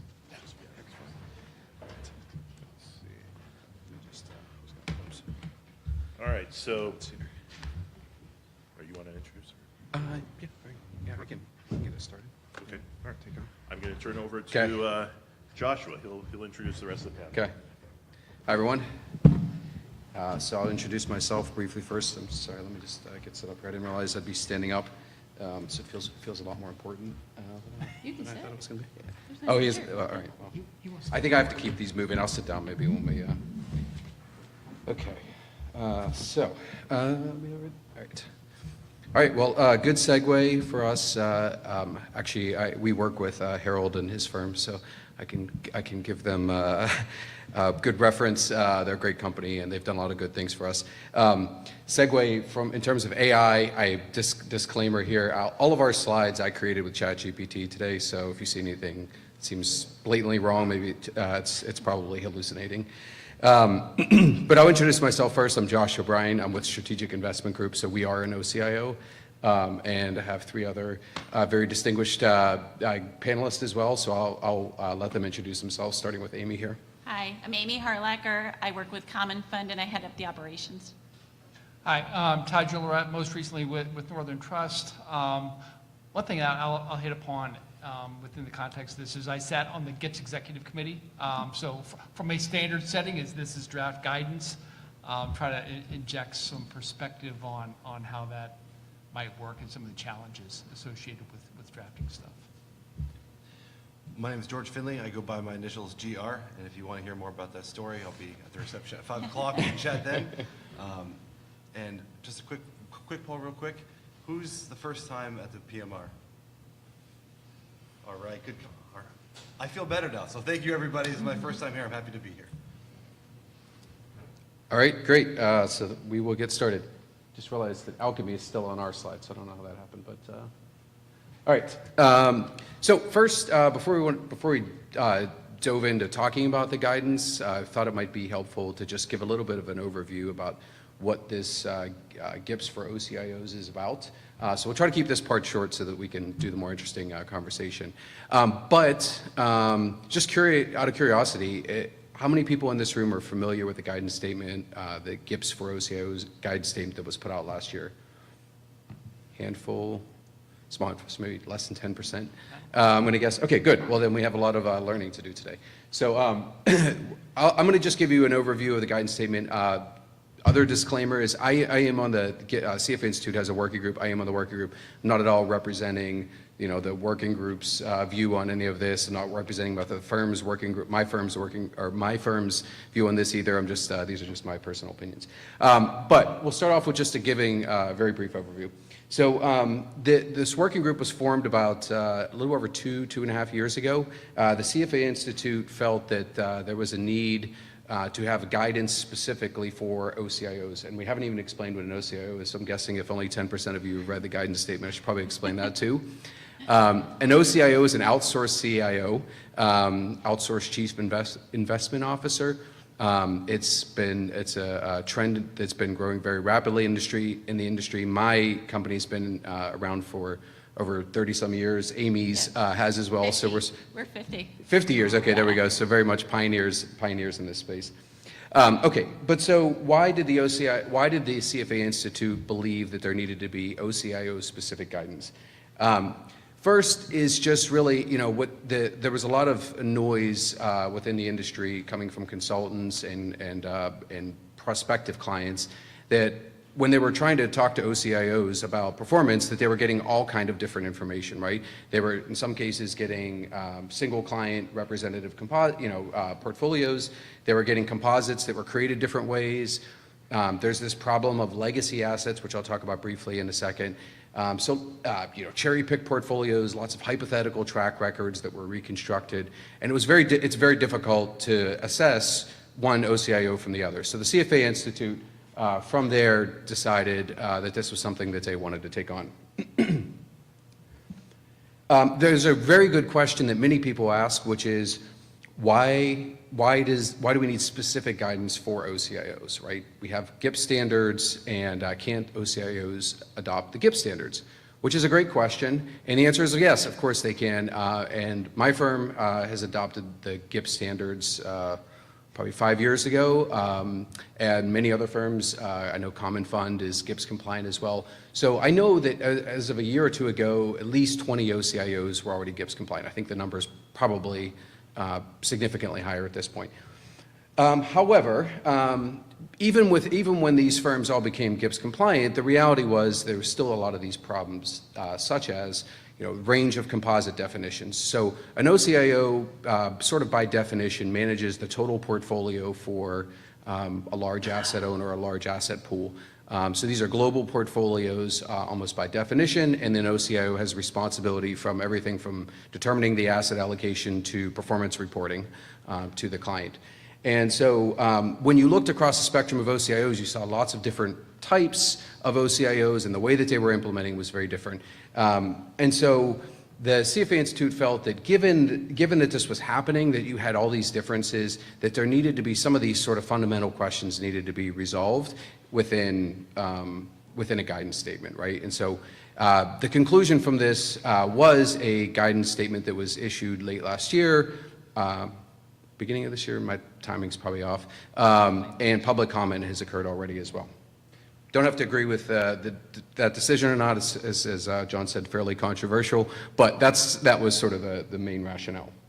Okay, so basics of the standards. There are a few key elements that we'll talk about today. Wanted to make sure that you all were somewhat familiar with at least. The first is just defining what an OCIO is, because as you hear me talk, it's this is sort of amorphous thing where you sort of know one when you see one. So we spent a lot of time in the working group, to be honest with you, still trying to define an OCIO. And I know the CFA Institute felt it was very important to also make sure that they didn't capture RIAs or maybe an ultra high net worth advisor into this OCIO standards. So there is a lot of information in the guidance paper. I recommend anybody here who's interested read it about what an OCIO looks like and how to define one. Next is this very important issue of required composites. So the working group and the CFA Institute took the path that rather than allowing firms to define composites themselves, that part of these standards, this guidance needed to include a required set of composite definitions. So how do we go about that? I have a chart here on the right that shows what these composite definitions look like. So there are 10 of them. First, we divide the world up into liability hedging portfolios. So recognizing that a pension that's in LDI has a different objective than a return-seeking endowment. So splitting the universe of potential portfolios into those two worlds. And then once we've done that, then defining, recognizing that even within, let's say, two endowments, one may have a very aggressive risk profile and the other may have a very conservative risk profile. And so we needed to sort of differentiate between those two. So there is this idea of growth assets and risk mitigating assets for the risk-seeking version of the portfolios, which is shown on the right. And then on the left, liability hedging assets and risk mitigating assets. And the idea is that an OCIO will determine for each portfolio, based on the portfolio's policy allocation, which bucket that portfolio fits into. So very simple example, if we have a portfolio that has 70% or maybe 75% allocation to growth assets, which are defined as generally as equities maybe, or public and private equities, that it would fit into the, I'm going to get it wrong, moderately aggressive bucket on the right-hand side there, okay? This leads to a very good question, which is how do you define growth and risk mitigating assets? And that's something that the guidance statement didn't really get into, but it's through public comment is being discussed, and that's its own hairy problem. So I'm not even going to get into it today because we're going to try to move on. Next is legacy assets. So this is something that's been a really big issue within the OCIO space, which is you're an OCIO, you bring on a new client, maybe they were either on their own or they were with another OCIO in the past, and they have a big portfolio of private equity. Those assets you cannot sell. You could on the secondary market, but you generally do not sell, or they're going to sell at a pretty big discount to NAV. And so can you take on those assets as discretionary assets, or does that taint your portfolio so that your entire portfolio is non-discretionary? So these standards outlined a framework for how to deal with legacy assets, and the short of it is that you can adopt those assets at the onset of the relationship. If you feel appropriate, you can also carve some of them out, you can exclude them altogether, and then apply typical discretionary rules, sort of lay on top of that, right? Your firm's discretionary policy. Sorry, I know I'm moving through these fast, but I would just want to talk about these again. And then lastly, the guidance statement, I think the other big area that is pretty groundbreaking for maybe GIPS, GIPS standards, are all the disclosures that are happening here. So there's a lot of requirements around fee transparency. So this guidance statement requires that firms report gross and net. Pretty amazing. And then there are some disclosure requirements around displaying fees of sub-advised portfolios within the portfolio. I'm going to try to say that without making it super complicated. But for example, an OCIO oftentimes may outsource a mandate or a portion of the portfolio, or typically does, to a third-party asset manager, or sometimes they could even use their own funds. And so if we don't count those, if we charge fees on our funds and then we charge an OCIO fee on top of that, we have to sort of normalize between two portfolios, maybe an OCIO who isn't charging a fee or isn't using their own funds. And so this is trying to create a lot of transparency to basically make sure that a buyer knows how to recognize when that's happening. And then lastly is benchmarking, which is its own very complicated topic, because there's all types of ways to benchmark these portfolios, and one might argue that a very simple benchmark is appropriate. So a 70-30 benchmark is appropriate for that type of portfolio, whereas others may say that doesn't necessarily represent what the OCIO is doing, and so using a composite weighted blended benchmark of the client's policies is more appropriate, which gets very messy and then has its own disclosure requirements. So the guidance statement touches on all these things. And so, as you can see, there are several items here that aren't really addressed in the typical GIPS standards. And so this statement is intended to try to clarify those items and develop some consistency across OCIOs. Okay. I almost want to take questions on that, but it'd be awful, and we'd probably spend a long time because I went through everything so fast. So instead, we're going to let the rest of the panel start talking about some of this. I will start with Amy, since you're closest to me, and we'll just sort of work our way through some of the questions, which is just starting sort of at a high-level takeaway. So you're very familiar with the standards. You've written a public comment your firm has. What is your high-level takeaway from all this? The GIPS for OCIOs, and relative to the current GIPS standard, since you're also GIPS compliant. Yep. And to clarify, we are GIPS compliant on our funds. Okay, sorry. Yeah, but we're not GIPS compliant confusing. on our OCIO business yet. With all the guidance and everything, that's the next step. I think as we took a look at the proposed standards, one of the big concerns that we expressed was our portfolios are very diversified. We're managing assets for universities, foundations, other nonprofits, and they own every asset class. So everything from cash all the way to venture capital. And one of the things that we feel is very important is the level of illiquidity in a portfolio. So a portfolio may have an allocation of 20% or 30% to illiquid asset classes like private equity, venture, private natural resources, private credit, private real estate.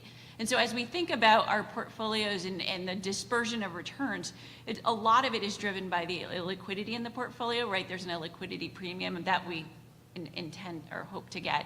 And one of the things that's not contemplated by the GIPS standards is really how to reflect that illiquidity allocation, because you could have two very, very different portfolios in the same composite, but depending on where they are in terms of their long-term allocation to privates, it's going to drive the returns very differently.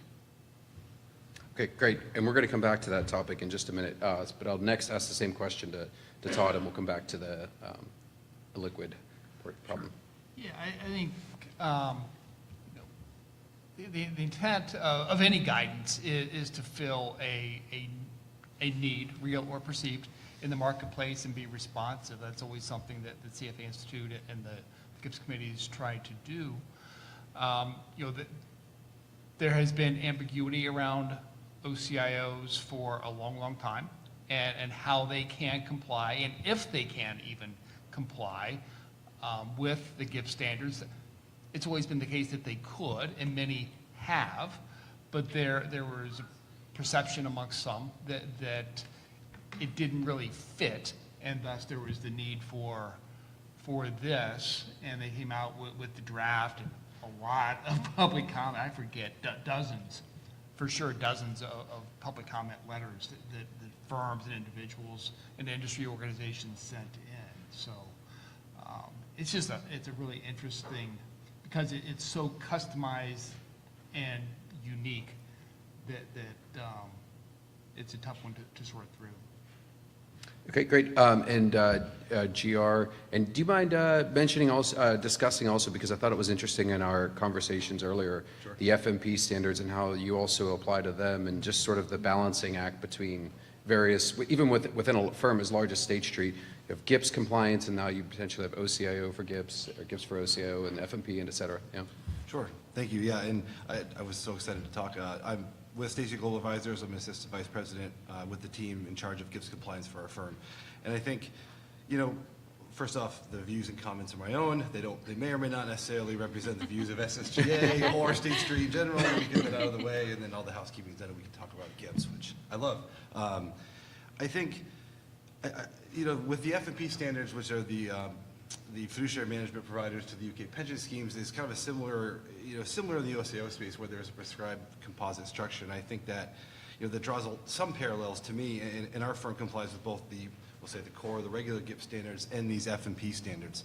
And I think, to us, they're done almost completely differently. They're different systems, different things. So I guess from a practical standpoint, it's very separate at this point. We don't have a huge book of business there, which we'll talk about maybe in some of the challenges, I think, with this. But I think overall, I think Tom mentioned this, this fills a need in the OCIO space, and I think it's very intentional. I think it's, what we need. How we go about it, I think maybe there's a little, more opinion on kind of, what's the best way. Again, I think with the experience of the F&Ps, that's, separate from the core GIPS standards, but it's complementary. You can do both, or you can do one or the other. I think that's, kind of maybe where, it'd be nice to see kind of maybe more optionality kind of in this, versus making every firm who's compliant, which we are, adopt this. And again, I think that's,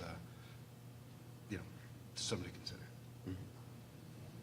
Okay, great. Thank you. And let's talk about the most controversial part of the standards. And Amy already touched on this a little bit, which is these required composites. And how do those fit into, your view of the world and sort of, your firm, the application of those required composites? Any pros or, just concerns about those? So that they're sort of objective. This is an objectively new way to handle this problem, right, by the CFA Institute, this prescriptive approach of saying you have to have these composite structures. And there are some pros to that, but also some cons to that. So Amy mentioned one already, which is this problem of illiquid portion of the portfolio. Anything else you want to expand on there, or talk about the? I think the other piece is a lot of our portfolios are going to have the same level of risk assets, right? If you take the illiquidity aspect out, we're managing our portfolios to generate a CPI plus 5, CPI plus 5.5 return. So they have to be very aggressive, and so all the portfolios are generally going to fall within the same bucket. As an OCIO, I don't expect to have one. I don't know if you want to go back to the other composites, but the different levels how many of those are actually going to apply to an OCIO who's managing aggressive long-term portfolios? We don't do any kind of pension plans or LDI portfolios, so we're in a narrow band. I think it's probably easier for us to administer something like that. A firm who's doing a lot more variety in their types of portfolios is going to have to think about how to track all of that and what happens when an institution changes their allocation or changes the composition of their portfolio. Their potential that they're going to have institutions bouncing across these bands, and how do you track that? How do you measure that?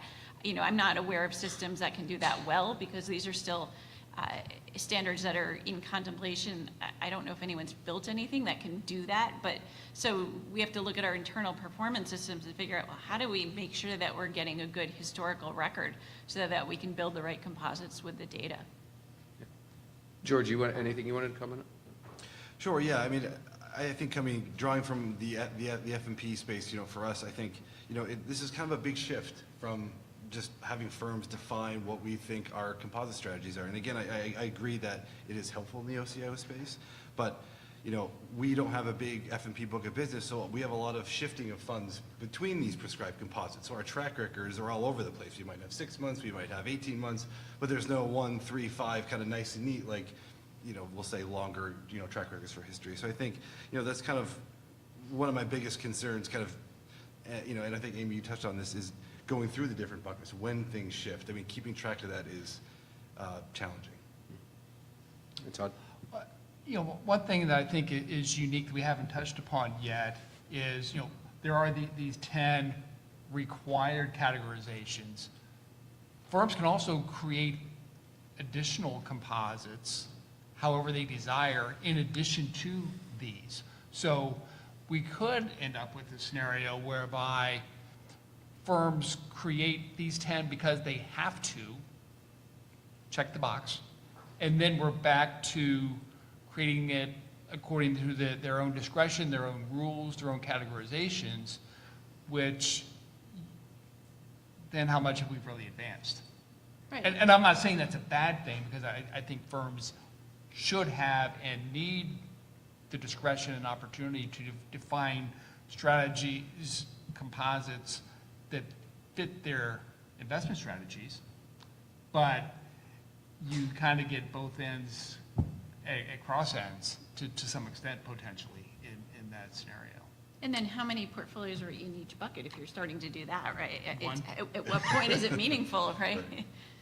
Yes. Yeah, those are great points. And Amy and I, it was a working group within the OCIO industry that was formed sort of by a consultant initially years and years ago. And I can't tell you how many, we probably had 5 meetings just arguing about bands and how bands might work and how the size of the bands as a smaller firm, right, if the bands are too narrowly defined, we end up with broken track records. But as a larger firm, right, there's this idea that, let's reduce dispersion of the composites and let's make sure that we have very narrow bands. So there is this problem here of we're creating something that looks like apples to apples, and as Amy said, or highlighted earlier, may not even be apples to apples. We could have a portfolio that's all a very high allocation to private equity being compared to a portfolio that has a very high allocation to public equity, and we're calling them the same thing. So we still probably some work to do there, and trying to make this improve this a bit. Okay, I want to move on. Let's talk about legacy assets, because it's probably the second most controversial, how firms handle legacy assets, how the guidance statement instructs you to. I'll start again here with Amy, since you're closest to you, if any comments on these. Sure, and a little background for folks who don't work with, the portfolios that we manage. When an institution moves from one portfolio advisor to another, so move from one OCIO to another, they're generally going to have a pretty mature book of illiquid assets in the portfolio. So that whatever their policy allocation, we just took on a client that had, I think, a 25% allocation to private assets. They were about at target. So when they came to us, they had 100 line items of private equity type funds, whether they're private credit, private real estate, those types of strategies. And as we know, they're illiquid, right? You can't, without selling them and taking a huge haircut on the secondary market, that comes with the portfolio. So as the portfolio shifts over to us or to SIG or another OCIO, you take on a portfolio that has a mature book or a pretty robust book of legacy assets, and that's what we think about, right? You can't really do very much with it. You're managing your allocations around them. When you calculate performance, you can't exclude that because at the end of the day, the university wants to know their total performance. They don't care if it's common fund or a legacy advisor who made that decision. And so how do you consider that when you start to build composites and try to demonstrate your track record? And so it gets a little bit challenging as to, well, these aren't part of our portfolio, we're managing around it, we wouldn't have done it this way had they not been in the portfolio. Yeah, but at the end of the day, that's the institution's performance. And so the guidance gives, I think, two decent options. One where you can discount those or exclude portfolios where the legacy asset book is just too big, and it doesn't give any guidance yet on what that determination of big is. But let's say it's a significant portion of the portfolio, then as the advisor, how much work are we really doing? And the other option, I think, is where you include them, but you put a lot of footnotes in and explain the details. I think the third option, which Disclosures for that. Yeah. Disclosure, sorry. More disclosures, yeah. The third option was to exclude the legacy assets and only present performance on the rest of the portfolio, which in my view, and I think my firm's view, is going to give you a meaningless portfolio, because if you're managing around legacy assets, then the remaining portfolio is probably not a good reflection of how your firm would perform. So there is optionality on there. I think as firms start to actually implement this, there's going to be a lot of thought around what do we do and how do we do it and how do we set the rules as to be consistent. It's challenging, but it's part of the business, so we do have to face it and deal with it. I'm curious what you think on that. I think firms will be forced to make what I refer to as the choose between the best of several bad options. Because you have three. You can either include a portion, or exclude, all with disclosures. All have their downsides depending upon the size and thus the magnitude, but also how common they would be to what you would invest in yourselves, because if you're going to include it in your composite, even though you inherited it, it becomes your track record, and you're going to market in the future for all new prospective clients with that included in your track record. So think long and hard, but there's not a perfect, especially when you have to make the decision ex ante, as you would invariably have to do. You can't have retroactive, oh, this would have been better, I'll include it. So that's always fun, cherry picking. But it's problematic. Sure. Anything to add? Yeah, I mean, I think both of you, explained it very well. I think it's hard to choose, and I think there's could be inconsistencies between managers, and I think that's where, again, with going back to, can we compare and how firm A would choose to include or exclude, or did they get lucky and get assets you would want to include? I think all these situations kind of come into play, and it's hard because it's very firm specific, and, again, with the focus on trying to make this comparable, it's hard to say yes, no, or maybe. And the other question I have is, who's actually reading the disclosures? You can explain your whole methodology for 4 pages, but besides the people right here, is anybody actually going to read that and understand what it means? And the more you disclose, the less likely it is to all be read. Right. So that's a good segue. Let's talk about there's lots of new disclosures here. Talk about the gross a fee versus gross in net a fee, the fee disclosures. So let's just sort of pick your topic under the disclosure portion of the pick your favorite topic in the guidance statement. But Amy, anywhere you want to start there, the fees or the benchmarking, et cetera. So we are, we prefer to report everything net of fees. So our performance is net. We disclose as much as we possibly can on fees and expenses. But when you start to look at some of the commingled vehicles that invest in managers and things like that, it gets a lot harder to disclose and have all of that information. You can do your best reading through financial statements, and we have a bunch of interns every summer who do that. But at the end of the day, I think net is really the only way to actually provide a decent return, because gross everything that everything that you do is going to be gross of what? Is it gross of the OCIO fee? But what if the OCIO fee is getting their fees through their funds? How is that calculated? So, it gets a little bit challenging. The other piece that adds complexity to us is the way our compliance department interprets the marketing rule, and not sure how folks here are impacted by the marketing rule, but we have to present all of our performance in a prospective situation where everybody's aligned with the same fee. So for an OCIO, we would assume that everybody's paying the same fee rate regardless of what they're actually paying to us, and present net of fees performance based on that rate. So when you start getting into that, then how meaningful even is the net performance if everybody's at this artificial fee rate? And so I don't know what is a good answer on performance, because the marketing rules kind of tilted how we do all of that. We struggle a little bit and show here's a net of fee return, but it's not our actual returns. There is no worse question to get than what is the pure gross performance, right? Right, I mean, it's that's- impossible, right? And then when you start going into carry and performance fees and things like that, it's absolutely impossible. I appreciate the how you hiring guys- interns to go through. Yeah, we have to try how do you that guys this deal year. with Yeah, people slaving away, coming through financial statements, and it's an awful question to answer. Yeah. GR, did you have? Sure, yeah. I think it's very interesting because I think the transparency is always good. So I think having more transparency is always desirable. And I think from, I think that's always a benefit. However, as a practitioner, I think, Amy, I think you're spot on. I think it's very challenging. Again, for SSGA, our OCIO, we might have a lot of underlying products that we use in part of that OCIO. Do those fees get counted? Do they get rebated? And I think that is, challenging. And then, we're obviously impacted by the SEC marketing rule as well. So the whole net and gross comes into play. And I think it's, again, it's different for every firm. It's not kind of one size fits all. And I think, again, I understand and appreciate the transparency into those, level, gross, pure gross, and net. But, coming to that, I think, can be challenging from kind of a, get out the calculator and pencil kind of thing. Todd, you want to? I'll stick with fees.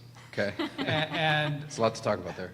There is, and gross, net, they both have their place for relevance, and certainly net, especially in an OCIO context, is particularly relevant because there's that additional layer of fees that comes into play. I think, though, the proposed guidance that has additional disclosures around all the underlying fees on the proprietary funds that are used and what those levels are, and for different asset classes. I look back at my notes from the actual proposed draft guidance itself, and I think I wrote absurdly excessive fee disclosures. And I still believe that, because I think it went on for like a page and a half. If in the example. In the example. And the example that they gave was a page and a half just on fees. These are performance standards, not fee standards. So I thought it was excessive. Yeah, and I think, let's say maybe defend this, play the other side of it here, which is, this has been a huge complaint within the space because, as we said, no two OCIOs are the same and the implementation is different. And so if you're a buyer, it's been very complicated to understand how much you're paying potentially in fees, right? And so our firm has no proprietary products. We're not charging any underlying fees on anything. And so if we're comparing against somebody who is, and maybe offering their OCIO fee at what appears to be a very discounted rate, but you don't realize as a buyer that that you're actually, the fees are embedded in the underlying products, right? And so the goal here is to create transparency. Maybe it went too far, but certainly this level of disclosure provides a lot of information that a buyer then can be more informed and make ideally a better decision on how much they're actually paying. So. Yeah. But I agree with you. It's a lot on the flip side of it. So there's. The one thing you guys yeah. didn't contemplate is if an asset manager is getting paid by some other services, whether it be custody, like banks often will wrap in, you pay custody, but you pay us a lower OCIO fee, things like that. That's a great. Yeah, which might be helpful for the next draft. Yeah, that's a good point. I need to think about that. That's interesting, because it does happen a lot. And you have actuaries who are in the Right. OCIO space, and so you might Right. be hired to be your actuary, but then also manage the portfolio. So maybe we're going to discount one fee and charge a higher fee on the other. So, okay, a few minutes left, and I'm sure we'll leave a few minutes for questions. I'm sure there'll be. Let's talk about the implementation. A lot of folks here, performance people or operations, we all are. And so in our shoes, this is a major headache to implement. So I'm going to start with George, who already is FMP compliant and GIPS compliant, and now has a new set of standards and new stuff from the SEC coming down the pike you have to apply to. So how are you thinking about the implementation of all of this? And Sure. No, thank you. Yeah, I think kind of looking at this, I think this is going to be tough. For our firm, I think while we are a big firm, we have a lot of specialized teams, so it's not necessarily myself and my direct colleagues. It's kind of working with books and records. It's working with the OCIO team. It's working with sales and kind of everything, compliance, all these areas, and bringing them together for this common goal to kind of get the track record within the time period. I think that's going to be a huge effort. From us and kind of what I'm seeing already, to having kind of these preliminary conversations. And I think on the flip side, for maybe a smaller firm, I think you might not have to branch out as much, but you might have to do the work yourself or your small team. So that's, again, I think this is going to be hard. It's going to take time. Anyone who's kind of implemented like any of these standards, whether there's the SEC marketing rule, whether it's going to getting your firm GIPS compliant, these things don't happen overnight. They take a lot of effort from a lot of people. So it's going to take a lot of time. So we're starting now with the anticipation of hopefully we get more than 12 months or whatever it is. And then, lastly, I think this is going to be different.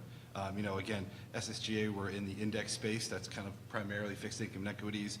But tracking these changes, and I'll kind of leverage the experience with the F&P side for these composites, is that, it's pretty simple when a large cap U.S., fund transitions to a global equity strategy. It's simple to move composite. That's pretty straightforward. But here with the buckets and the percentages, just that level of detail, and I think, Amy, you pointed this, is that systems aren't really equipped to handle that. So that's people and teams going through that research, and I think that's going to be very difficult for firms across the board.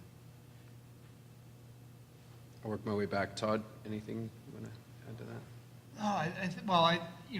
Where Northern Trust was, and is kind of in a wait and see mode. Our OCIO business was carved off and not part of the GIPS firm as it was defined. So it was out of scope, out of play, and really taking a wait and see approach until this guidance was firmed up rather than proposed. We went through some mental processes and what ifs, but I sense there will be relatively significant changes to the draft whenever it comes out in a final form. So didn't want to get too far ahead of ourselves and have a lot of throwaway. More disclosures, inevitably. Amy, you brought up a great point in terms of implementation, just in terms of the multitude of different, new things that we're having to adhere to. So you mentioned the SEC's private fund rule, and then now, if these GIPS guidance were to be applied in the next year or two, anything to wrap up there in terms of dealing with all this? We are not Northern Trust, nor are we State Street, so we don't have a large team to handle these. And whenever the latest thing comes down, whether it be GIPS or SEC related, it's generally the same folks who are taking those on. And so from my perspective, we actually have to, sequence these, and we're focused right now on the private funds rule. Hopefully things change with that. But right now that's rolled out for March of next year. So the team's focused on making sure we comply with those rules. And then hopefully you guys take a very long time to finalize the guidance. Well, yeah, the private fund rule, if that happens next year as well, everything's uncertain, and you're like, all right, we have less than a year. So we need you guys to take a very long time to finalize the guidance on that's gonna happen, GIPS for OCIO, so that we can then start that project once we finish the private funds rule, and hope that the SEC doesn't do anything else in between. But we just don't have a large team that can do all of these projects concurrently. And I think a lot of the OCIOs are probably in the same, when you take away the banks, the rest of us are probably in the same boat of it's prioritization and how do you get all of this done? Yep. Lots to do. Anything before we wrap up that any of you want to add or close on? If you Take can questions. figure out how to get AI to do it, I think we'll be Exactly, in yeah, right. great shape. ChatGPT, create my GIPS Yeah, composites. exactly. Hey, where's Harold? See if he can solve that one for us. Okay. If nothing else from you guys, we'll take questions from the audience. Okay, sure. Okay, Steve, right? Yeah. Thanks very much for the presentation. This is certainly very timely. As you say, there's a lot of discussion going on about this. To the firms that may have both individual funds as well as functioning as an OCIO, that seems to me to be a little more unusual. But my question is, in that regard, does the arrival of OCIO GIPS pose some risk of your firm-wide claim of compliance, since GIPS compliance is a firm-wide requirement? So I'm happy to start, and then GR, maybe you jump in. We claim that our funds are compliant, but we are very clear in all of our marketing that our OCIO returns are not GIPS compliant because of we're not doing the composites in the same way, and there's no prescription for that. So our fund returns are, but our OCIO performance is not. And I think that's similar to what you were talking about, right? Yeah, great question. I think,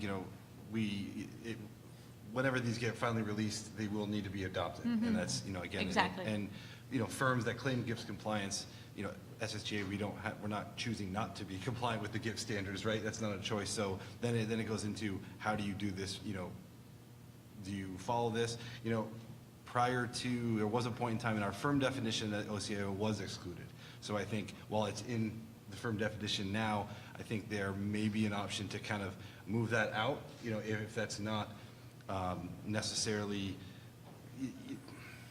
worthwhile to kind of do from either a sales and marketing perspective, a resource perspective. Again, the large bulk of our AUM is on, indexed products, and OCIO, while we offer it, certainly is not one of the biggest things we do. So, again, that's kind of up to the firm to decide it. How important is this? Do we put the time and energy to bring it in, or maybe would we move in a different direction? We're still having those conversations. It's still early, but it's a good question. I remember when I was rereading the draft guidance yesterday, there was a sentence or two in there that I think makes that, retroactive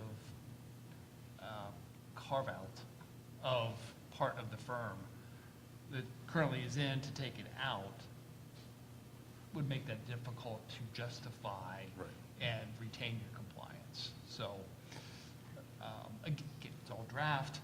You don't know, but I think, to Josh's point, it's hard when it's already in, especially. You kind of have to go with the new requirements. Right. So. If I might just follow up on that, I appreciate you saying it's a great question. It might just be a question reflecting my own ignorance of the GIPS environment, so bear with me. There's often the mistaken claim, oh, this composite is GIPS compliant, and you say, no, composites are not compliant. Firms are compliant, and they're compliant when all of their portfolios have been accounted for. And so it just sounds as though you're saying we've got these portfolios that are accounted for and they fit under GIPS composites, but we've not yet done that, or we're not going to do that with the OCIO portfolios. And that's the disconnect I'm still suffering from a bit, if you can help me with that. Well, I think just from my perspective, being on the working group, we have a range of participants in the working group, from very large, so if you're if we describe this as BlackRock, it would probably be easy to understand that BlackRock has some funds and that business might be GIPS compliant, and their OCIO business, which they view as a distinct business, is not currently GIPS compliant, because even though they might use their funds in those portfolios, that activity of managing those portfolios and doing all the asset allocation work is not, sort of a separate set of activities. And I think that's what common fund, is likely in a very similar I situation. think it's really a definition of the firm Right. issue or question, and based upon what is or is not in the scope of the firm definition is the dividing line. Right, and the Gibbs firm doesn't have to be the firm's total AUM. I mean, it doesn't have to be that way. So it's like, we have things that we exclude as separate businesses from our Gibbs firm that aren't, kind of wrapped up. They are in our 10K, 10Q AUM if you look, but that's not within the kind of the constructs of Gibbs or, kind of what we do there. First of all, I wanted to thank you, all four of you, for taking this on. We compete, as a GIPS manager against OCIO firms, and we see stuff that's not really compliant. They're saying it is from, what we've heard, so thank you. Our firm made the comment letter as well on this, and my question's really around the legacy assets. It wasn't clear in there to us if the 3 different options, if it had to be done firm-wide, composite-wide, or account-specific. And I don't know if any of you four could comment on that. I was thinking it was composite by composite. But I can see your point that the account level on an ex-ante basis would arguably be most appropriate, or at least fully appropriate. I believe the intention, my intention in the discussions in the working group on this were that it was to be applied at the account level. So if you adopt a portfolio, you evaluate that specific portfolio using those criteria. I'll give an example that I know applies to our business. We took on a portfolio years ago, had a very high allocation to privates that weren't just private, they were energy-oriented privates. And so it looked nothing like the rest of our private portfolio. So that case, those assets we would say are non-discretionary, they're excluded, that portfolio is non-discretionary. We may have another portfolio that has many names in the portfolio that align with names in our current portfolio that are privates, and we may say we're adopting those, and then they would, that portfolio could be discretionary in the composite. I almost think you can apply rules 1 and 2 together, right? Where you're excluding certain portfolios because the level of non-discretion is too high. And for the others, you're including legacy assets in the same manner. I would like to make a comment or ask a question or two. But I'll begin by saying that I've been involved with the standards for 30 years. And I have to say this ranks up there as, I'll be trying to be tactful, some of the worst stuff that's come out. There's so much to criticize about it. But how do you really feel? Part of the problem is if this goes through, if this were to go through as written, the folks that didn't bother to read it because they say I'm not an OCIO, better look out, because there's so much in here that applies, like legacy assets. How many managers out here deal with it every day? I bring a new client and they have legacy assets. When is this going to make it in to the general standards and some of these additional disclosures? I hope that most of it gets gutted. I really do. But I do have a question. Do you want to tell us how you feel about the required composite structures next? Being objective, being seriously objective, especially you, who managed this, I don't know how you did it. You became compliant without this guidance. Do you think this is even necessary? Being objective, do you think this guidance, especially as written, but you could back away and say any guidance is necessary for this market? Can we start with the answer? Yeah, you're okay. Short answer, no. We've been GIPS compliant. TSG has verified us for years. So no, I don't think that it's necessary. I do think that there are some aspects of this around, I think that, for example, the legacy assets are a good example. You might disagree with the conclusion, but if every firm is doing something different and the absence of guidance isn't necessarily helpful, or benchmarking, some of the fee disclosure stuff we talked about. I do also think that the reality is that the end user in this space is more used to, is looking for something comparable. We were talking about this earlier, and very focused on, in many cases, absolute returns and trying to compare two things that they might not be very similar, but they're just saying what was the return of these two things. And so that's challenging as an OCIO. You know, if we have a composite that's an average risk allocation that's lower, and somebody's showing, you know, a cherry-picked single portfolio with a much higher risk allocation, it's up to the end user to know that those are different and to ask more questions, and sometimes that wasn't happening. So I think this is trying to tackle that. Whether it got it precisely right, maybe not, but I think there's some value here, even though, if, you know, yeah, that's my opinion. I do sympathize with the consultants who are, I think, driving this. Frankly, I don't think it's the OCIOs who are driving to let's go build all these composites. I know they struggle with comparing performance, but I do think OCIOs have a lot on their plate, and this is just another thing that we have to face at some point, and so it's going to be challenging. And you know, I don't think all of the OCIOs are going to adopt this immediately, because I think it's a huge resource issue, and it's going to take time. And you know, we don't even report composites, so for us it's kind of like now we have to start doing something we don't do. So it's challenging. You know, I think we'll have to see what the next round of guidance is and see how it comes through, because it's just another thing on our plate. I never thought it was needed, still don't. The one thing that I thought of while sitting here and listening to your question, Dave, what was a possible approach, sort of an in-between, would be what was done with the after-tax standards for the U.S. exclusively, where it's more or less supplemental, that if you want to show additionally detailed OCIO performance, here's how we might suggest you do it. And if you do, claim compliance in this supplemental manner, but that's tertiary rather than a primary objective of new guidance. I think I'll kind of go back to the F&P. I think it's a good idea, but I think in a voluntary or a supplemental capacity where they can coexist, but it's not required.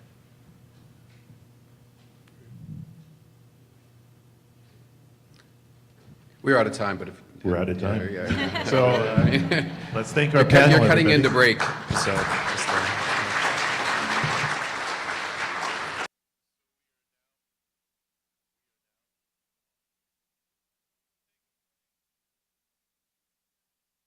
minutes. Good job.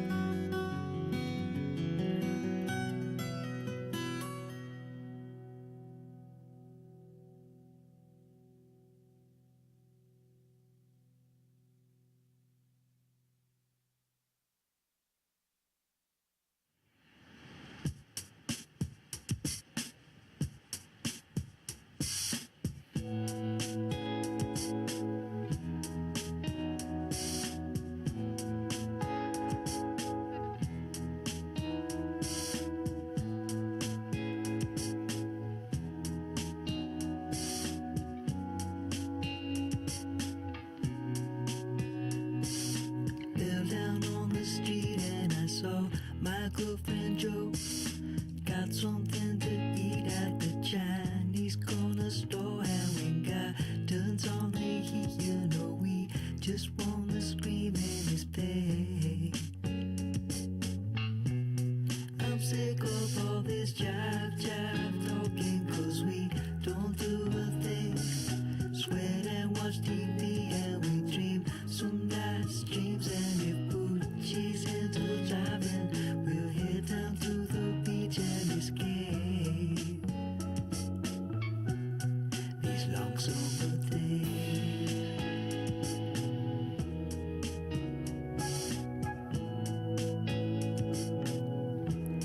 These long summer days.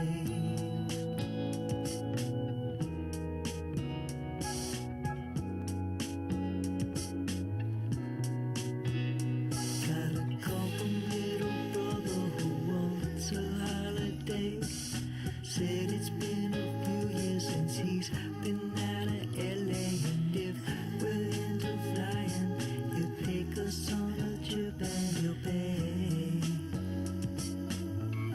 'Cause I'm sick of all this jive talking, 'cause we don't do a thing. Sweat and watch TV and we dream some nice dreams, and if Gucci's into driving, we'll head down to the beach and escape these long summer days.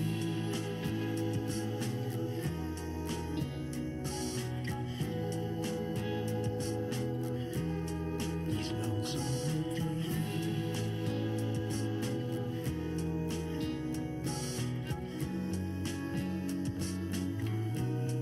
I'm sick of all this jive talking, 'cause we don't do a thing. Sweat and watch TV and we dream some nice dreams, and if Gucci's into driving, we'll head down to the beach and escape.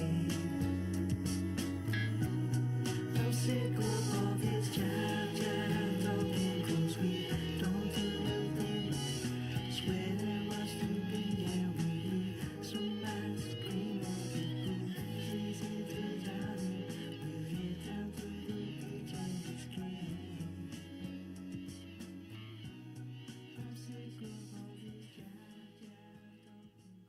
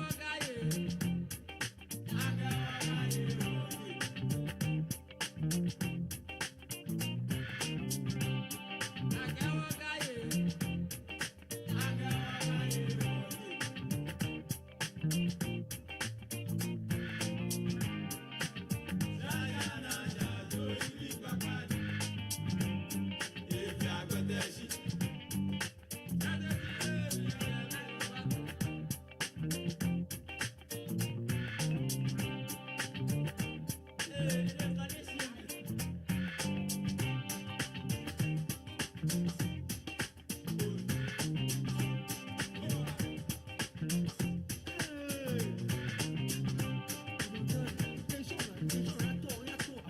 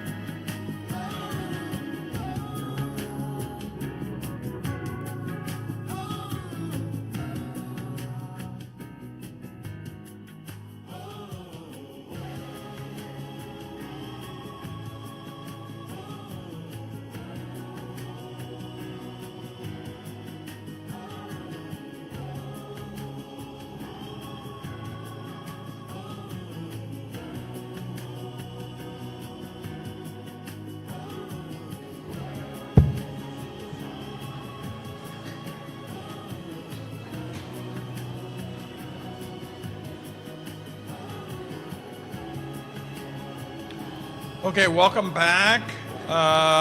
So we have 3 more sessions. You have to put up with the next 2 until you get to mine, so just be patient. I also want to just comment. So I got an anonymous text message, and it says, "You said the quiet part out loud and you have my thanks." So somebody out there agreed with my comment, so I appreciate that. I was holding back. I hope I was tactful. Not my strong suit. So our next speaker is a good friend of ours. He's spoken at many of our events. He just has a wealth of knowledge. And he's tackling an area which I think a lot of people struggle with. How do you calculate returns with derivatives? And I'm confident he will share some of his wisdom from his 60 years in the business, 60 years. So anyway, let's welcome Claude Giguère.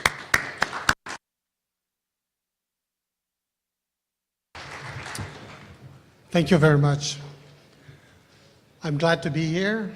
I want to thank the Spalding Group for having me here. I'm very happy to talk to you about how to calculate returns, on futures, options, and swaps.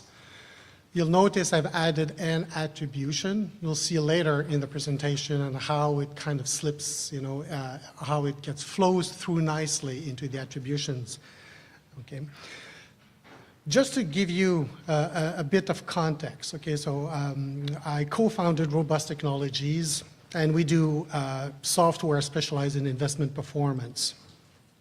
When we founded the company in 2006, it was right out of the gate to address the complexity of firms with high-end investment management firms with sophisticated investment management process. And obviously that includes derivative products.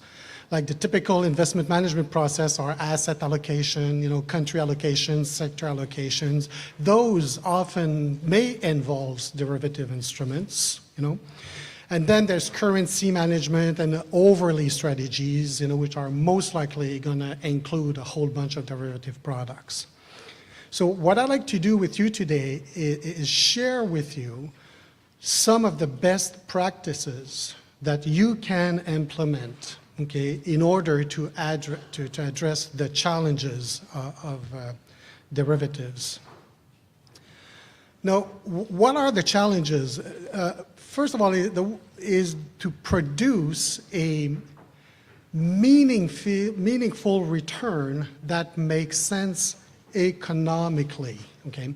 And that I mean inside the portfolio.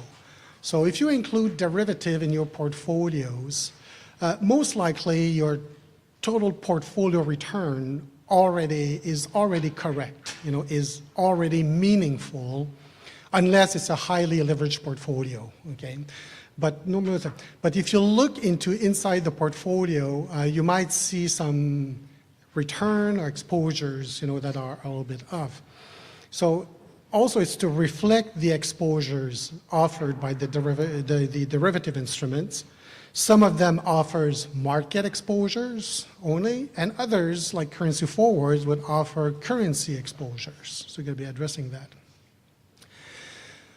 And also, when you do attribution, the challenge is to reflect the intent of the portfolio manager to use those derivative instruments. Because when performance attribution is to assess how the manager's decisions added value. So it's important that you reflect the decisions, the intent of the portfolio manager when he engages into the futures. We're going to look at this. Here's a simple example here. Okay? Imagine a portfolio which is 50% in money market and 50% in equities. Actually, this is UK equities. Okay? Imagine, you're in the UK for now. And the benchmark is, 80% equities and 20%. So the portfolio underperforms the benchmark, okay? Because it underweighted the equity sectors. And if you look at the attribution makes sense, okay? Because you underperform through allocation decision, and you overweighted money market and underweighted equities, right? That makes sense. Now let's assume that the portfolio manager starts with that portfolio and says, I want to increase my exposure to the UK equity market. By doing so, I'm going to buy futures, okay? So, in this case, let's say the manager does it by buying assets. You're buying equities, so you're buying 400,000 pounds worth of equities, and your money market, your cash drops, when you're overweighting the equities, and now you're outperforming the benchmark, and rightly enough, your allocation effect is positive because you are now overweighting equities compared to the benchmark, okay? Now, let's quickly talk about the futures. Most likely you know this probably, but it's an obligation to sell or buy a basket of securities. It's exchange traded. It requires a margin, which is a collateral that is deposited into your brokerage, and you settle on a daily basis, the P&L, the profit and loss of the futures, into your margin account.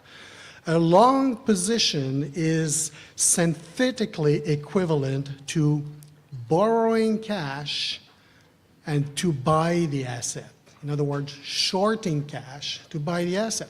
A short position is synthetically equivalent of lending cash and sell the asset. Okay, so to be long in cash. And futures are a cost-effective surrogates to buying and selling shares.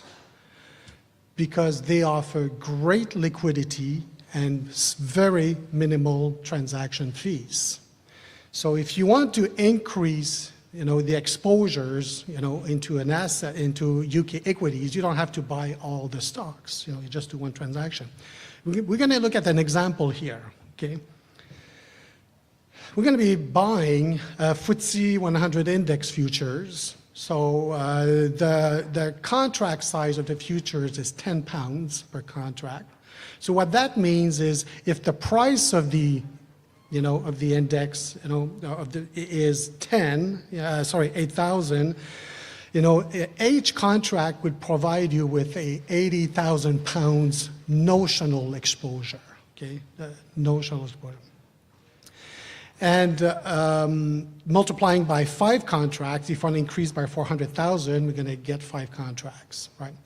Now, if the price of the futures increases by 7%, well, we're going to make $28,000, okay? Now, 28,000 pounds. Now, let's look at what happened here, okay? Obviously now the return of the portfolio outperformed, okay, the benchmark, because we made a gain on the futures. But the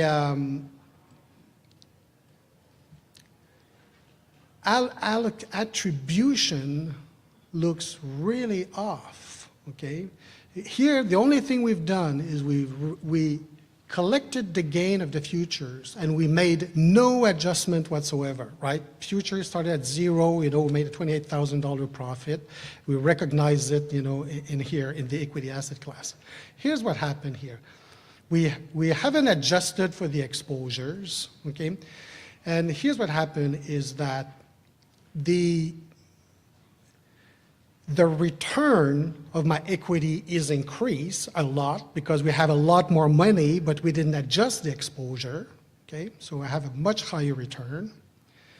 So that translates into an outperformance of 70 basis points, which is correct. As I said, total portfolio, you're always fine, but when you look in the portfolio, but the attribution effect are going to suggest that you subtracted 210 basis points on your allocation, because you're still, because you have no notional exposure, you're still looking like you're underweighting the equity asset class. And it's going to provide you with a 280 basis point added value for security selection, okay?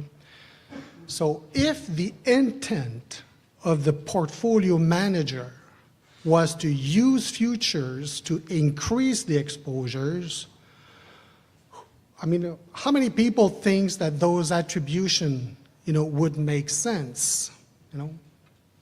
Probably no one, right? So it does not represent the investment decision process. So how do we fix that?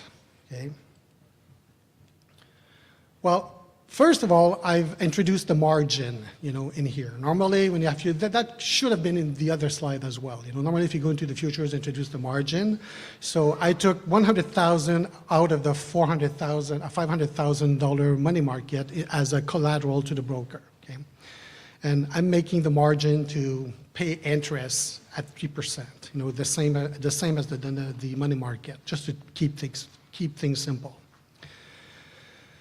The first thing we do is we calculate the notional value of the futures. And we looked at that earlier. It's the number of contracts times the price, and times the multiplier.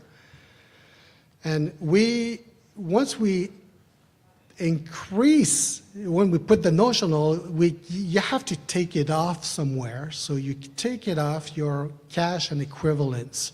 As I said earlier, futures is synthetically equivalent to buying the asset and shorting cash. And this is what is representing. So we're notionally increasing the exposure to equity and notionally decreasing the exposure in money market or in cash. After, we need to recognize the P&L of the future. Okay, so the P&L of the futures really correspond to the increase in its notional value.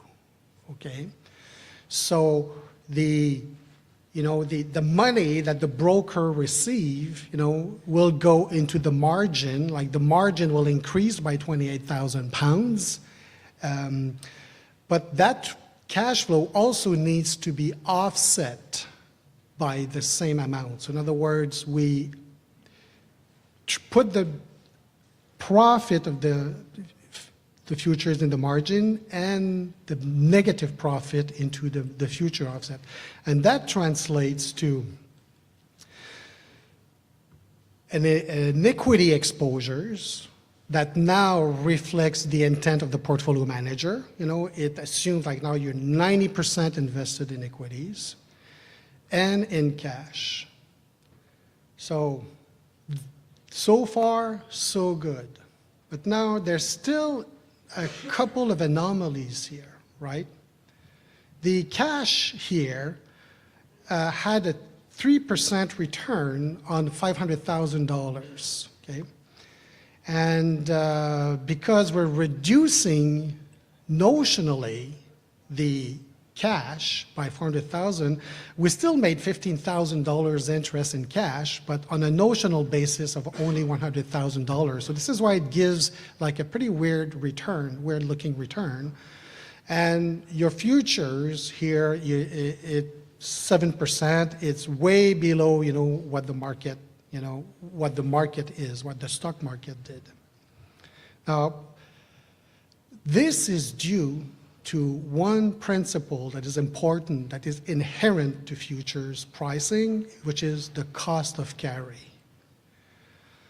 So cost of carry, why do we need a cost of carry? Is because there is no such things as a risk-free lunch. I didn't invent that quote, this guy did, okay?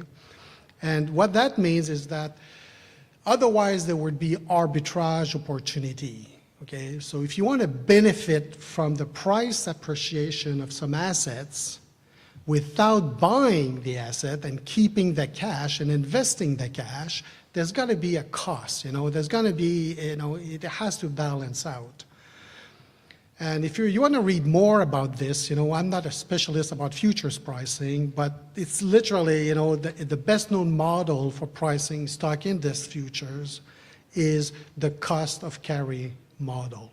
Okay, so you can read that, or I can give you a very simplified, version of it, of the arbitrage free theory, which is an investor should be indifferent between buying the asset, cashing the dividend, and obtaining the return on its price appreciation,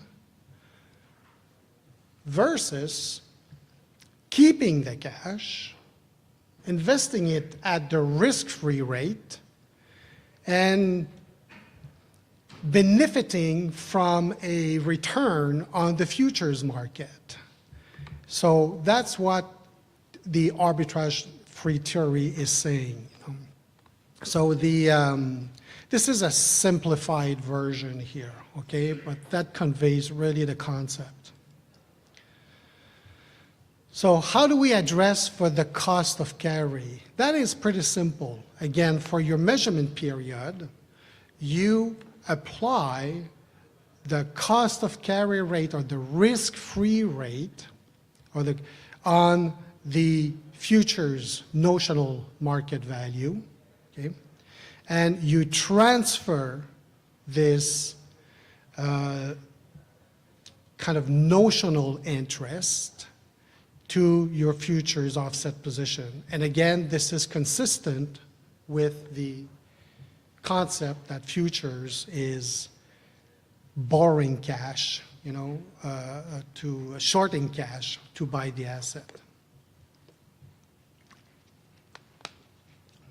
And now look at how the return looks like when you've made those adjustments. Your weights are correct. The returns are also correct. Your cash return is adjusted for the cost of carry that got transferred to the futures, and the return of the futures is now synthetically equivalent to the return of the underlying index, the stock market. Of course, here I played with the numbers, make sure everything lines up, perfectly. It won't be the case, but that's literally the concepts here. Now, this is what we had before, okay? We put the futures, $400,000 worth of futures. That's the attribution we were getting. Misleading. And now that's the attribution that we get now.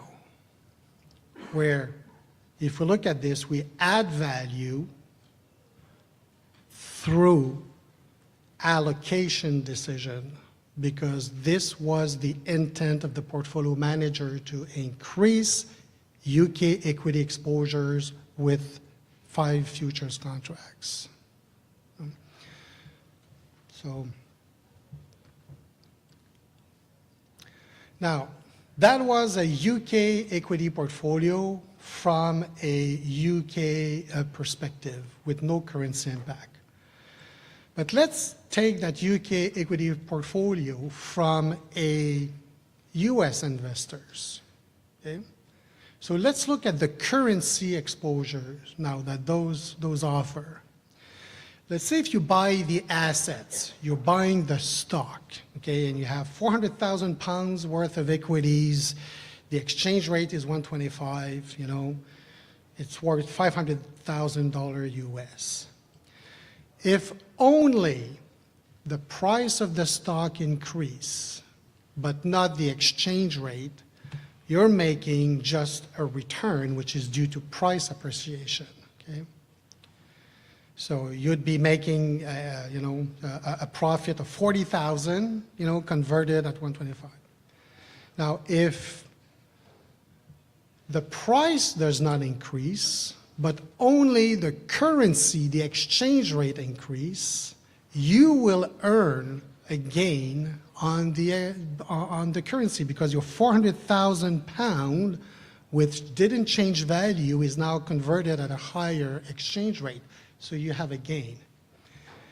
If both of them increase, now you're getting a local return, a currency return, and even a currency return on your local return. So, which is, I like to call it the interaction between the local return and the currency return. So these are for the underlying asset. These are for the stocks. Now, let's say you're buying a futures now. You're buying a notional value of 400,000 of the FTSE 100 index.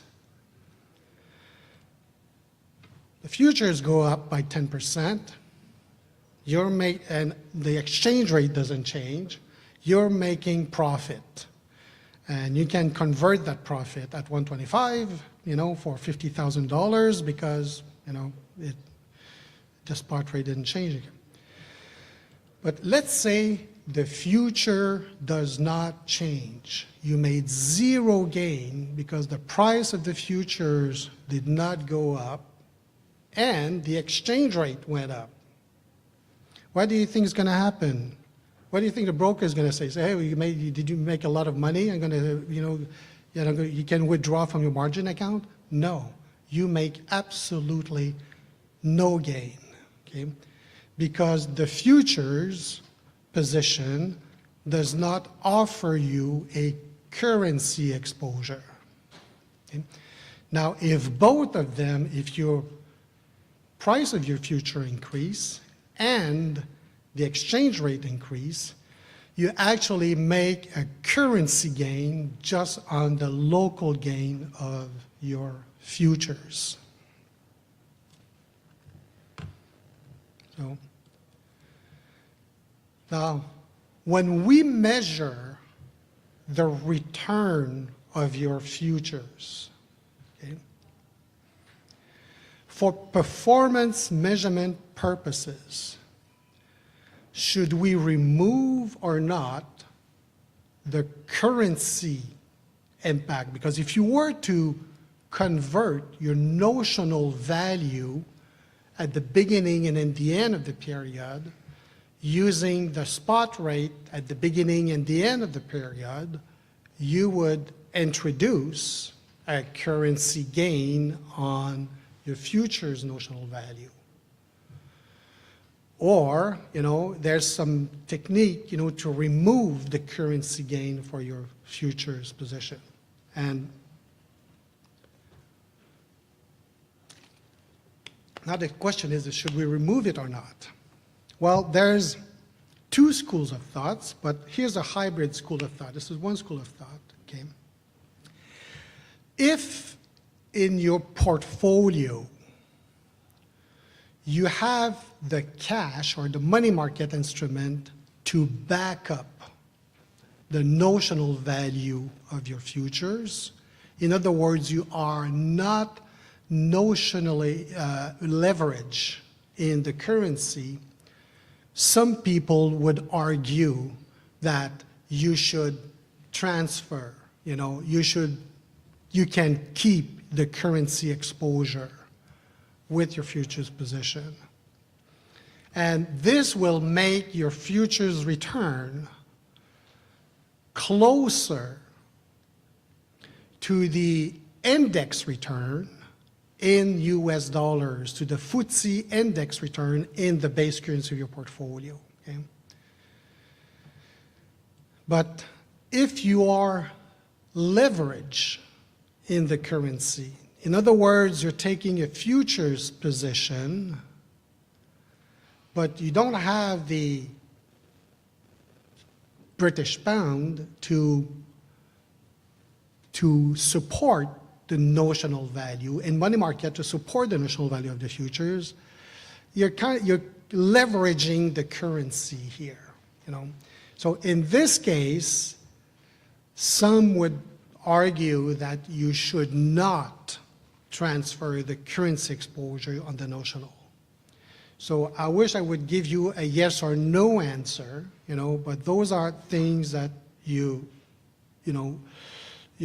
should consider, and ideally you should offer, your performance software should offer the flexibility to do either one or the other, depending on the type of portfolios that it is, okay? Now, let's spice it up a bit here and talk about futures on fixed income instruments, okay? We talked about how important it is to adjust the notional exposures, right, in order to reflect the intent of the portfolio manager. And on the equity side, the notional exposures, it's market value, okay, generally. Some people may argue the beta, should be involved, but let's put that aside. For bonds, it's not only the market value that provide exposures, it's also the duration of the bond, okay?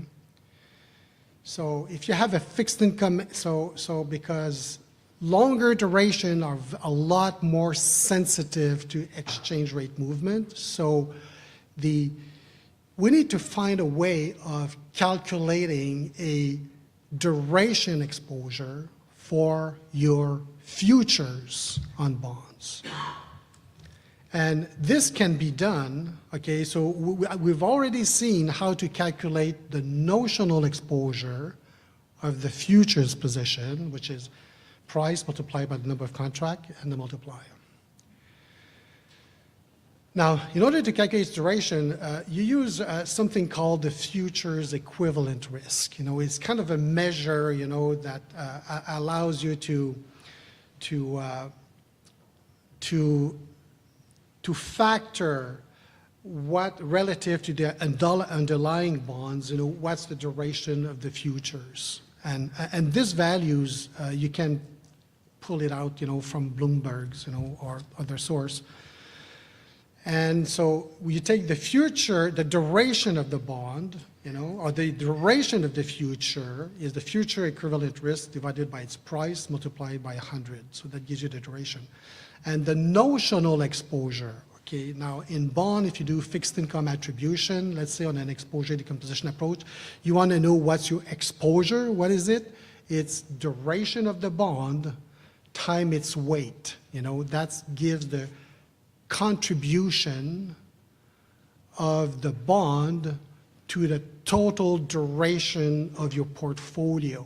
Okay, so your portfolio, it's important that, so in other words, here you'll be able to measure the contribution of your futures position to the duration of your portfolio. You'll be able to measure the true sensitivity of your total portfolio to exchange rate movements, so.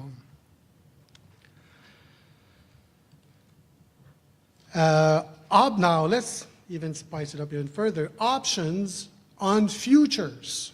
Okay, I could have done options on bond, on an equity. Options on equity, all you got to do is you need to have the delta. Okay, so to get the notional exposure, it's the price of the underlying asset. It can be the price or the bid. Sometimes, most of the time, it's the bid of the underlying asset multiplied by the number of contracts, the multiplier of the futures, and the delta of the options. Okay? So this will give you a notional exposure. And the duration is the same thing. You're taking the future equivalent risk divided by the bid of the underlying futures and times 100. So you can get both. Now, options are different than futures because options, they have a price, and the price changes every day. So the way we do it, or the way I would recommend to do it, is that keep your options alone, okay? Because it has a price, and you can see the returns, but you need to generate what we call a notional exposure from your futures, this is what I explained the slide before, same concept, contract multipliers, and the cash offset, which is the negative amount of the futures. However, because it's an options, even if the price drops, basically, the notional exposure is a factor of the delta, okay? And this would generate a large change in its notional value from one day to the other. So you have to ensure that this change in market value, notional value, due to the delta, do not generate a P&L here, okay? But the two legs, the options and the option notional together will give you the true gain, and then with the notional, you will be able to calculate its duration and its contribution to the duration of the total portfolio. So the key thing is options, is fundamentally futures and option. Futures has a delta. Delta changes every day. It's affected by the price of the strike price of the options, if it's deep in the money or not. If it's very deep in the money, it's going to have a delta of 1. Anyway, so I'll save the details for this. Swap is the easiest thing, I find. Okay, you got all sorts of swap: interest rate swap, credit default, total return, debt equity, commodity, currencies. We're just going to take one simple example here: interest rate swaps. Where let's say you receive a fixed interest rate and you pay a floating rate. That would be a typical swaps. Well, in order to reflect the exposures into this, the key thing is to treat that swap as two legs. It's treating it as two securities into the portfolio. One positive, one negative. One receivable, the other one pay. The negative is to pay. And then each legs gets valued oops. You know, the starting price of the paying leg and the receiving leg are the same, you know, but then each leg gets valued separately.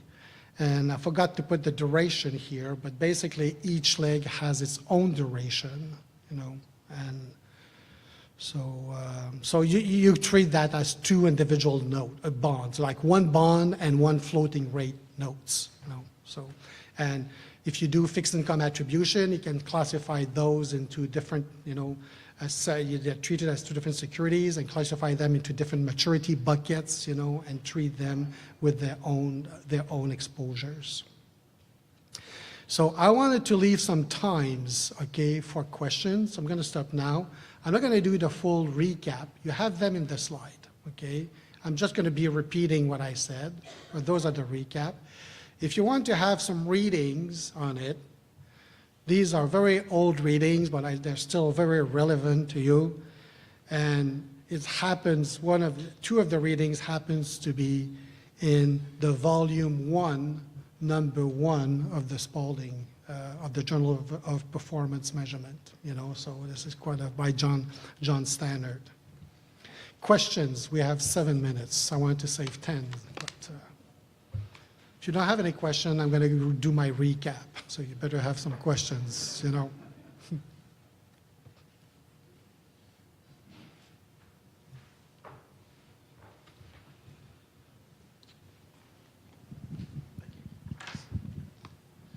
Hi, so this is the talk that I was most looking forward to because it's something that I'm kind of actively working on right now. And I was wondering if you could speak to how you would handle FX forward contracts, because we were trying to sort of simplify the approach by showing them as just one line, but it seems like you actually need to show that as two different legs to calculate proper returns. Yes, absolutely. Currency forwards are two legs. Again, one, it's like the swap, one paying, one receiving.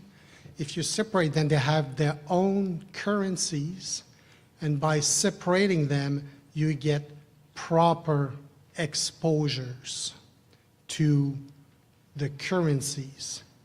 And that is your starting point to do proper currency management, currency overlay management, you know, so you can get a holistic view of how much you are exposed per currency.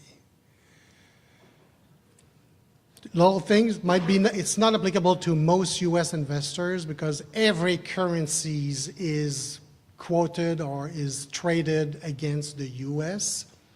But if you get into a currency in a US-based portfolio and you go into a currency forward between euro and British pound directly, these two legs are valued against the base currency of the portfolio. So you would value the euro portion against the US, the sterling portion against the US, and those are valued using the forward rate remaining to the expiration of your futures contract. So eventually they converge towards the spot rate. We had a question come in from the YouTube room. How would credit events be handled on a credit default swap? Okay, that's a good question. I'm not an expert in dealing with, when you say an event like an actual defaults, an actual faults, I'd have to ask our client that does credit default swap. You know, we just see the values. I don't, you know, what I think is going to happen, I'm not sure how they settle it, you know, okay? But most likely what's going to happen is okay, first of all, okay, what's important? What position are you protecting yourself, you know? Are you selling, you know, the default? You see, that there's a position there depending of if you're buying credit, buying or selling credit default swap in a sense that to add value, you are selling the risk, so you're taking the risk, or you can be buying, so you protect the risk of a credit default. Credit default swap is, I'm going to give you an example here quickly, okay? But I don't know the answer to this, but I'm going to give you a quick example. Let's say you want to invest in corporate bonds, okay? And you have a ton of treasury bonds, and you want to increase the exposure into the corporate market, okay? You don't want to sell all your treasury bonds to temporarily gaining exposure to the corporate market because it costs a lot of money, to trade bonds, So instead is you keep your credit bonds, your treasury bonds, and you're selling the credit default swap, so you're exposing yourself to the corporate market, and without really buying that. So that's the purpose from a money management standpoint. But when it defaults, I'm not sure how they settle this out.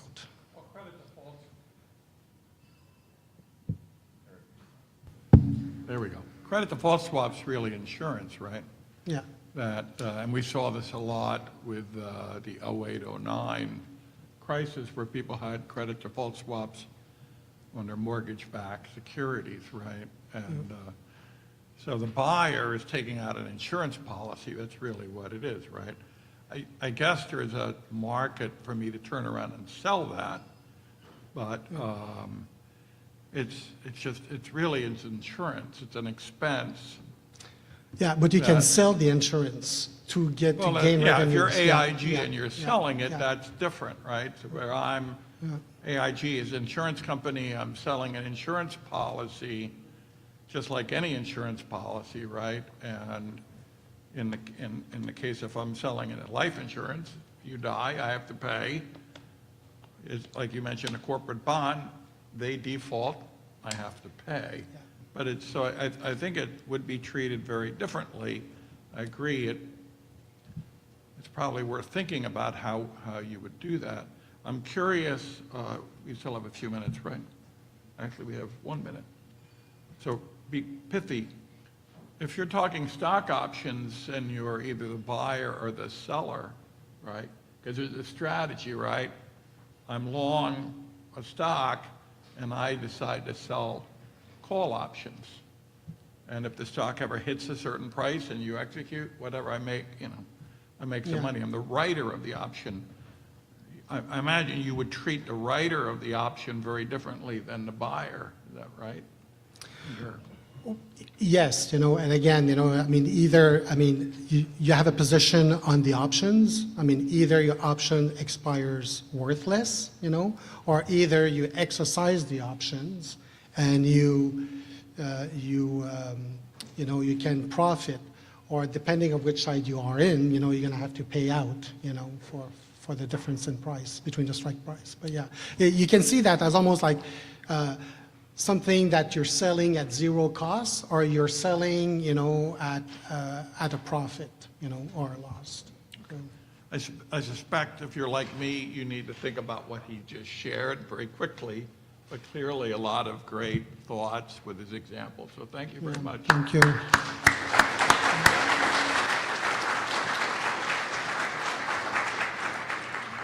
We're now having a panel which I have nothing to do with. This is all Patrick, so I'm turning it over to Patrick. Thank you, Dave. If I can call down the dream team.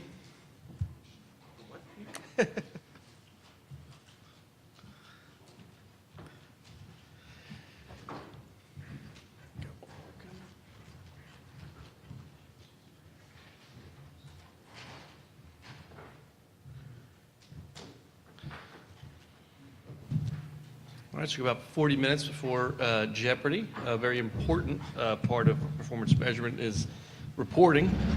So we have a great panel here, Francis Barney, Shankar Venkatraman, and Alex Sheffrin. So I'll let them introduce themselves, starting with Francis. Great, thank you. So I am Frances Barney. I am recently from BNY Mellon. I just retired as of this week, so hot off the presses. But you're not done with me yet. My intention is to spend more time in the sort of broader community with the Women in Performance Measurement Group and CFA Institute, and we'll see what else. So, and within BNY Mellon, I've been managing different, types and sizes of performance measurement teams, including product management and servicing and operations. As well as recently also the institutional accounting operations that feeds into the performance calculations. So, and I've been doing this a long time. My name is Alex Schafran. Currently I'm with Cohn & Steers. Been with the firm for the past 7 years. I'm lucky I have an opportunity both to deal with the science of performance and with art of client reporting. So, which is fantastic. So hopefully I have something to contribute. And prior to that, for a number of years, I've been with AllianceBernstein dealing with a variety of performance analytics. Hi, my name is Shankar Venkatraman. Similar to Alex, I lead both performance reporting and client reporting functions for American Century, which is a Kansas City-based mutual fund, primarily equities, but also across other asset classes. Had the privilege of working with Francis while at Bank of New York Mellon, so congratulations. And yeah, so I started my career in technology. There was a bits and bytes coder like John used to talk about, right? So I've transitioned completely from technology to being in the performance seat. So I bring a slightly different perspective, and happy to share that here. Another success story. That's right. Welcome all. So let's jump right into it. So what type of performance reporting are you currently doing? Start with Alex. So I think strategically we're talking about internal and external. So there's a lot of reporting to our internal clients, and we can talk about, there's a general there's attribution, there is performance, daily, monthly, hourly. No, I'm kidding. We didn't get there yet, but hey, I think that's where we're all heading. We are also dealing, as performance team, at least my performance team is also responsible for portfolio characteristics and benchmark characteristics reporting and maintenance and reporting, as well as portfolio exposure reporting. So variety of classification, security classification schemas. I think we just discussed it recently. Even for the firm of our size, we have roughly over 100 of those classifications that we maintain, and most of which are actively reported. And then there is external reporting, which includes client reporting fact sheets. It includes consultant databases, seismic slides, you name it. Shankar? Yeah, I think I'll say all of the above from what Alex just talked about. So yeah, for us as well, we've sort of organized our world into the team that does the calculations and the team that does the stewarding of the data to make it available for consumption. And then one of those teams that consumes is the client reporting team that uses that stewarded data, right, and prepares fact sheets, monthly, quarterly. We also produce client reports, similar to what you just said, Alex. And then on the side of supporting the portfolio managers, clearly, we help with attribution and a lot of ad hoc reporting that comes into play when we are looking to sort of help explain, in strategies how things have worked, either to clients, existing clients, or prospect or whatnot, right? And talking about how we have done. So yeah, so this is just all of that. I would say that, we have a certain regularity in periodicity of certain reporting. So we have this workloads that come in every month, every quarter, every week sometimes. But also we have an equally good proportion of ad hoc reports that we do for our clients and front office people. Great. Francis, anything to add? Yeah, Alex, you talked about the types of data. So it is, in addition to, returns and attribution, characteristics, risk, investment guideline monitoring, peer group comparisons, Definitely it's more around the performance evaluation than just the performance reporting, I would say. And there's a useful framework for thinking about reporting in the CIPM curriculum that in the sort of the performance measurement, one of the introductory articles that talks about the specific data, but also the intended user and the intended use. And that's important to think about in the context of the reporting that's provided, because you talked about ad hoc analysis. There's a lot of different ways to structure the concept of reporting. The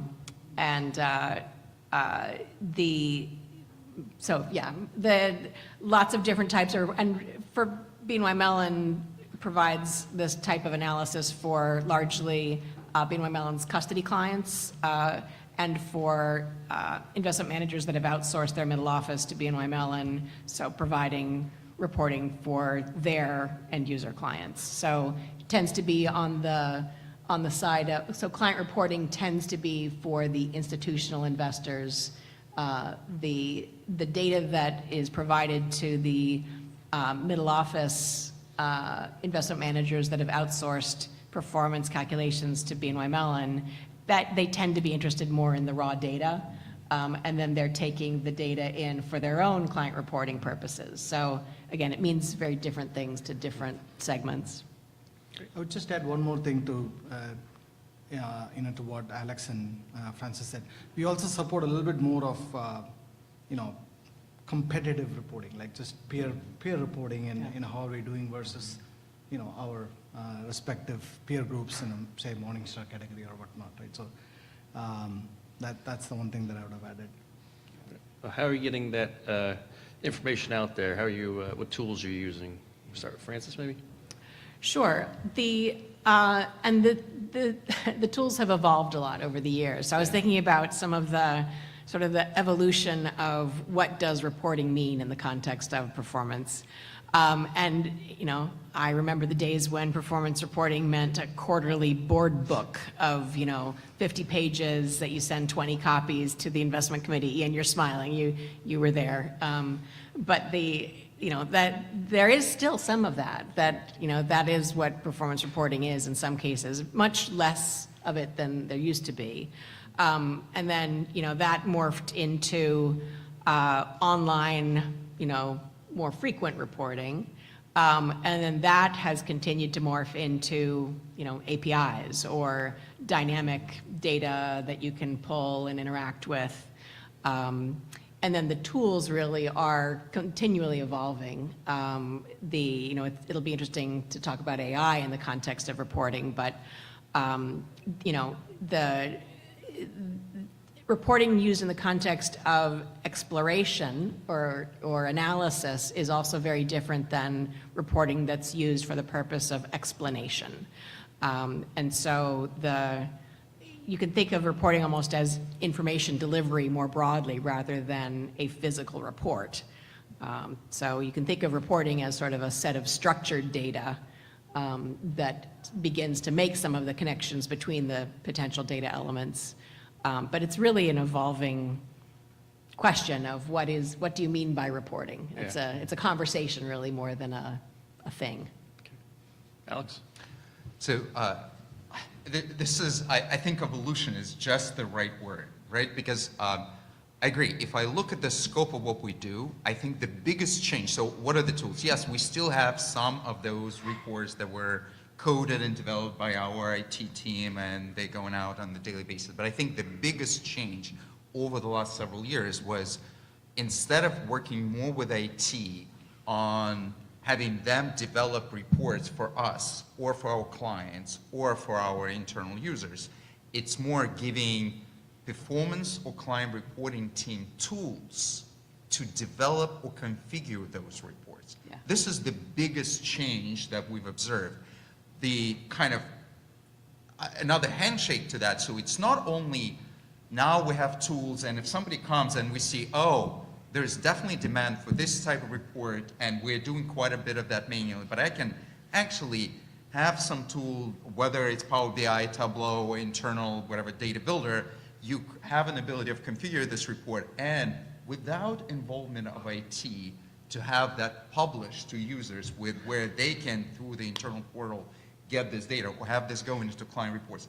That is phenomenal because it gives us ability to both prioritize what we're doing, and it shortens the period. What it also does, it gives us significantly high appreciation for the work that IT is usually doing for us, because nothing is taking 5 minutes to develop, as we learn. That's kind of one part of it. The second handshake part is, I think when it comes to tools, we're now, in addition to using these tools, we're significantly more utilizing the frameworks of data approval and data availability.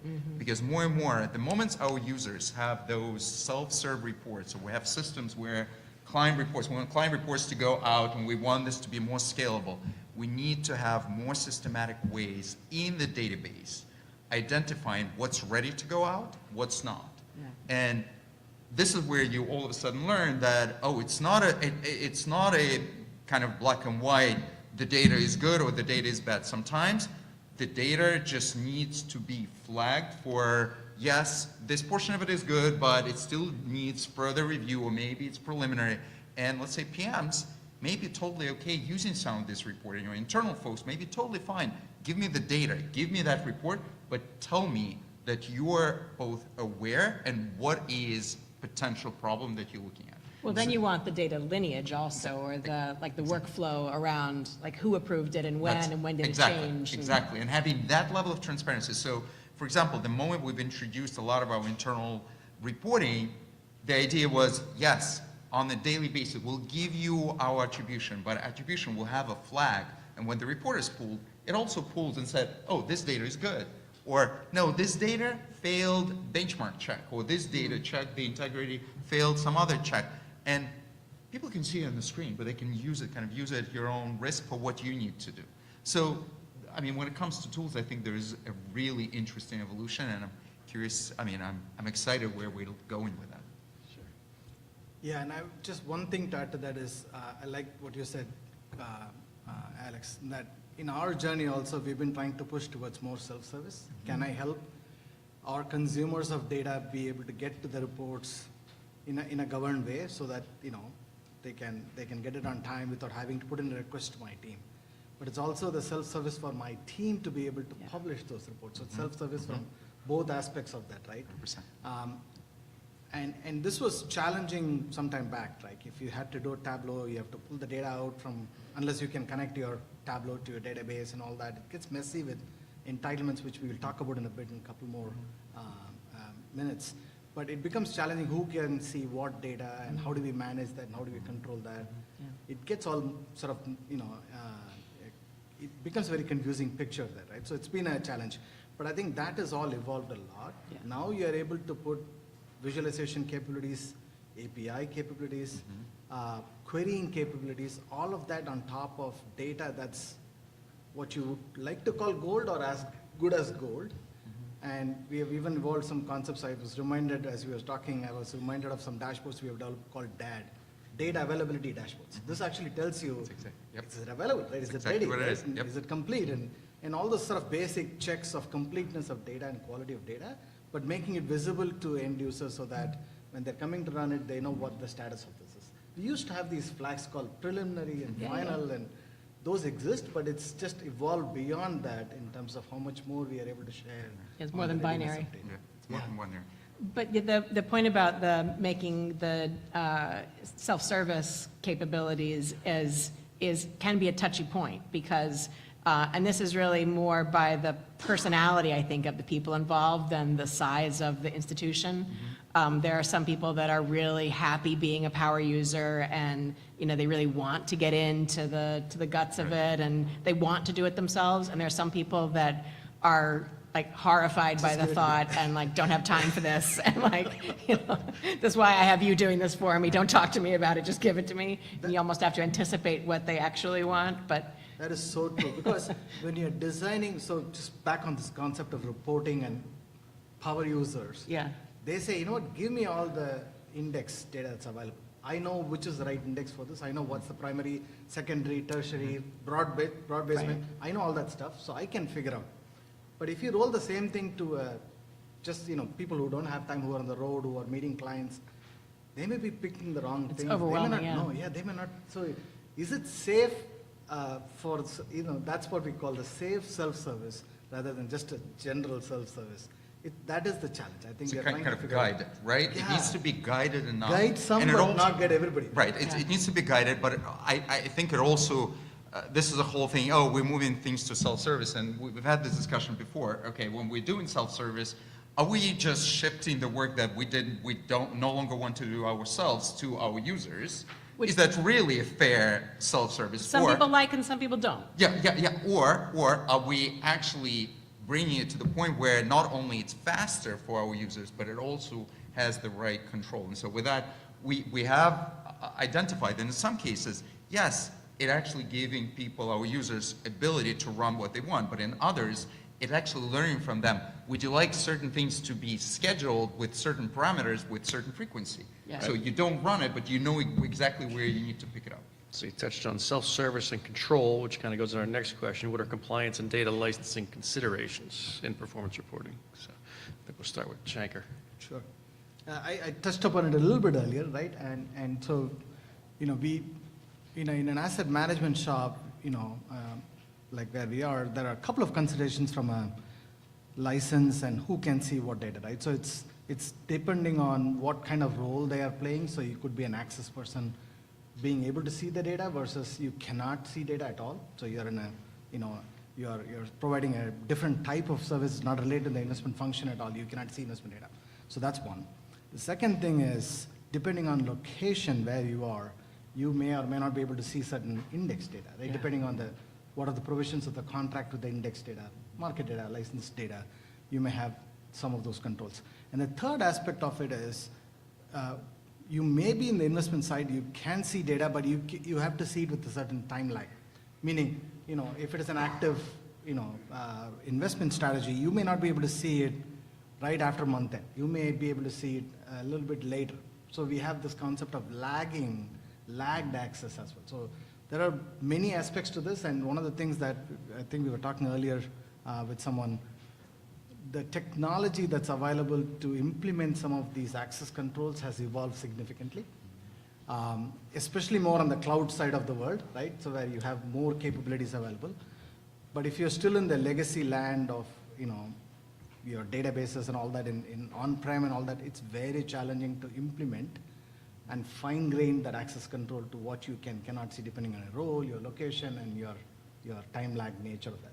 That's been the biggest challenge for us. And we all know this cost of index data always keeps going up, right? We know that.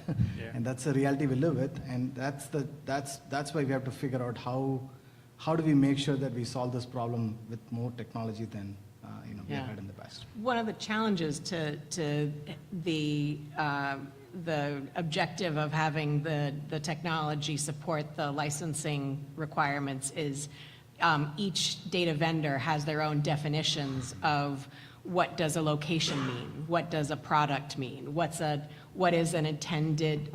acceptable use, what's the role of an acceptable user, what's the definition of internal use or redistribution. Like all of these things can vary by the vendor. And so to design a data model that supports all of the varied and changing definitions of appropriate and permitted use by the data vendors, that's a whole company, that's a whole job. That's ugly and hairy, yeah, I agree. Totally So agree. we have a complex and continually, more complex security model to support all the different ways that our clients across the different segments need, and the different types of reports and the different uses need to align with the licensing. Just one reaction to that. Right? I do want to think that AI may have a role to play Yes. here, right?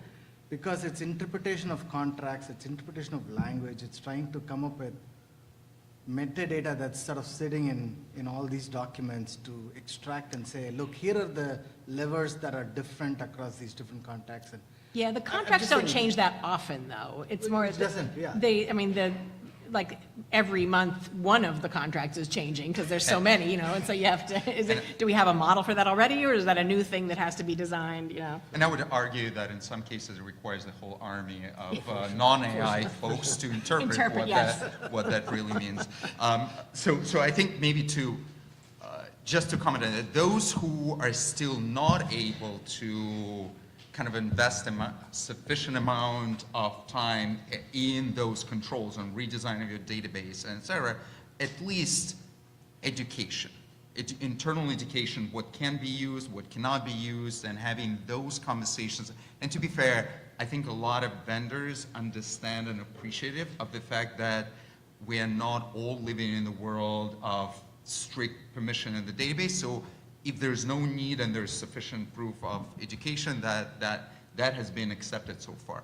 On the external reporting, that, however, has been actually significantly stricter, because when it comes to that, we went in details through our reports to make sure that we all know that we should not be sending index constituents for the entire index to our clients unless there is a fully worked out agreement and approval by both parties and the vendor.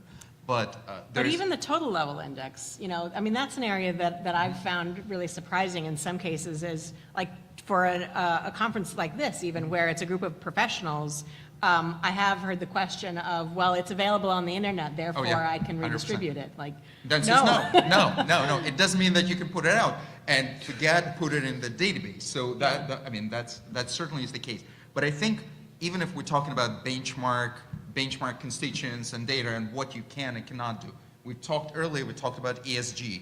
Well, you may want to read your contract, because a lot of times the ESG contracts, data contracts, actually limit you to the number of metrics you can actually include in your external distribution.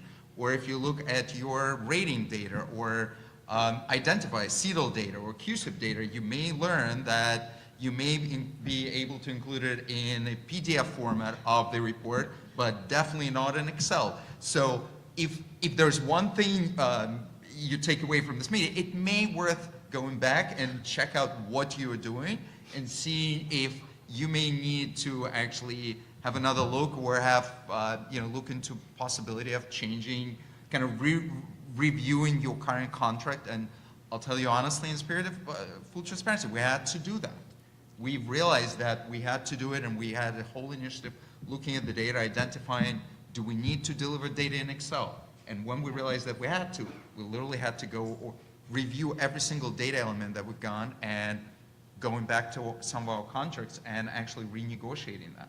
So that ended up being quite a significant initiative, more money, as you can imagine, but it needed to be done. Or in some cases, you have to figure out maybe you are in the position to stop that kind of reporting. We'll talk about the challenging with reporting earlier, right? So if you cannot share benchmark constituents, but you're sending an attribution report, you'll have to take out all the rows that have benchmark only investments, right? And you just leave them where you have the portfolio side is there, but then the report will look fancy with nothing adding up on the benchmark side. Or I agree, what is your level? How much information can you? And are you giving enough? Like what weights are you giving? Right, other. And there are ways, there are definitely ways. Benchmark security is not held, right? Yeah. Like all those buckets, but. But you have to be creative in order to avoid 100%. Accidentally violating the And licensing. what's interesting is that I think if any, one curious use of AI, I fully anticipate that the vendors will have significantly better ability to find what all of us are reporting out there in the publicly available materials for specific vendors. Are you giving them ideas now? I know. It's been out there. Trust me, I'm not giving them ideas. They already have the idea. It's a revenue, so it's a revenue stream. So Alex hit the key word to segue, education. So how do you educate users and report recipients on the content and scope? Francis, want to start? Yeah, this is particularly from the perspective of a service provider that provides a lot of different types of reporting to clients. The task of keeping our clients educated on all the reporting that's available to them and all the information delivery that they can access is a challenge, because whenever there's turnover at one of the client institutions, then you know that you need to provide training. But, people forget, and they get in the habit of using what they use, and that the systems are always evolving. And so it's an ongoing need to keep a pretty big population of people educated on features and functionality, as well as what they're currently receiving. So it's it's definitely part of the service responsibilities, I think, to keep the clients educated on the reporting that's available to them. It's definitely a challenge, because people often don't want to take the call, like, I don't have time for this training, or, just send me what I asked for. So it's part of the job of providing the service. Alex? That, right? Exactly that. Plus, we are trying to make sure that we have formed partnerships with our users and with our internal clients, and what that pretty much means is that we have ongoing regular meetings on updating them on what we're working on, what are the new tools, but also, actually, there's another part of it, which is learning what else do they need. Yeah. And I think if you include that part in that conversation, then they're significantly more willing to actually talk to you. Then it's not just, oh, let us retrain you, but it's that. And also what we realize is that partnering with other, like, product team and relationship management team and investment team, and learning what are the types of questions that come to different teams that actually have an easy answer through in a given report or something else. And so partnership, and then saying, oh, well, those questions, we may not be getting those questions. Somebody else may. Right. But they know that exists, so then we discuss and we come to the big monthly, quarterly departmental meeting, and we run a training session. We also do some training, regular training for all new folks that come in, so in terms of reporting, at least internal reporting. One of the things we talked about at the Women in Performance Measurement Forum yesterday was the question, like, sometimes the best answer to the question is not, yes, here's the information you asked for, but why? Why are you asking for this? What are you looking to do with it? So that can also be an opportunity to, approach it differently, provide, an opportunity for training or a conversation. Yeah. So two more thoughts to add to this, right? So one is in the context of having that ability to do self-service, which we talked about earlier, where we have the ability to, as my teams have the ability to publish new dashboards. It's going to be even more challenging to keep people informed of all the new content that you're rolling out that's available now, which were not when we started this whole thing, when IT set it up, let's call it, right? So that's been one challenge, but exactly what you said, which is we have meetings with them and relentlessly educate.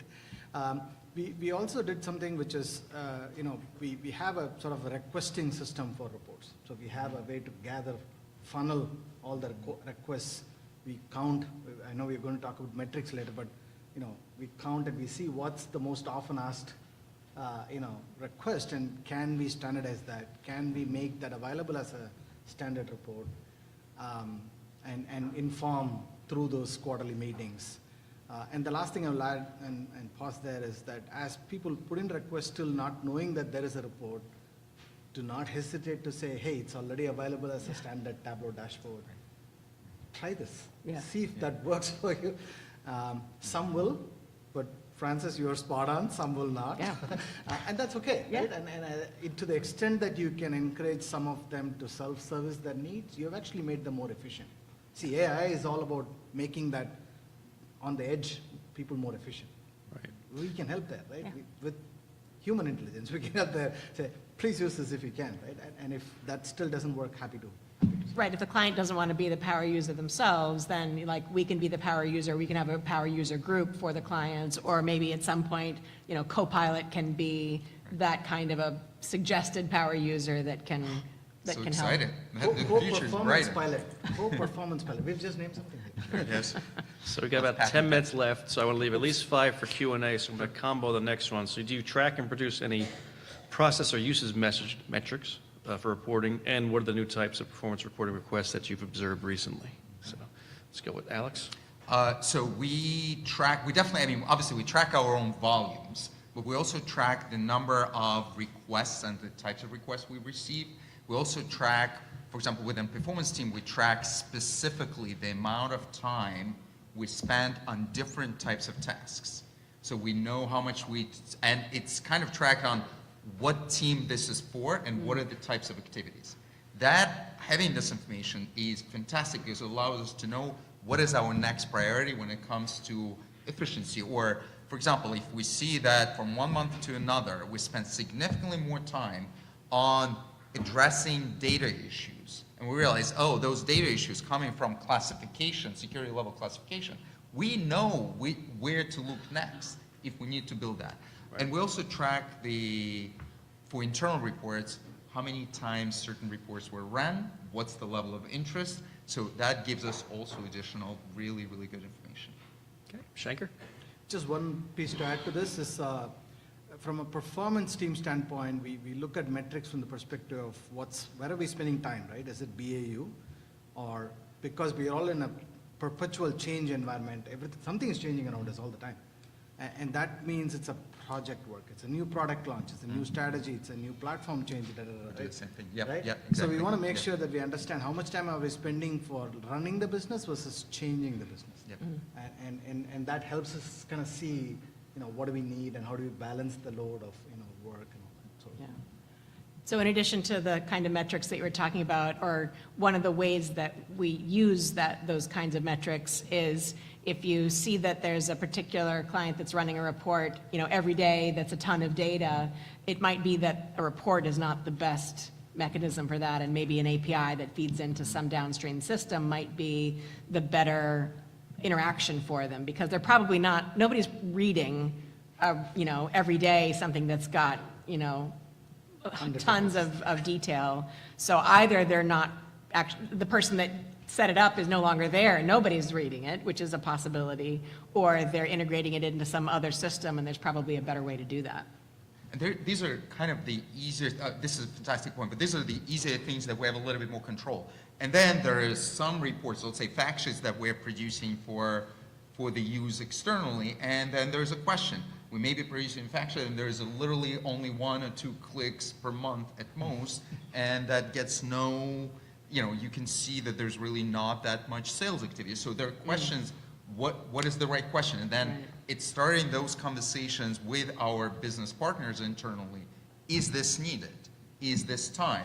Shall we shift those maybe to quarterly and then have some more frequently used as monthly?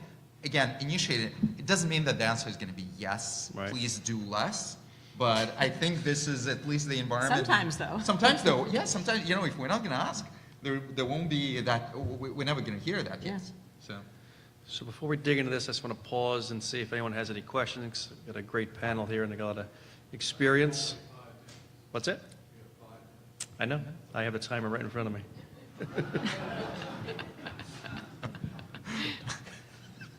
That was great. You guys did a great job. I like how you interacted too. I have a question regarding cost, because this is all great ideas that we heard today with AI and these reporting systems, and actually the self-serve. Are you going to have clients that are saying, well, why am I paying you these fees if I'm going to self-serve? I know from the back end it's very expensive, but it's like a thought to think about that. And then having that access, then you have to have that layer of cybersecurity. So I'm just wondering about what you can say about cost and the cost to the firm, because fees are getting squeezed as it is. So how do you justify and explain that to the clients? There is a big benefit to scale here, because the investment that you need to make in order to support the kind of data management foundation that underlies all of this, as well as the reporting or information delivery interactive layer, is material, particularly when you have to combine that with the ever-changing data licensing definitions and structures and so forth, and cybersecurity. So yeah, I mean, there is a cost, but the cost goes into the flexibility. And so whether the client is doing it themselves or they want to rely on a power user, within the service provider, there's a cost to continuing to develop the capability so that there can be a flexible solution. I also would add that in our case, self-serve concept is mostly for the internal use. When it comes to the external, exactly, many questions, and there's a big question whether, for example, in our case, institutional clients are interested in that level of self-serve, what exactly they're interested in. I mean, there's a different question about retail clients versus institutional as well. So, I think more time, yep. One more question, and then we will move on to Jeopardy. Yes, thank you. Very nice presentation, very helpful. Can you share some of the tools you're practically using for both performance and the self-servicing? I know it's not a marketing call, but I'm just interested in some of the tools you're using. Sure, just for quick context, I'll refer you to Ian Thompson right there and Jared, who are sitting in the second row on the left there. They can describe some of the technologies that I was referring to. Eagle and Vol. I mean, from a BNY Mellon perspective, that was kind of the context in which I was talking about it. our firm ended up going with some internal tools, but there's that actually do a nice combination of sort of data builder, which is an equivalent of Power BI, and the template builder that allows you to create some format, and it's nicely integrated into internal reporting, literally through a few clicks. So that was that. But there are conversations about actually the future direction, more using Power BI and the same internal portal tool. Pretty much the same. Power BI, Tableau, that kind of stuff. But with a data foundation that's more than Power BI. I mean, that's the key. That's absolutely that is where most of the work is. Yeah. Getting the data ready is where we are spending most of the time. I think this is where it is every time when somebody comes and say, oh, well, AI can easily pick that up. Well, yes, after we've done through all the definitions of data library and logic, how the data prior to this date should be managed in this, and is it all in the right columns, and et cetera, so all of that, which is all reflected into those kind of self-serve reports. And that's what I coined as stewarding. Data stewarding includes all of that, right? Checking the lineage, quality, governance, glossary, all of that good stuff. Great. Let's thank our panel. And we'll call down our Jeopardy participants, Ellery Stone, Shalonda Epps, and Stephen Campisi. I want to comment about the panel. It's very difficult. A panel like this, you can't get them to speak up, to share.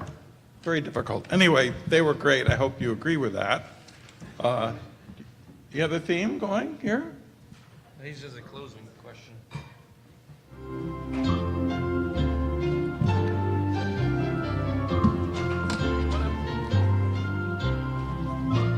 That's actually the theme for the final Jeopardy. It is, it's okay. It is, it's the final Jeopardy theme.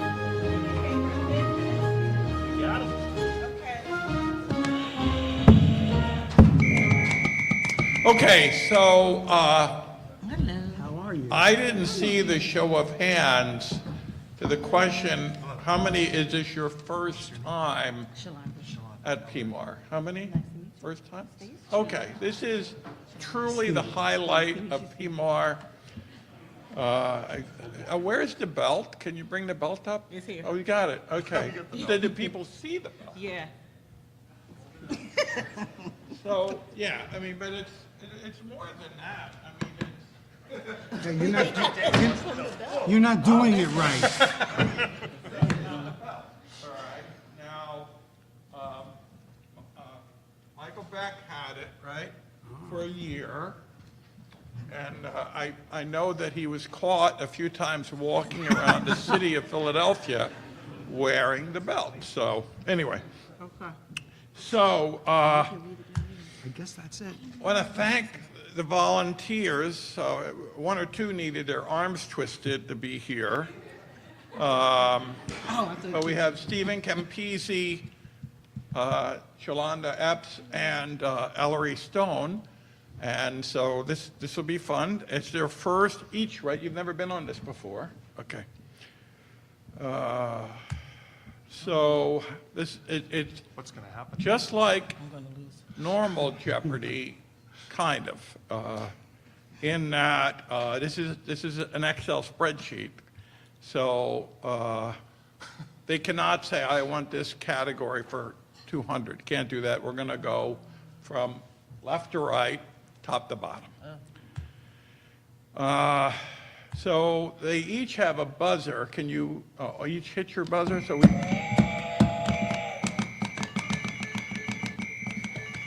And not so much, though. That's the only They're time really I hear excited. So when the question, they cannot answer until they're recognized, okay? And they can't hit their button until the question gets read. It's similar in that, let's say it's worth 200 points, and Steve gets it right, he gets credited 200 points. If he gets it wrong, he loses 200 points. We do have a judge, well, two judges, I guess. John Simpson and myself will judge whether the question is right. So now we're going to begin. We'll go through the categories. So first category, SEC marketing rule. Risk measurement, New Jersey, GIPS, Might have a chance. first names, and finally, not. Let's start with not in J. Okay, so we're up with SEC marketing rule for 100. Under the new rule, GIPS reports are now. That's the question? What kind of That's the question is question. that? That's it. Did somebody buzz it? I did. You okay? And what is your answer? What is due 30 days after the end of each calendar year?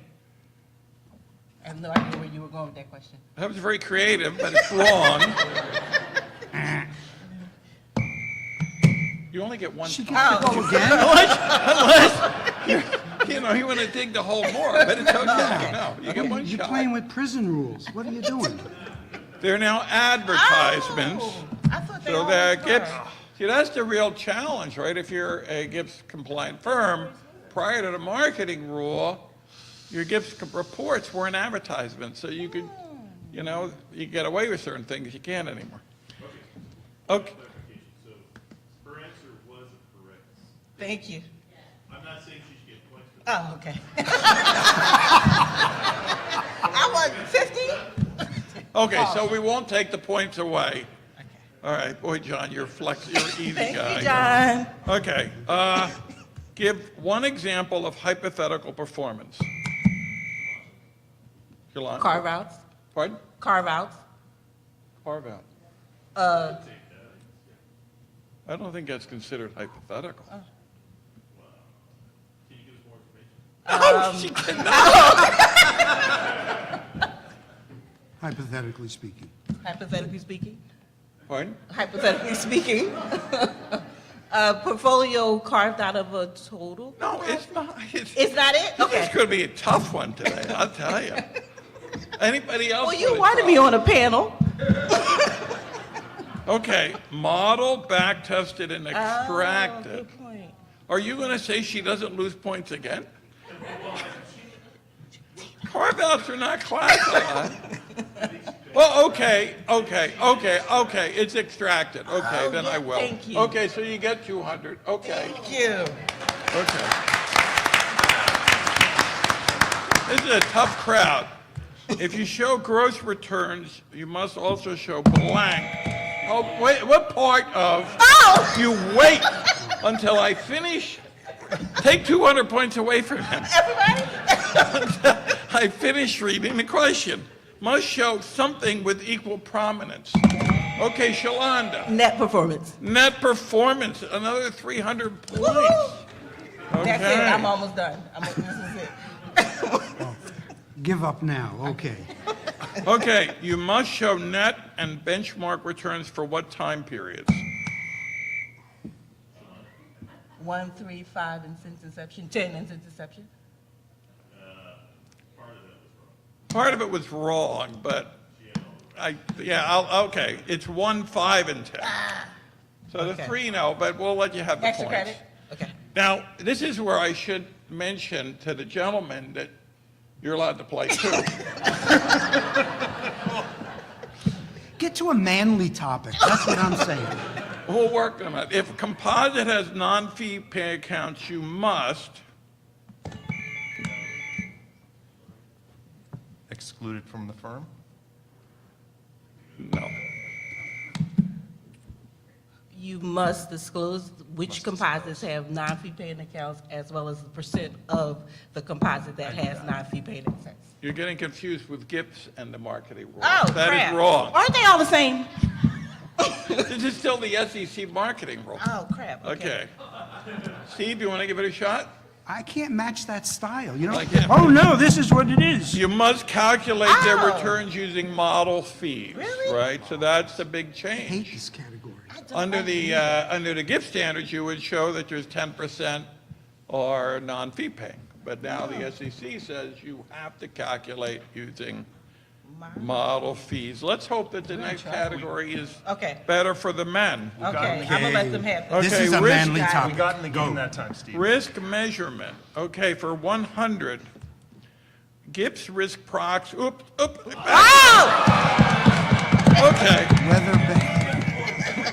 okay, everybody gets 100 points. So, risk proxy is 36-month annualized standard deviation. Firm must disclose whether it's based or gross. Okay, fine. All right, so I hit it twice, big mistake. I don't think I'm gonna like this. An example of a risk-adjusted return measure. A Sharpe ratio. Sharpe ratio, very good. Also M squared, Trainer, and Sortino, and so on. Okay. The numerator of the Sharpe and Trainer ratios. The return premium, the return minus the risk-free rate. Okay, equity risk premium. Okay, good. He's on a roll. Let's see what happens. For 400, where the Sharpe ratio was first published. Somewhere. Journal of Portfolio Management? No, no, it's You not, should get no. some- you should get But you could have said in a magazine or something, but you would have been technically right, but that is wrong. This is a tough one. It was the Journal of Business. Journal of Business. 66? I mean, seriously? But that's where it was. Okay. The first published risk-adjusted measure.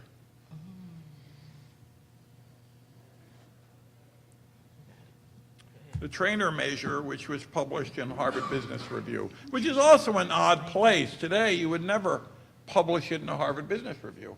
But in 1965, that seemed like a reasonable place. Okay, this is a really tough category. Okay. New Jersey. The name of the state's, of New Jersey State. Oh, fudge.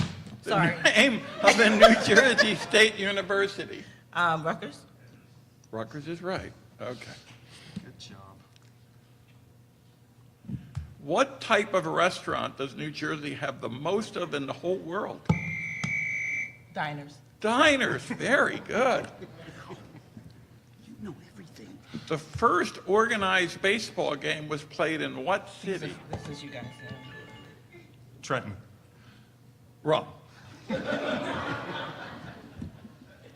not guessing. Camden. It is a city, but not the one we want. There's a few more if you want to give it a shot. I wouldn't either. Hoboken. Hoboken. Where is that? Okay. Where in New Jersey will you find a world? What, Mine is where in New Jersey will you find the world's longest boardwalk? That's very gracious of you. Go ahead. Atlantic City. Yes. Okay. New Jersey state motto. You have a motto? We do. Motto. What's the motto with you? Go to the shore? I don't know. I was sure somebody was going to say the Garden State. Oh! But it's Liberty and Prosperity. Liberty and Prosperity. Garden State is our nickname. We can all Okay, join. we're not going to meet the candidates. We already know who they are. Let's move along. Oh, wait, no, this is where we get a sense of point. So can you give us I know who has the lead, and I also know who's in last place. But what are the scores at this time? Mr. Campisi is definitely in the lead. He seems to know not to answer. He has no negatives, so it's 1,000 points for Mr. What? Did he answer? Okay, you don't have to be that shocked. I'm shocked. There's a proverb that says, even a fool seems wise if he keeps quiet. Well, then obviously. I'm working it. So what does Shalonda have? I figured she had the lead. Shalonda has 500. Oh, that's it? She's had some dignity. Oh. And Ellery has -11. No, get out of here. Okay. We need a recount. Now we move on. Okay. I'm not seeing anything. This is all you. All right. Are you ready? This is GIPS. Yes, sir. Or if you prefer, GIPS. What does GIPS stand for? Global Investment Performance Standards. Okay, very good. That was low-lying fruit, right? It was so good. Compliant firms and institutions must register compliance with who and by when annually? CFA Institute, June 30th. By when? June 30th. By June 30th. Very good. And it's Correct. with whom, not with who. Atrocious Okay, grammar. That is. Deduct points, please. That is correct. That is correct. I screwed up on that one. I should have run it by you, Mr. Campisi. Yes, he's a hot side Okay. contestant. The standards recommend that firms report gross and net returns to be reported. Standards recommend firms report gross or net returns to be reported by compliant firms. Gross or net? I'm afraid to lose points. And this is a trick question. They now recommend both. Yes. Used to be gross, but now it's both. GIPS standards require firms to report dispersion of what?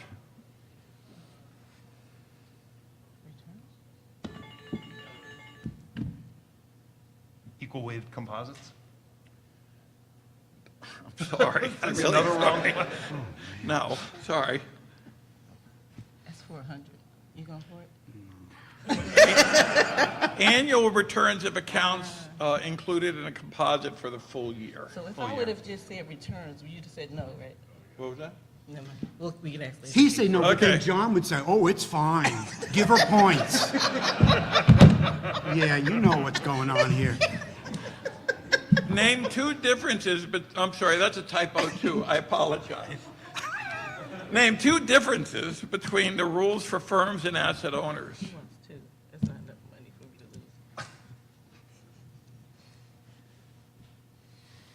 lose. Gips ain't my thing. Yeah, it's funny. Really not mine. It disappeared. Hold on. What happened to that? Hold on. Yes, there's 8. Bear with me for a second. You made these slides, right? Yeah, and they all disappeared. Okay, hold on. Put that back up. Okay, well, I say there are 8, and I'm going to just mention, I don't know why, what happened to my slide.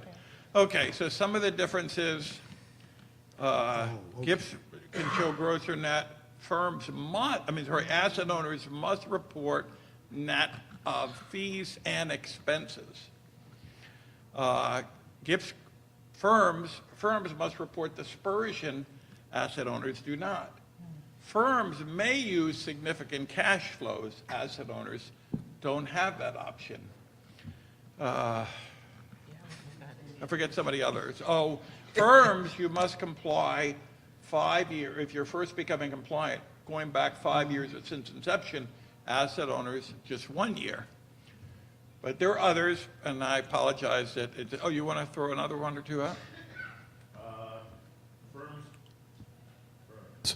Firms. Firms present performance to prospective clients, asset owners to their oversight body. The initial time period that you must comply with for firms, it's 5 years. For asset owners, it's 1 year. Obviously, you weren't paying attention. I just said that. Did you say that or just showing off? Right? Okay, we're going to move And along. the initial time period of compliance. Okay, here we go. Okay, wait. Okay, now, okay. So now it's first names. Let's see how this goes. Who knows? Okay, let's see. Lord.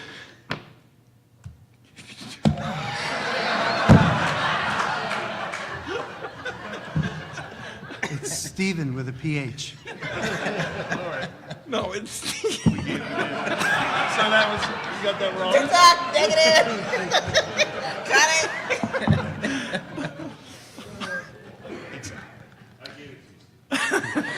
See, you see what's going on here. Manchero. All right, that was fair. Keep your hand near the button, okay? Jose. Jose is correct. Brinson. Sorry, honey. It's Gary. Gary is correct. Sharp. This is just mean at this point. Yeah. okay? William. Or Bill. We'll take Bill too.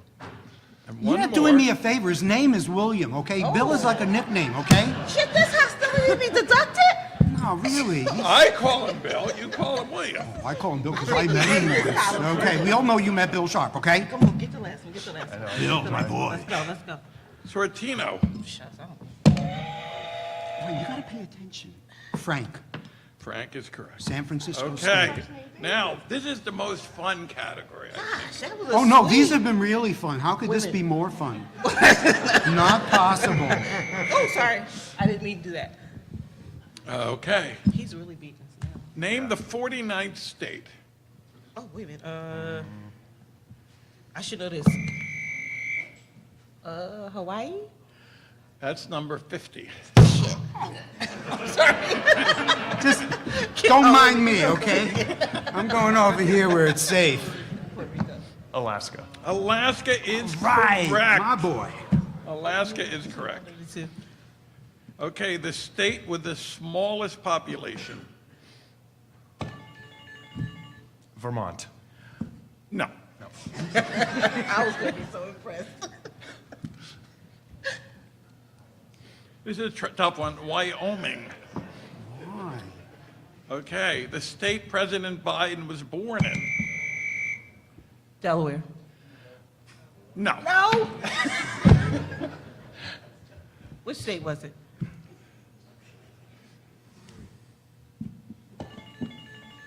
Pennsylvania. Pennsylvania is correct. Oh, Very that's good. right. Scranton, actually, in Pennsylvania. Okay. The state with the longest freshwater shoreline. Michigan. Wow. We know your category. Right. The comeback kid, he's here in the house. The largest state by area. Alaska. Alaska You again. got it at the beginning. I'll tell you that. Okay, very can say good. This is the Okay, setup. so what are the numbers now as we approach the You don't have final to say it, John. question? Keep them to yourself, John. Just show us, don't say it.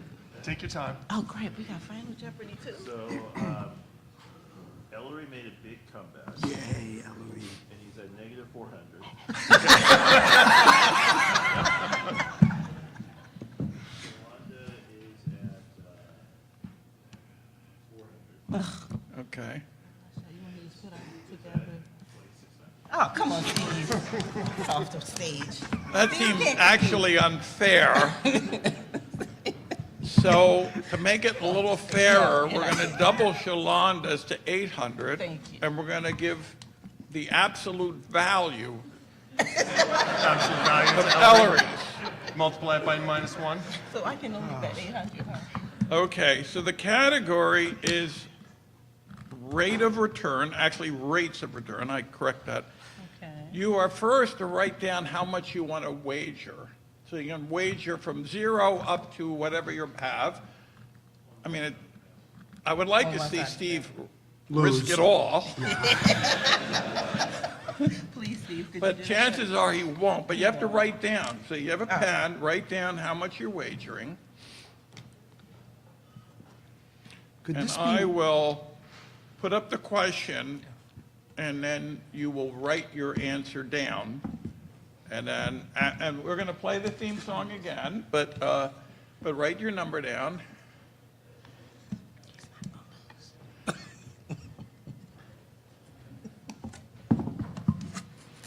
Okay.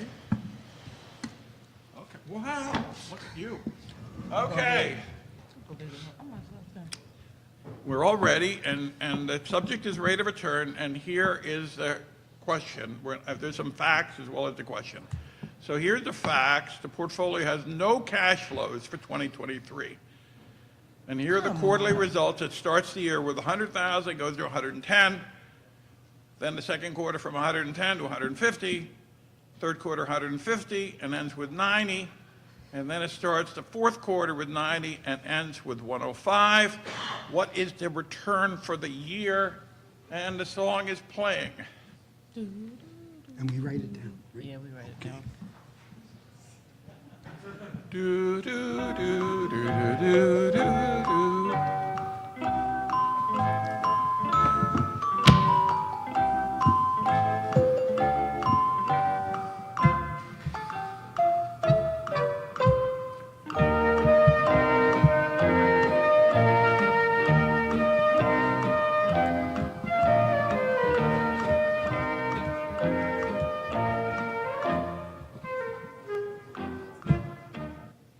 Okay, we'll start with Ellery. So what is your answer?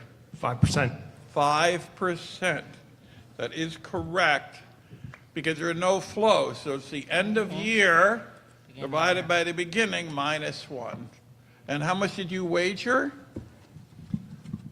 My positive 400. Okay, so he's Yeah, sitting yeah. at 800. Okay, Shalonda, what did you write? Whatever Steve says. What? Whatever he says. Okay. I don't know what to do with that. So, and what does Steve say? Well, Trebek, now it's our time. I have 5%, but I put 105 divided by 100 minus 1, which I think is much better than that You do other. not get extra credit. Oh, okay, then You 5%. So, and how much did you wager? 500. 500. So that means he's at, what, 3,100? He won. Wow. He won. We So it knew looks like in third place, I think we have to go with Ellery. Second place, Shalonda, and the winner. I know this hurts you. I'm impressed. I'm shocked, actually. Let me just. Oh,